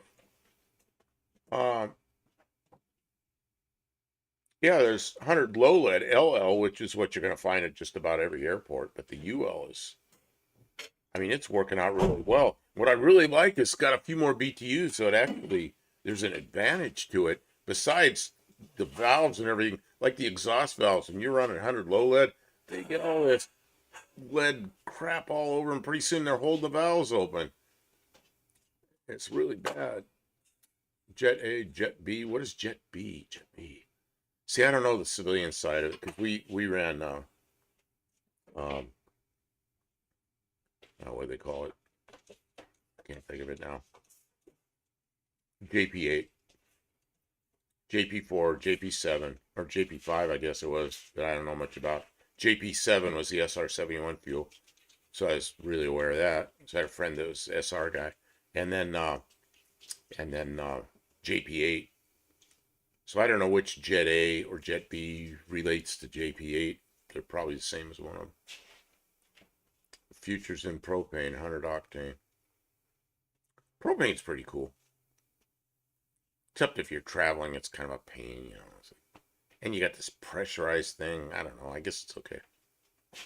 If they're still lead poisoning themselves in Russia, that would explain a lot.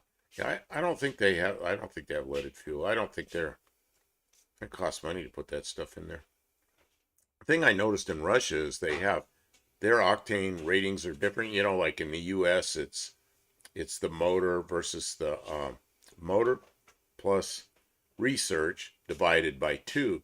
And in Russia, they use, I don't remember which one they use, but they have like 76 octane and then like 96 octane or something. And of course, everybody runs a really low, rattly shit. Road draft tube. Never drove a car with one. Man, when I was a kid, that's all there was. I was 7 years old when in California, when the first PCV system came in. And that was only a half a system. They got rid of the road draft tube, but you still had the filler cap on the valve cover, and you know, it sucked air in that instead of blowing out. And then in 62 or 3, when the whole country went to PCV, then in California they went to the complete PCV system. But in California we had the half a PCV system in 61. Man, I think, you know what they called it? A smog device. Yeah, it's a smog device. I like the fridge door handles of the 740. I don't know if that is road draft too. Okay, I missed that. My 58 Vauxhall Velux had one. Had one. Oh, had one. Uh, now I see what you're saying. I had a road draft tube. And so she should, Buff. She was obviously heartbroken. What? Oh, I've missed something. Ever had a Merc? I never even worked out. There was a Mercury dealer next to me. I remember those cars real well, but there weren't many of them in the U.S. A Fox Zephyr helps get over a failed relationship. Yeah, lost my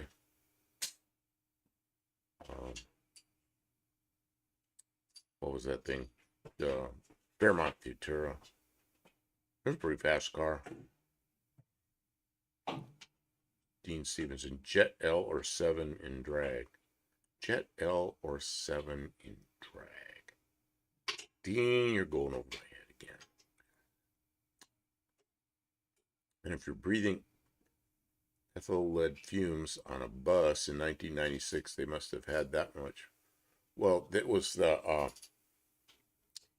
road draft tube. It was the blow by that just gets dumped out. You know what blow by smells like when you got valve covers off and you run an engine, you get that smell. I mean, you could smell that all over Russia. And that was in 1997. Jet A1. Jet B is for cold climates. Oh, that's the stuff. Okay.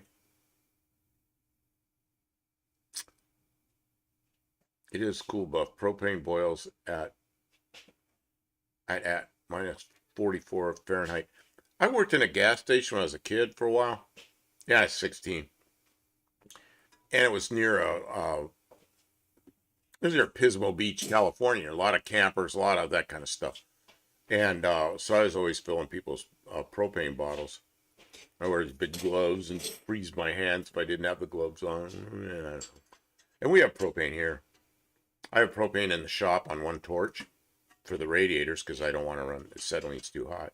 I run propane and oxygen, and then propane on the gas grill. And I know Tony's building a car with propane now. He's got that 361 big block Chrysler. He's going to run on propane. And you know, here in the U.S., just about every forklift runs propane because they want to run them indoors. Dean's autocorrect took over for his Vauxhall.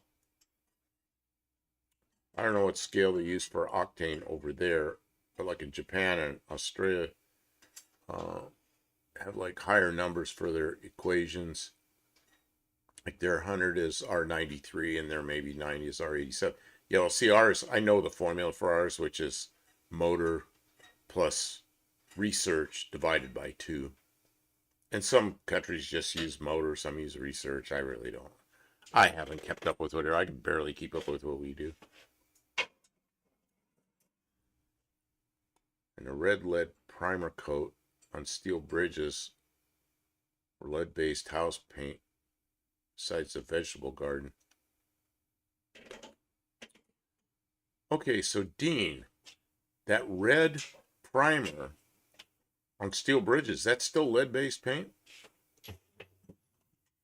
Yeah, Mercur, made by Ford in the mid-'80s. Yeah, it's European Ford that they sold at Mercury dealers here. And it was supposed to be like the European Ford, and I don't know, it just, they're going to compete with BMW and stuff, and it just didn't go over well. I'm guessing that most of the bridges that are red primer coated are very near their end of life. There was a bunch of them in Pittsburgh, but one of them fell down not too many years ago, a couple of years ago. Don't eat the paint chips, but inhaling. Do not eat the paint chips. Even if they're sweet, it is like candy. Ethyl lead fumes is to be avoided. Well, you know, yeah. I'm surprised that aircraft has gone this long and still has. Majority of light aircraft still have leaded fuel. But you know, look up in the sky. How often do you see light planes around now. You know, there's some training going on with them, but most of the light planes are home built and are running auto fuel in them. Although a few run 100 low lead, but I think most of the home built stuff they're running auto fuel. Mercury XR4 Ti assembly at great cost at Carmen. Oh, that was done in Carmen. Wow. This box all lots is hard to say. It was safe if you were in the back of the bus. Here, I got a whole bus thing. Jeez, Russian bus.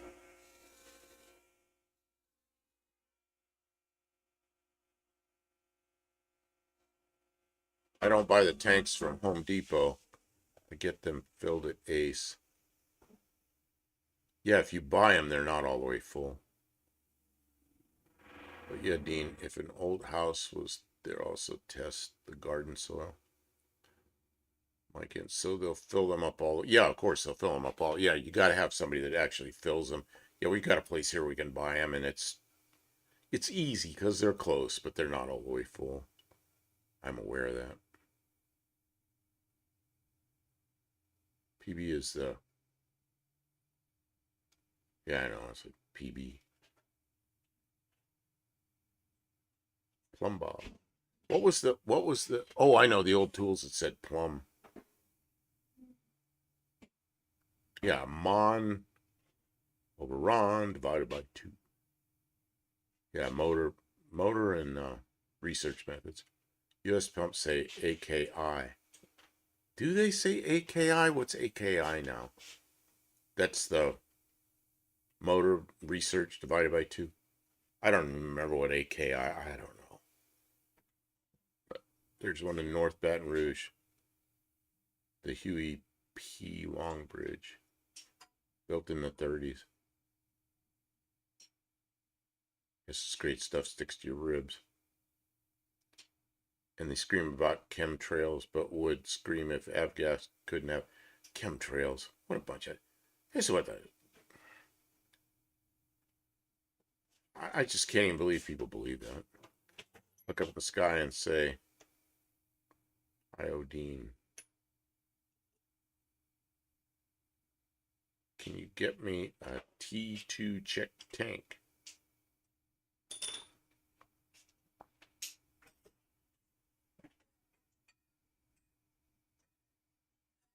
Yeah, avgas. I think the only reason they haven't required avgas to go to unleaded is because there's so little of it, and the cost would be so great to change that somebody's probably paid somebody off, and so the oil companies don't have to change. But now that 100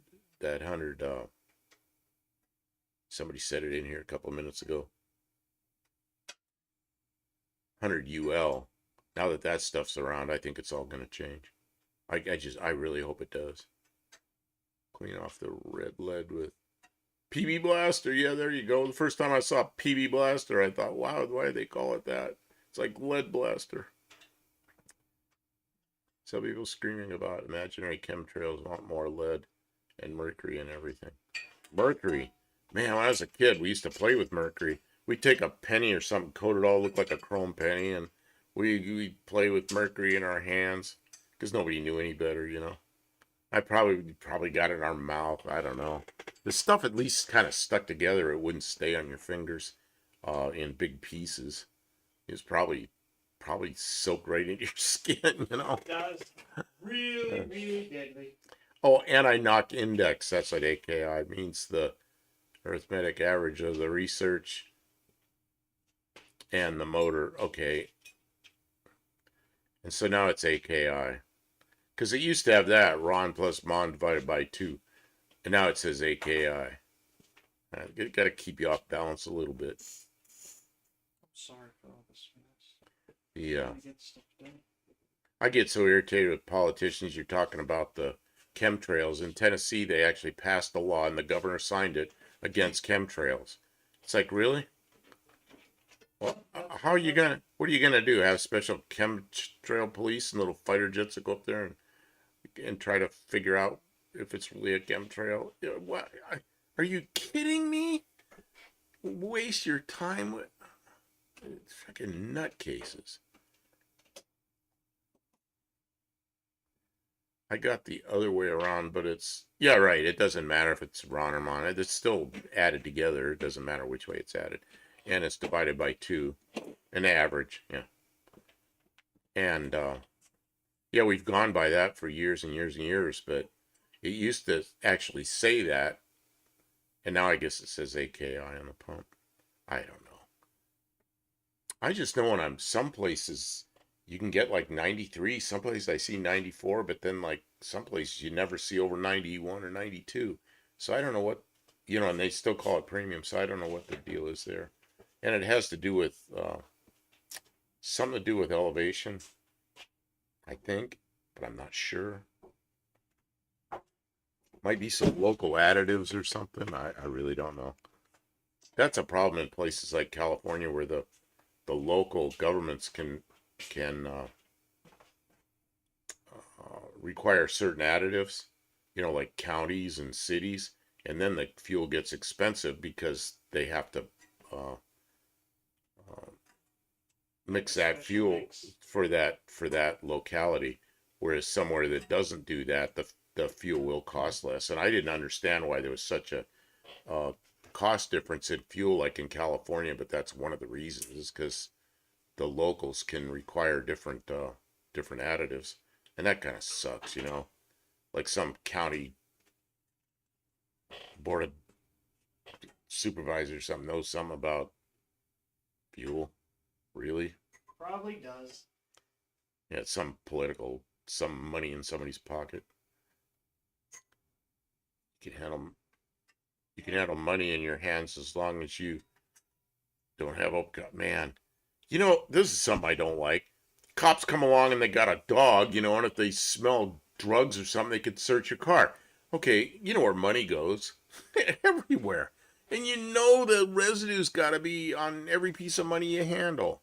And it's terrible. The U.S. Army feels the same way about emission control. Our Army base is probably not worth going humanitarian. Here's what happens. I'll tell you what really happens is, see, now you're talking about something I know about.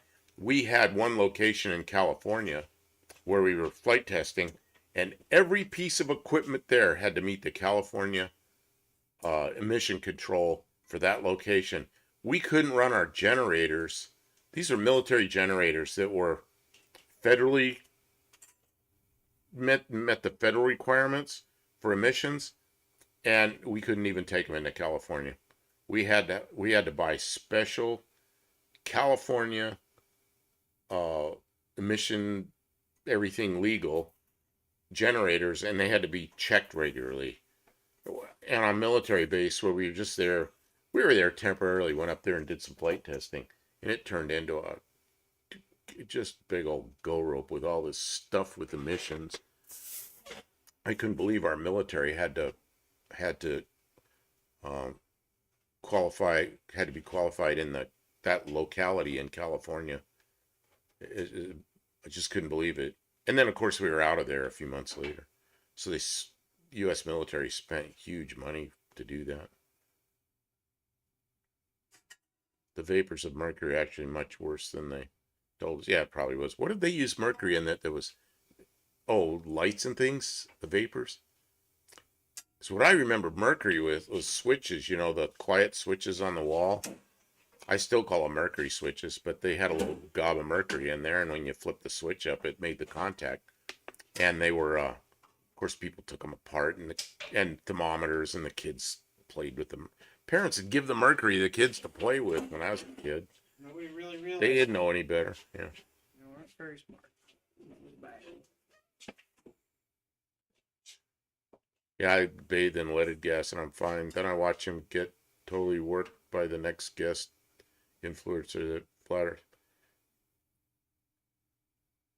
EGG, he just needs man hugging a nice lead detox. Um, yeah, well, I mean, we all did stupid stuff when we were young because we didn't know any better. I worked in a brake shop where the brake shoes, we relined brake shoes, and they were asbestos. And then there was a thing you would measure and I know how to make drum brakes work really well because you under arc the shoes so a little bit less arc than the brake drum. Because when the shoes go out, one shoe energizes the other shoe, but what you really want is those shoes to be under arced so that it distorts the drum. It takes a lot of energy to distort that drum as it's turning. So, you know how you arc the shoes, there's a big old vertical sander, you whoop, whoop, whoop, and this thing, and man, I'd be in a room full of asbestos dust all day long. Didn't know any better.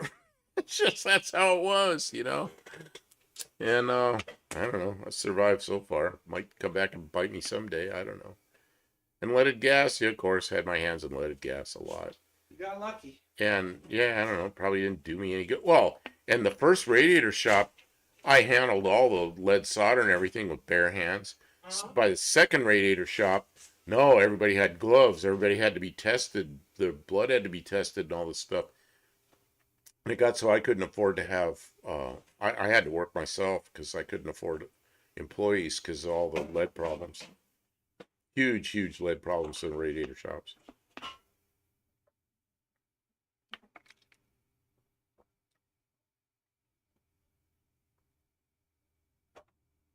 Yeah, they had kids play with liquid mercury. I don't remember in the 70s and 80s. Ooh, I don't remember that. I remember in the 50s and early 60s playing with mercury. After, man, I don't remember it that late in the 70s. Of course, by the time of 70s, I was 16, probably wasn't too interested in playing with it, so maybe kids were still playing with it. Drank my share of gas trying to siphon things. Oh, yeah, I'd get gas in my mouth sometimes. I quit doing that. Nothing wrong with trichloroethylene and some fiber in your diet. Probably cost us all some IQ points. Oh, yeah. I'll tell you what gets IQ points. I don't know if it's IQ, memory. Because if I take a test, like a um, multiple choice test, I'm fine. But if I have to remember, like pull a word up, it's terrible. I could take a multiple choice test and ace every damn one of them, you know. But it's because I get prompted by the right words and the right. I know what you know. So I don't know. I definitely have memory problems. Mike, you said you're in the fourth and fifth grade. I don't know when that was, but okay. Transformer oil. Oh God, PCB based product. Transformer oil. What do they use now? I don't even know what they use now. What's Transformer having it now? Not that.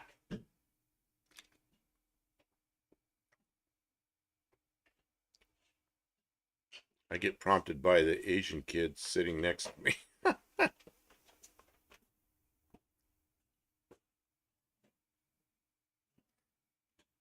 My brother was one of those IQ tests. He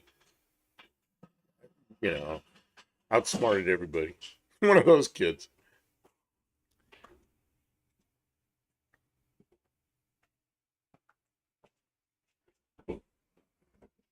Did they enjoy the stream? Yeah, you enjoying the stream? Asian kids looked after me too, but I was high needs.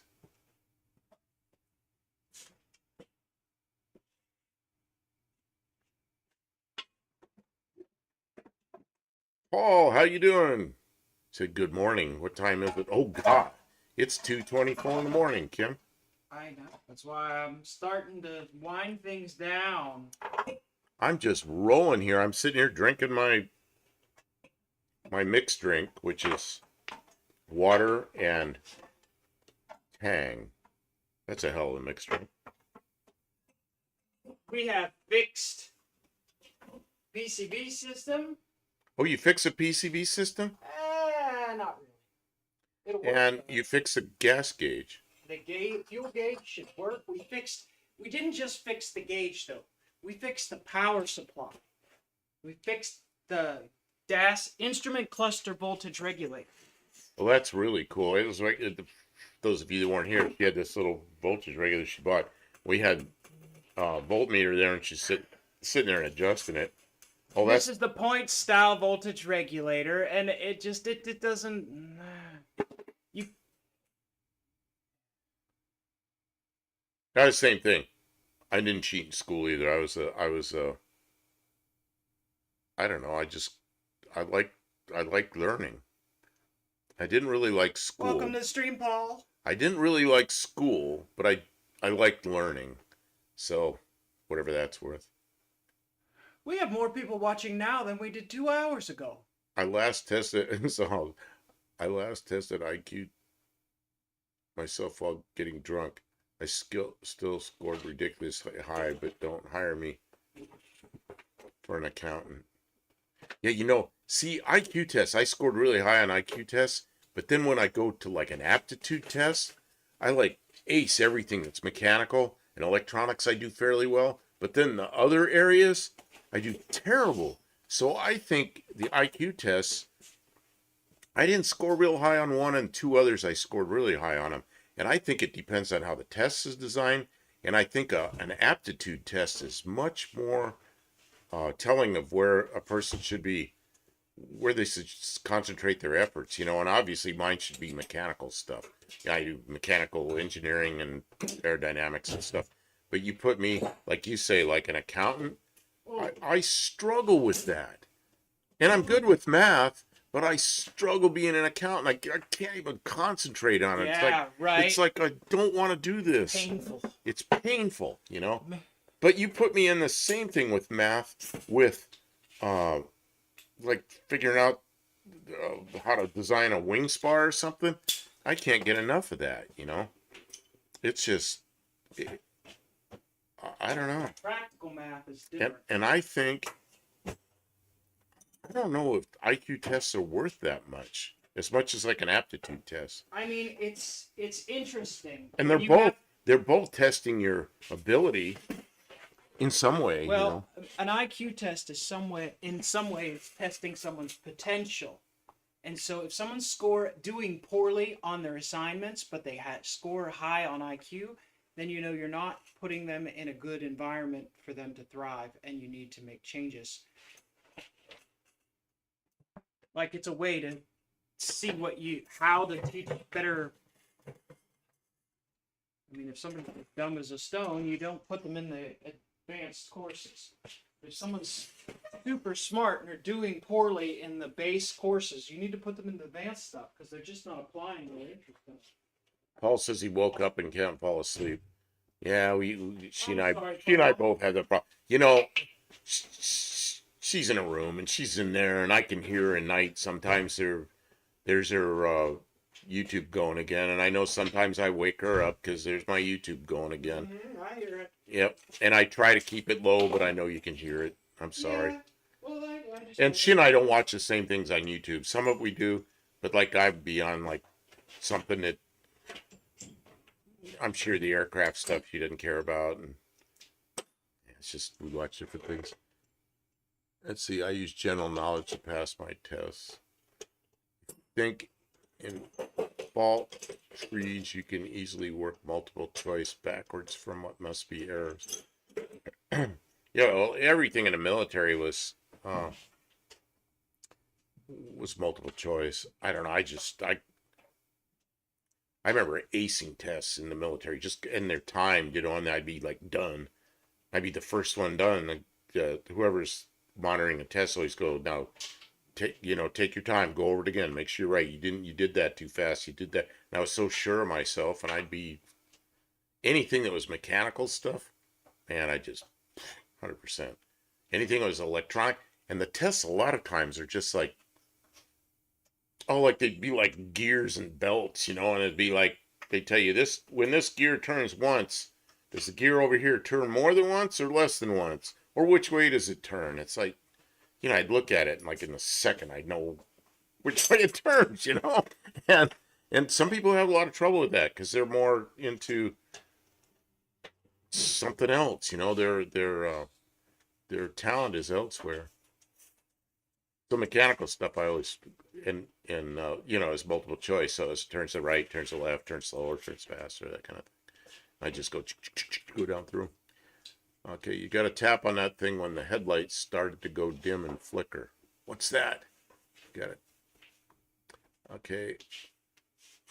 You couldn't do calendars, poker cards, time eye, shoelaces, aptitude tests. I could. Oh, I couldn't do calendars. I couldn't tell the time until I was 7. You know, my mother taught me how to tell time. I could do half past, quarter till, quarter after, and on the hour. I was a little kid, and she taught me the thermometer. I'd go outside. I never wanted to wear a coat. And I'd go outside and I'd look at the thermometer, which is way up there. And a little kid, I'd come in and I'd go 60 degrees. She told me this years later. You can go 60 degrees because you didn't have to wear a coat if it's 60 degrees or warmer. And she'd go out there and look at it. And go, no, it isn't. She could look straight into the thermometer. So I knew how to read a thermometer when I was really young, but I was always lying about it because I didn't want to wear a jacket. I'm smart enough to know IQ tests are largely BS. I obviously can't tell time now because I'm still up. I can hack the test about calculations I could not do. Well, since I hated English class. I didn't like English class because we went over the same thing year after year after year, and people make the same mistakes, you know. And my English isn't perfect, but there's little English things that people say that drive me nuts. Like people don't know when to use fewer or less. And YouTube's one of them. They write things. I go, you know, they'll say something like less, and I go, no, it's fewer. It's wrong. It's like they write that in a document. You idiots. Where'd you go to school? But, nah. I was the OD of, I'm not sure what OD is, of my class until they found I was blind as a bat when I was 10. Oh, see, I was 11 and I got glasses, and all of a sudden I could see things that I didn't know existed. I remember coming downstairs and there was wallpaper in our house, and it was bricks. The wallpaper was bricks. I didn't know it was bricks. I thought it was just like a dark red wall. And I remember the stairs came down, made a turn, and then came down the rest of the way. And I came around that turn. First I had my glasses and I was going like this. Like, Mom, you know those are bricks? They're all laughing at me because I didn't know they were bricks. I'm sure I did better in school after that. I couldn't read what was on the board. I just thought it was like everybody. I thought everybody saw all this like fuzzy shit up there. I watch the Ringway Manchester YouTube channels a lot. Lately, they talk about various shortwave number stations. Oh, I know who that is. I do watch that guy occasionally. In fact, I listened to one, Kim, I'm sure you heard it. They were talking about number stations.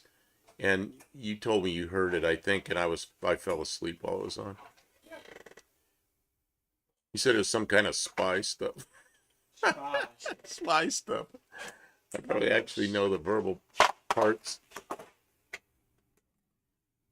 better than most, but the math. I can spot the errors in the math problems, like a fart in an elevator, because they're giving you multiple plausible errors. Okay.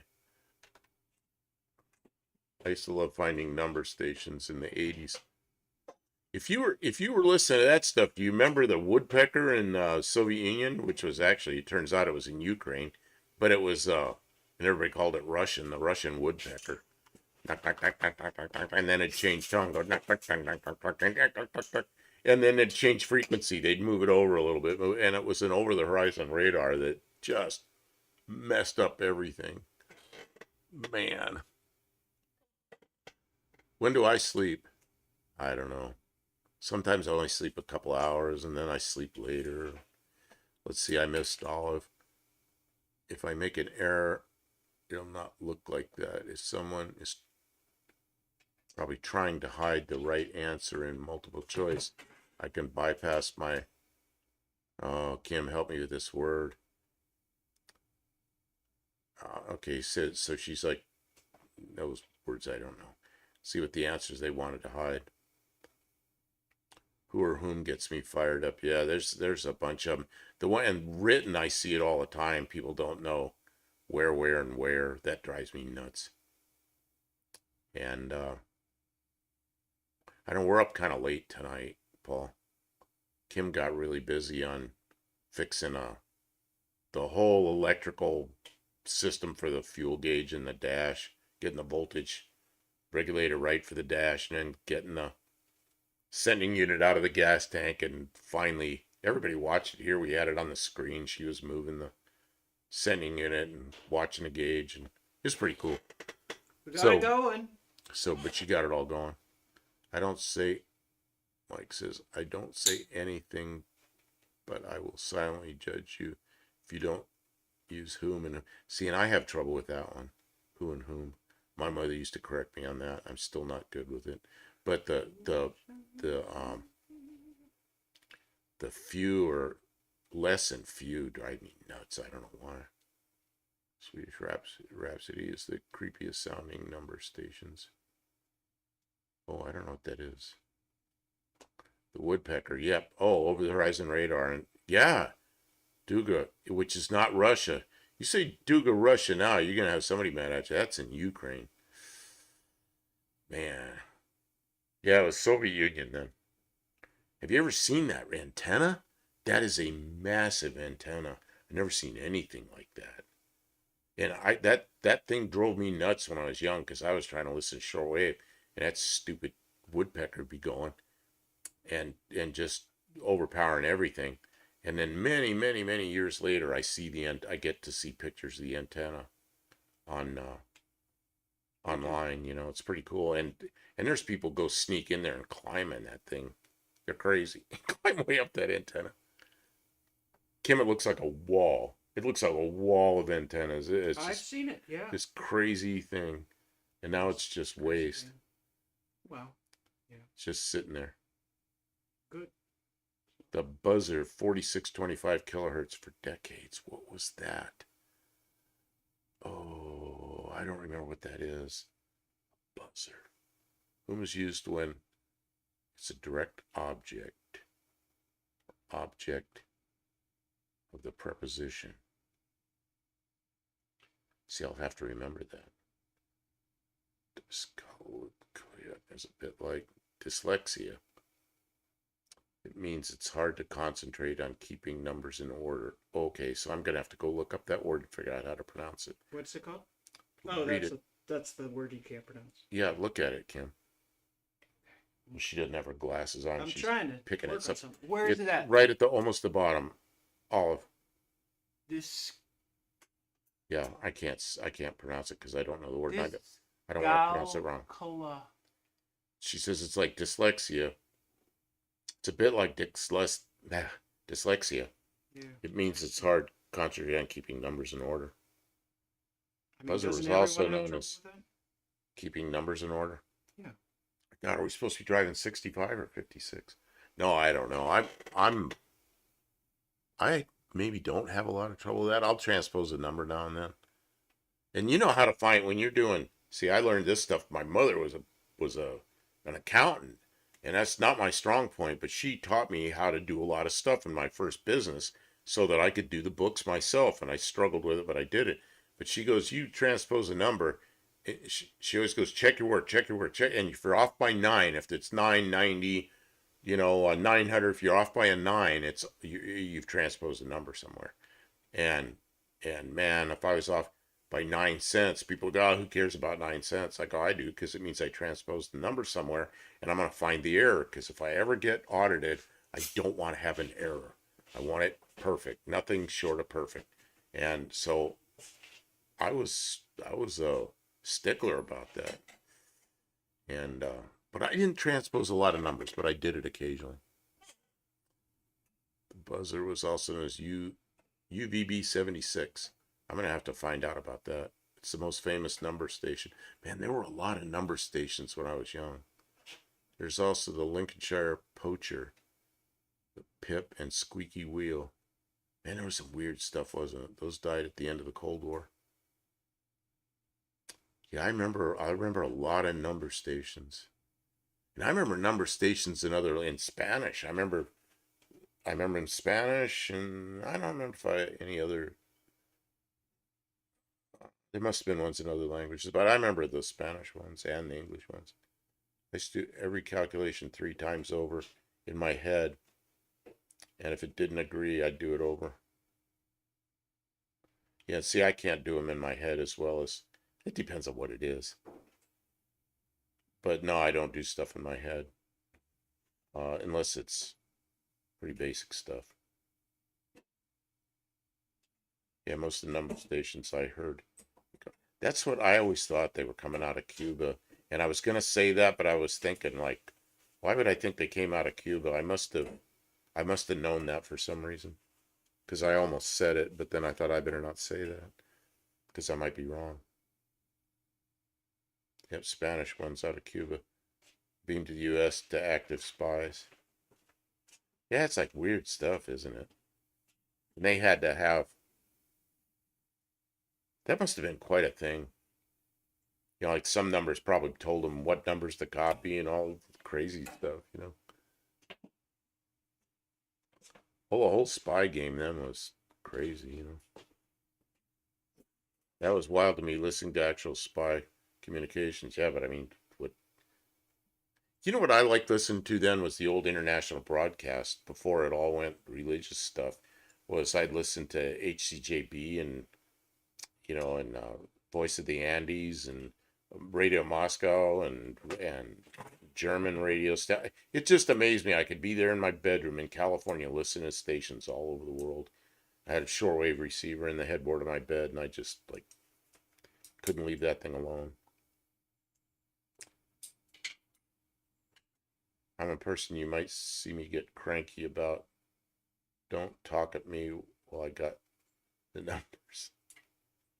Mike, you love that stuff. Mike, are you a amateur rate? You a ham, or are you a listener?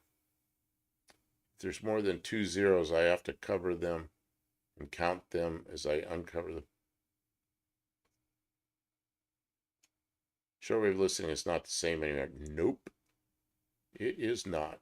See, I'm about ready to go take my test and get a technician's license, but I know as soon as I do, I want to go get the general. But then I listen to these guys talking, and they don't say much. It's like a game to see who they can talk to, and then I don't even know. I don't even know why I want to do it. It's just like I want to pass the test because prove to myself I can do it.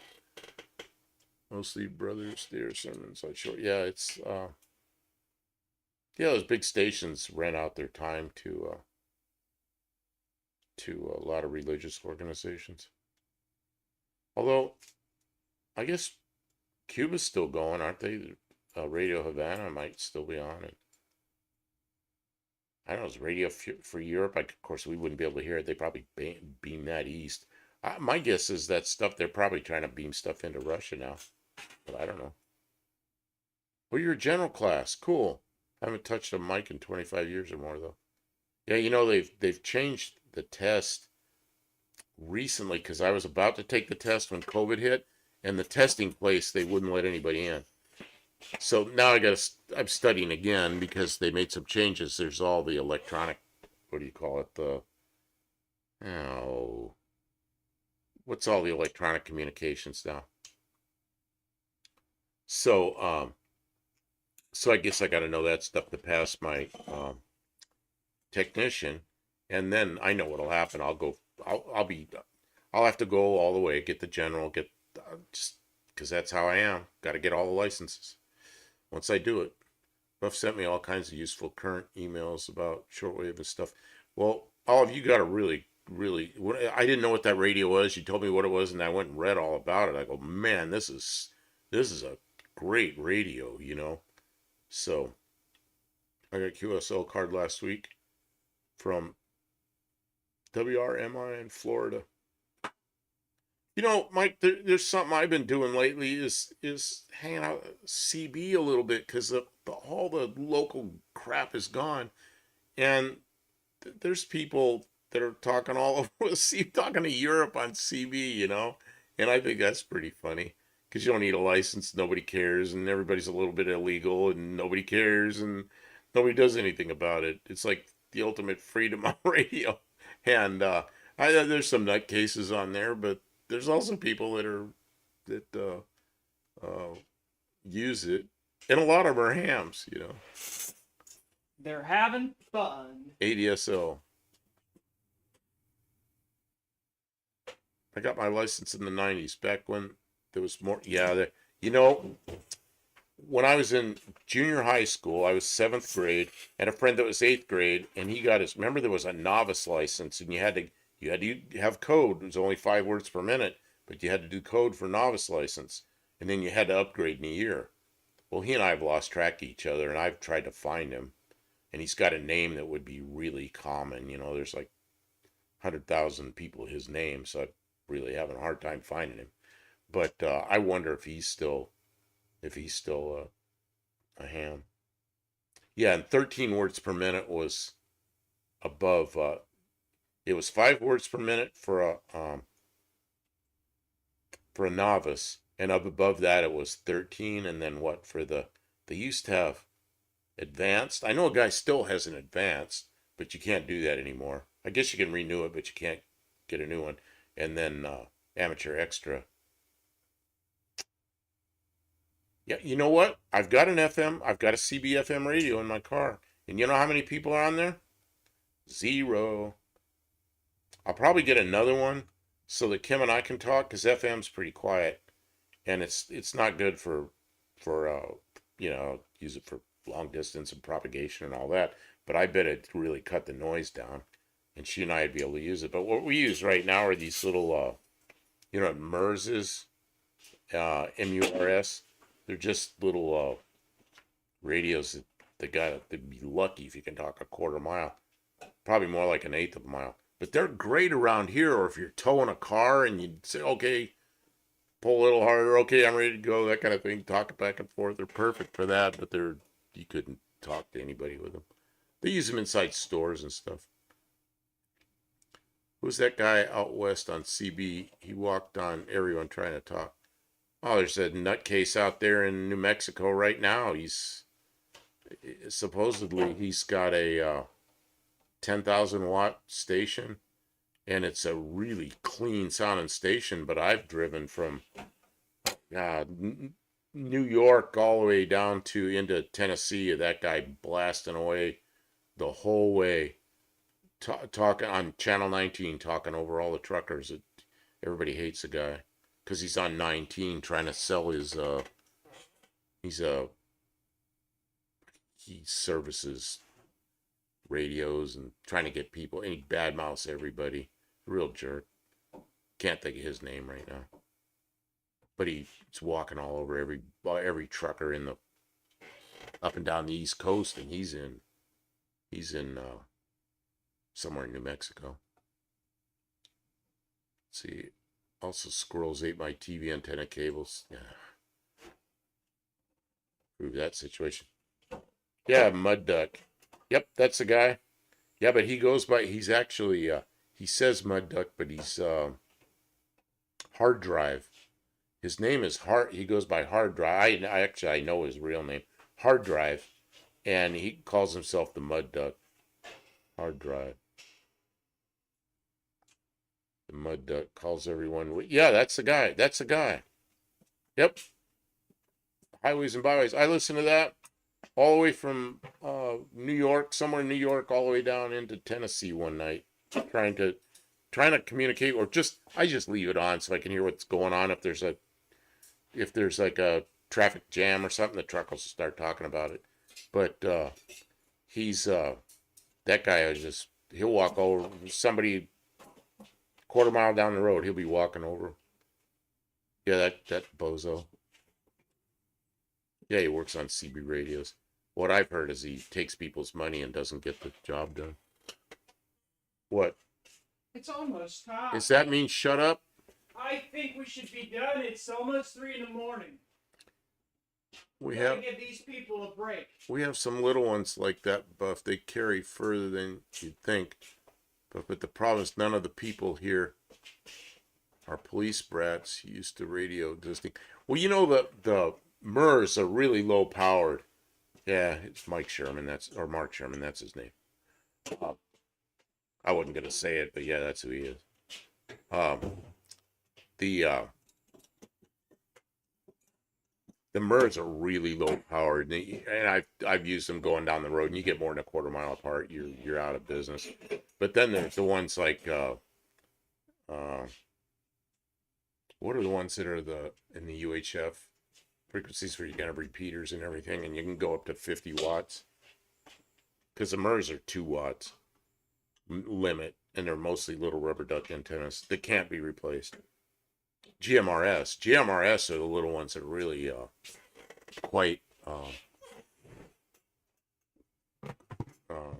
quite capable. GMRS, there's repeaters and everything. People can, you have 50 watts on GMRS. You can talk for, as long as you're pretty much line of sight, you can talk for 10, 15 miles. It's amazing. So Mark Sherman was around in the 90s. See, what I heard is he was locked up for a while, and then he was out. But I don't know. Yeah, I don't really know. He's a problem now, though. He's a problem with stepping all over everybody on the radio. It's sad he's on 19 where all the truckers are. But maybe the truckers, I gotta start monitoring GMRS on I've got a scanner I can do that on, because I guess truckers are starting to use GMRS channel 19 on the road, but I don't know. I don't see any of those radios in the truck stops. All I see is CBs. Right, it says stock AM FM CB radio is 79. It's FM? See FM. Oh, AM FM CB. Okay, it's AM FM broadcast band with CM CB. Yeah, those things were around for a while. My God, so we're up late. Yeah, it's creeping up on 3 o'clock. Yeah, I guess we should. I got a lot done on the car, and I heard you guys talking the whole time. I really appreciate you keeping us company. So what time we come on? We came on at 10, and that's nearly 5 hours. Yeah, it's a really long stream, and you are gonna feel it when you go and sit down. When you go over to the house, you are gonna feel it, and I don't want you to get sick. I have several things to do.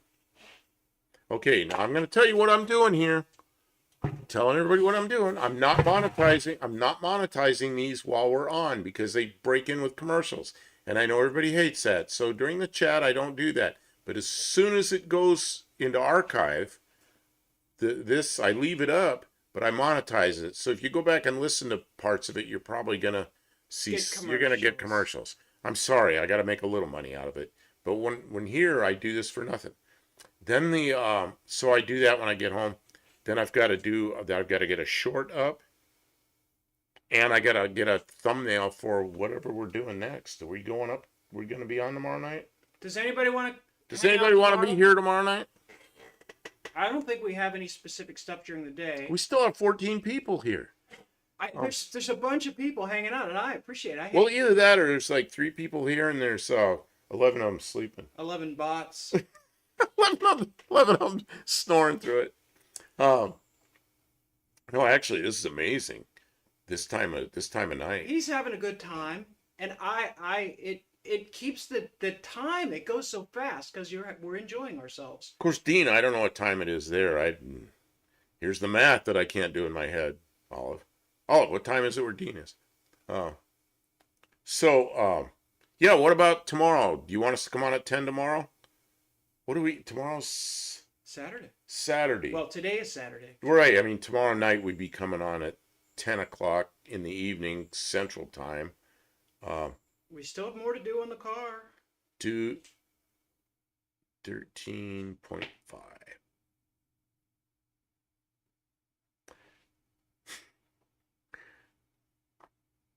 I have to install. I get no answers whether we want to come on. You know how we install this. We come on tomorrow night, and we're here, and if we have 0, we have 0, and I sit here and watch the number 0. if we have a bunch of people come in, well, Well, the other thing is if we don't want to live stream, we could make some long form content. 6 minutes to 8 on Saturday night. Wow. You're already into the evening there. And it's getting so we're getting close enough to the equinox that your daylight and your I of hope course you're I don't know what sleeping latitude you're as well, Paul. We all need to get some sleep. be asleep tomorrow night, yeah. Well, I don't know yet, 10, I don't know. I'm feeling all right. Okay, so nobody says anything about tomorrow. We'll just do it.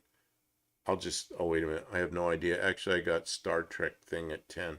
Well, that sounds like fun, Olive. I hope So- you enjoy yourself at your Star Trek themed thing. So we That get sounds home. cool. I got to monetize this as soon as it's archived. I've got to do a short, get it up, and it'll be set to go off at 6 a.m. Central. And then I'll do a thumbnail for tomorrow night's live. You're 44 degrees south. Wow. Oh, you're further south than I thought. What are we at? I don't even remember. I never looked at that. See, in Yuma, when I was When I was Yuma, a kid. I think we were 33 degrees north. Here, I think we must be about 38, something, 37. I don't remember. Dean is down under. Dean is in New Zealand. Dean, if you saw the thumbnail for tonight, Dean took that picture last night. And I said, "What'd you do that with a drone?" Dean goes, "No, I was standing on an overpass." Because it was over the top of looked like an interstate highway, but it's backwards, because everybody's on the wrong side of the road. Or the right side of the road if you're there. So I used that because it was a very fresh, brand new picture. So I used that for our thumbnail tonight. I probably around 37 or 38. Yeah, I've looked at it. I don't remember. I remember it was very similar to what I was in California. We were very, very similar. And that's why I guessed it was about 37. I know when I go up to Maryland, I cross over the 45 on the way, which is, halfway up. And in Oregon, I've gone across the 45 many times. Okay, come on tomorrow. One person said it. Okay, Thanks, Ken. Lester LeSabre. Can't make this stop. We just might. All right, I'm gonna go get a shower. They I'm have so covered in many- gasoline and sweat. I made the whole washing machine stink like gasoline last week. I had to wash my clothes 3 times to get the gasoline Oh smell. man! Because I spilled gas on me. From that lovely, lovely gas can. And then I had to do a video on a terrible gas can that spilled gas all over me. That reminds me, we're gonna have to get gas because this tank is so empty that I don't think it will run. We won't do that now. We'll do that Okay. during the We'll do that daytime. tomorrow. Okay. Thank you, You're gonna watch everyone. number stations. That's what I'm gonna do. You know what? I'm gonna go do that. Okay. It's time to sleep. Thank you, and we'll be back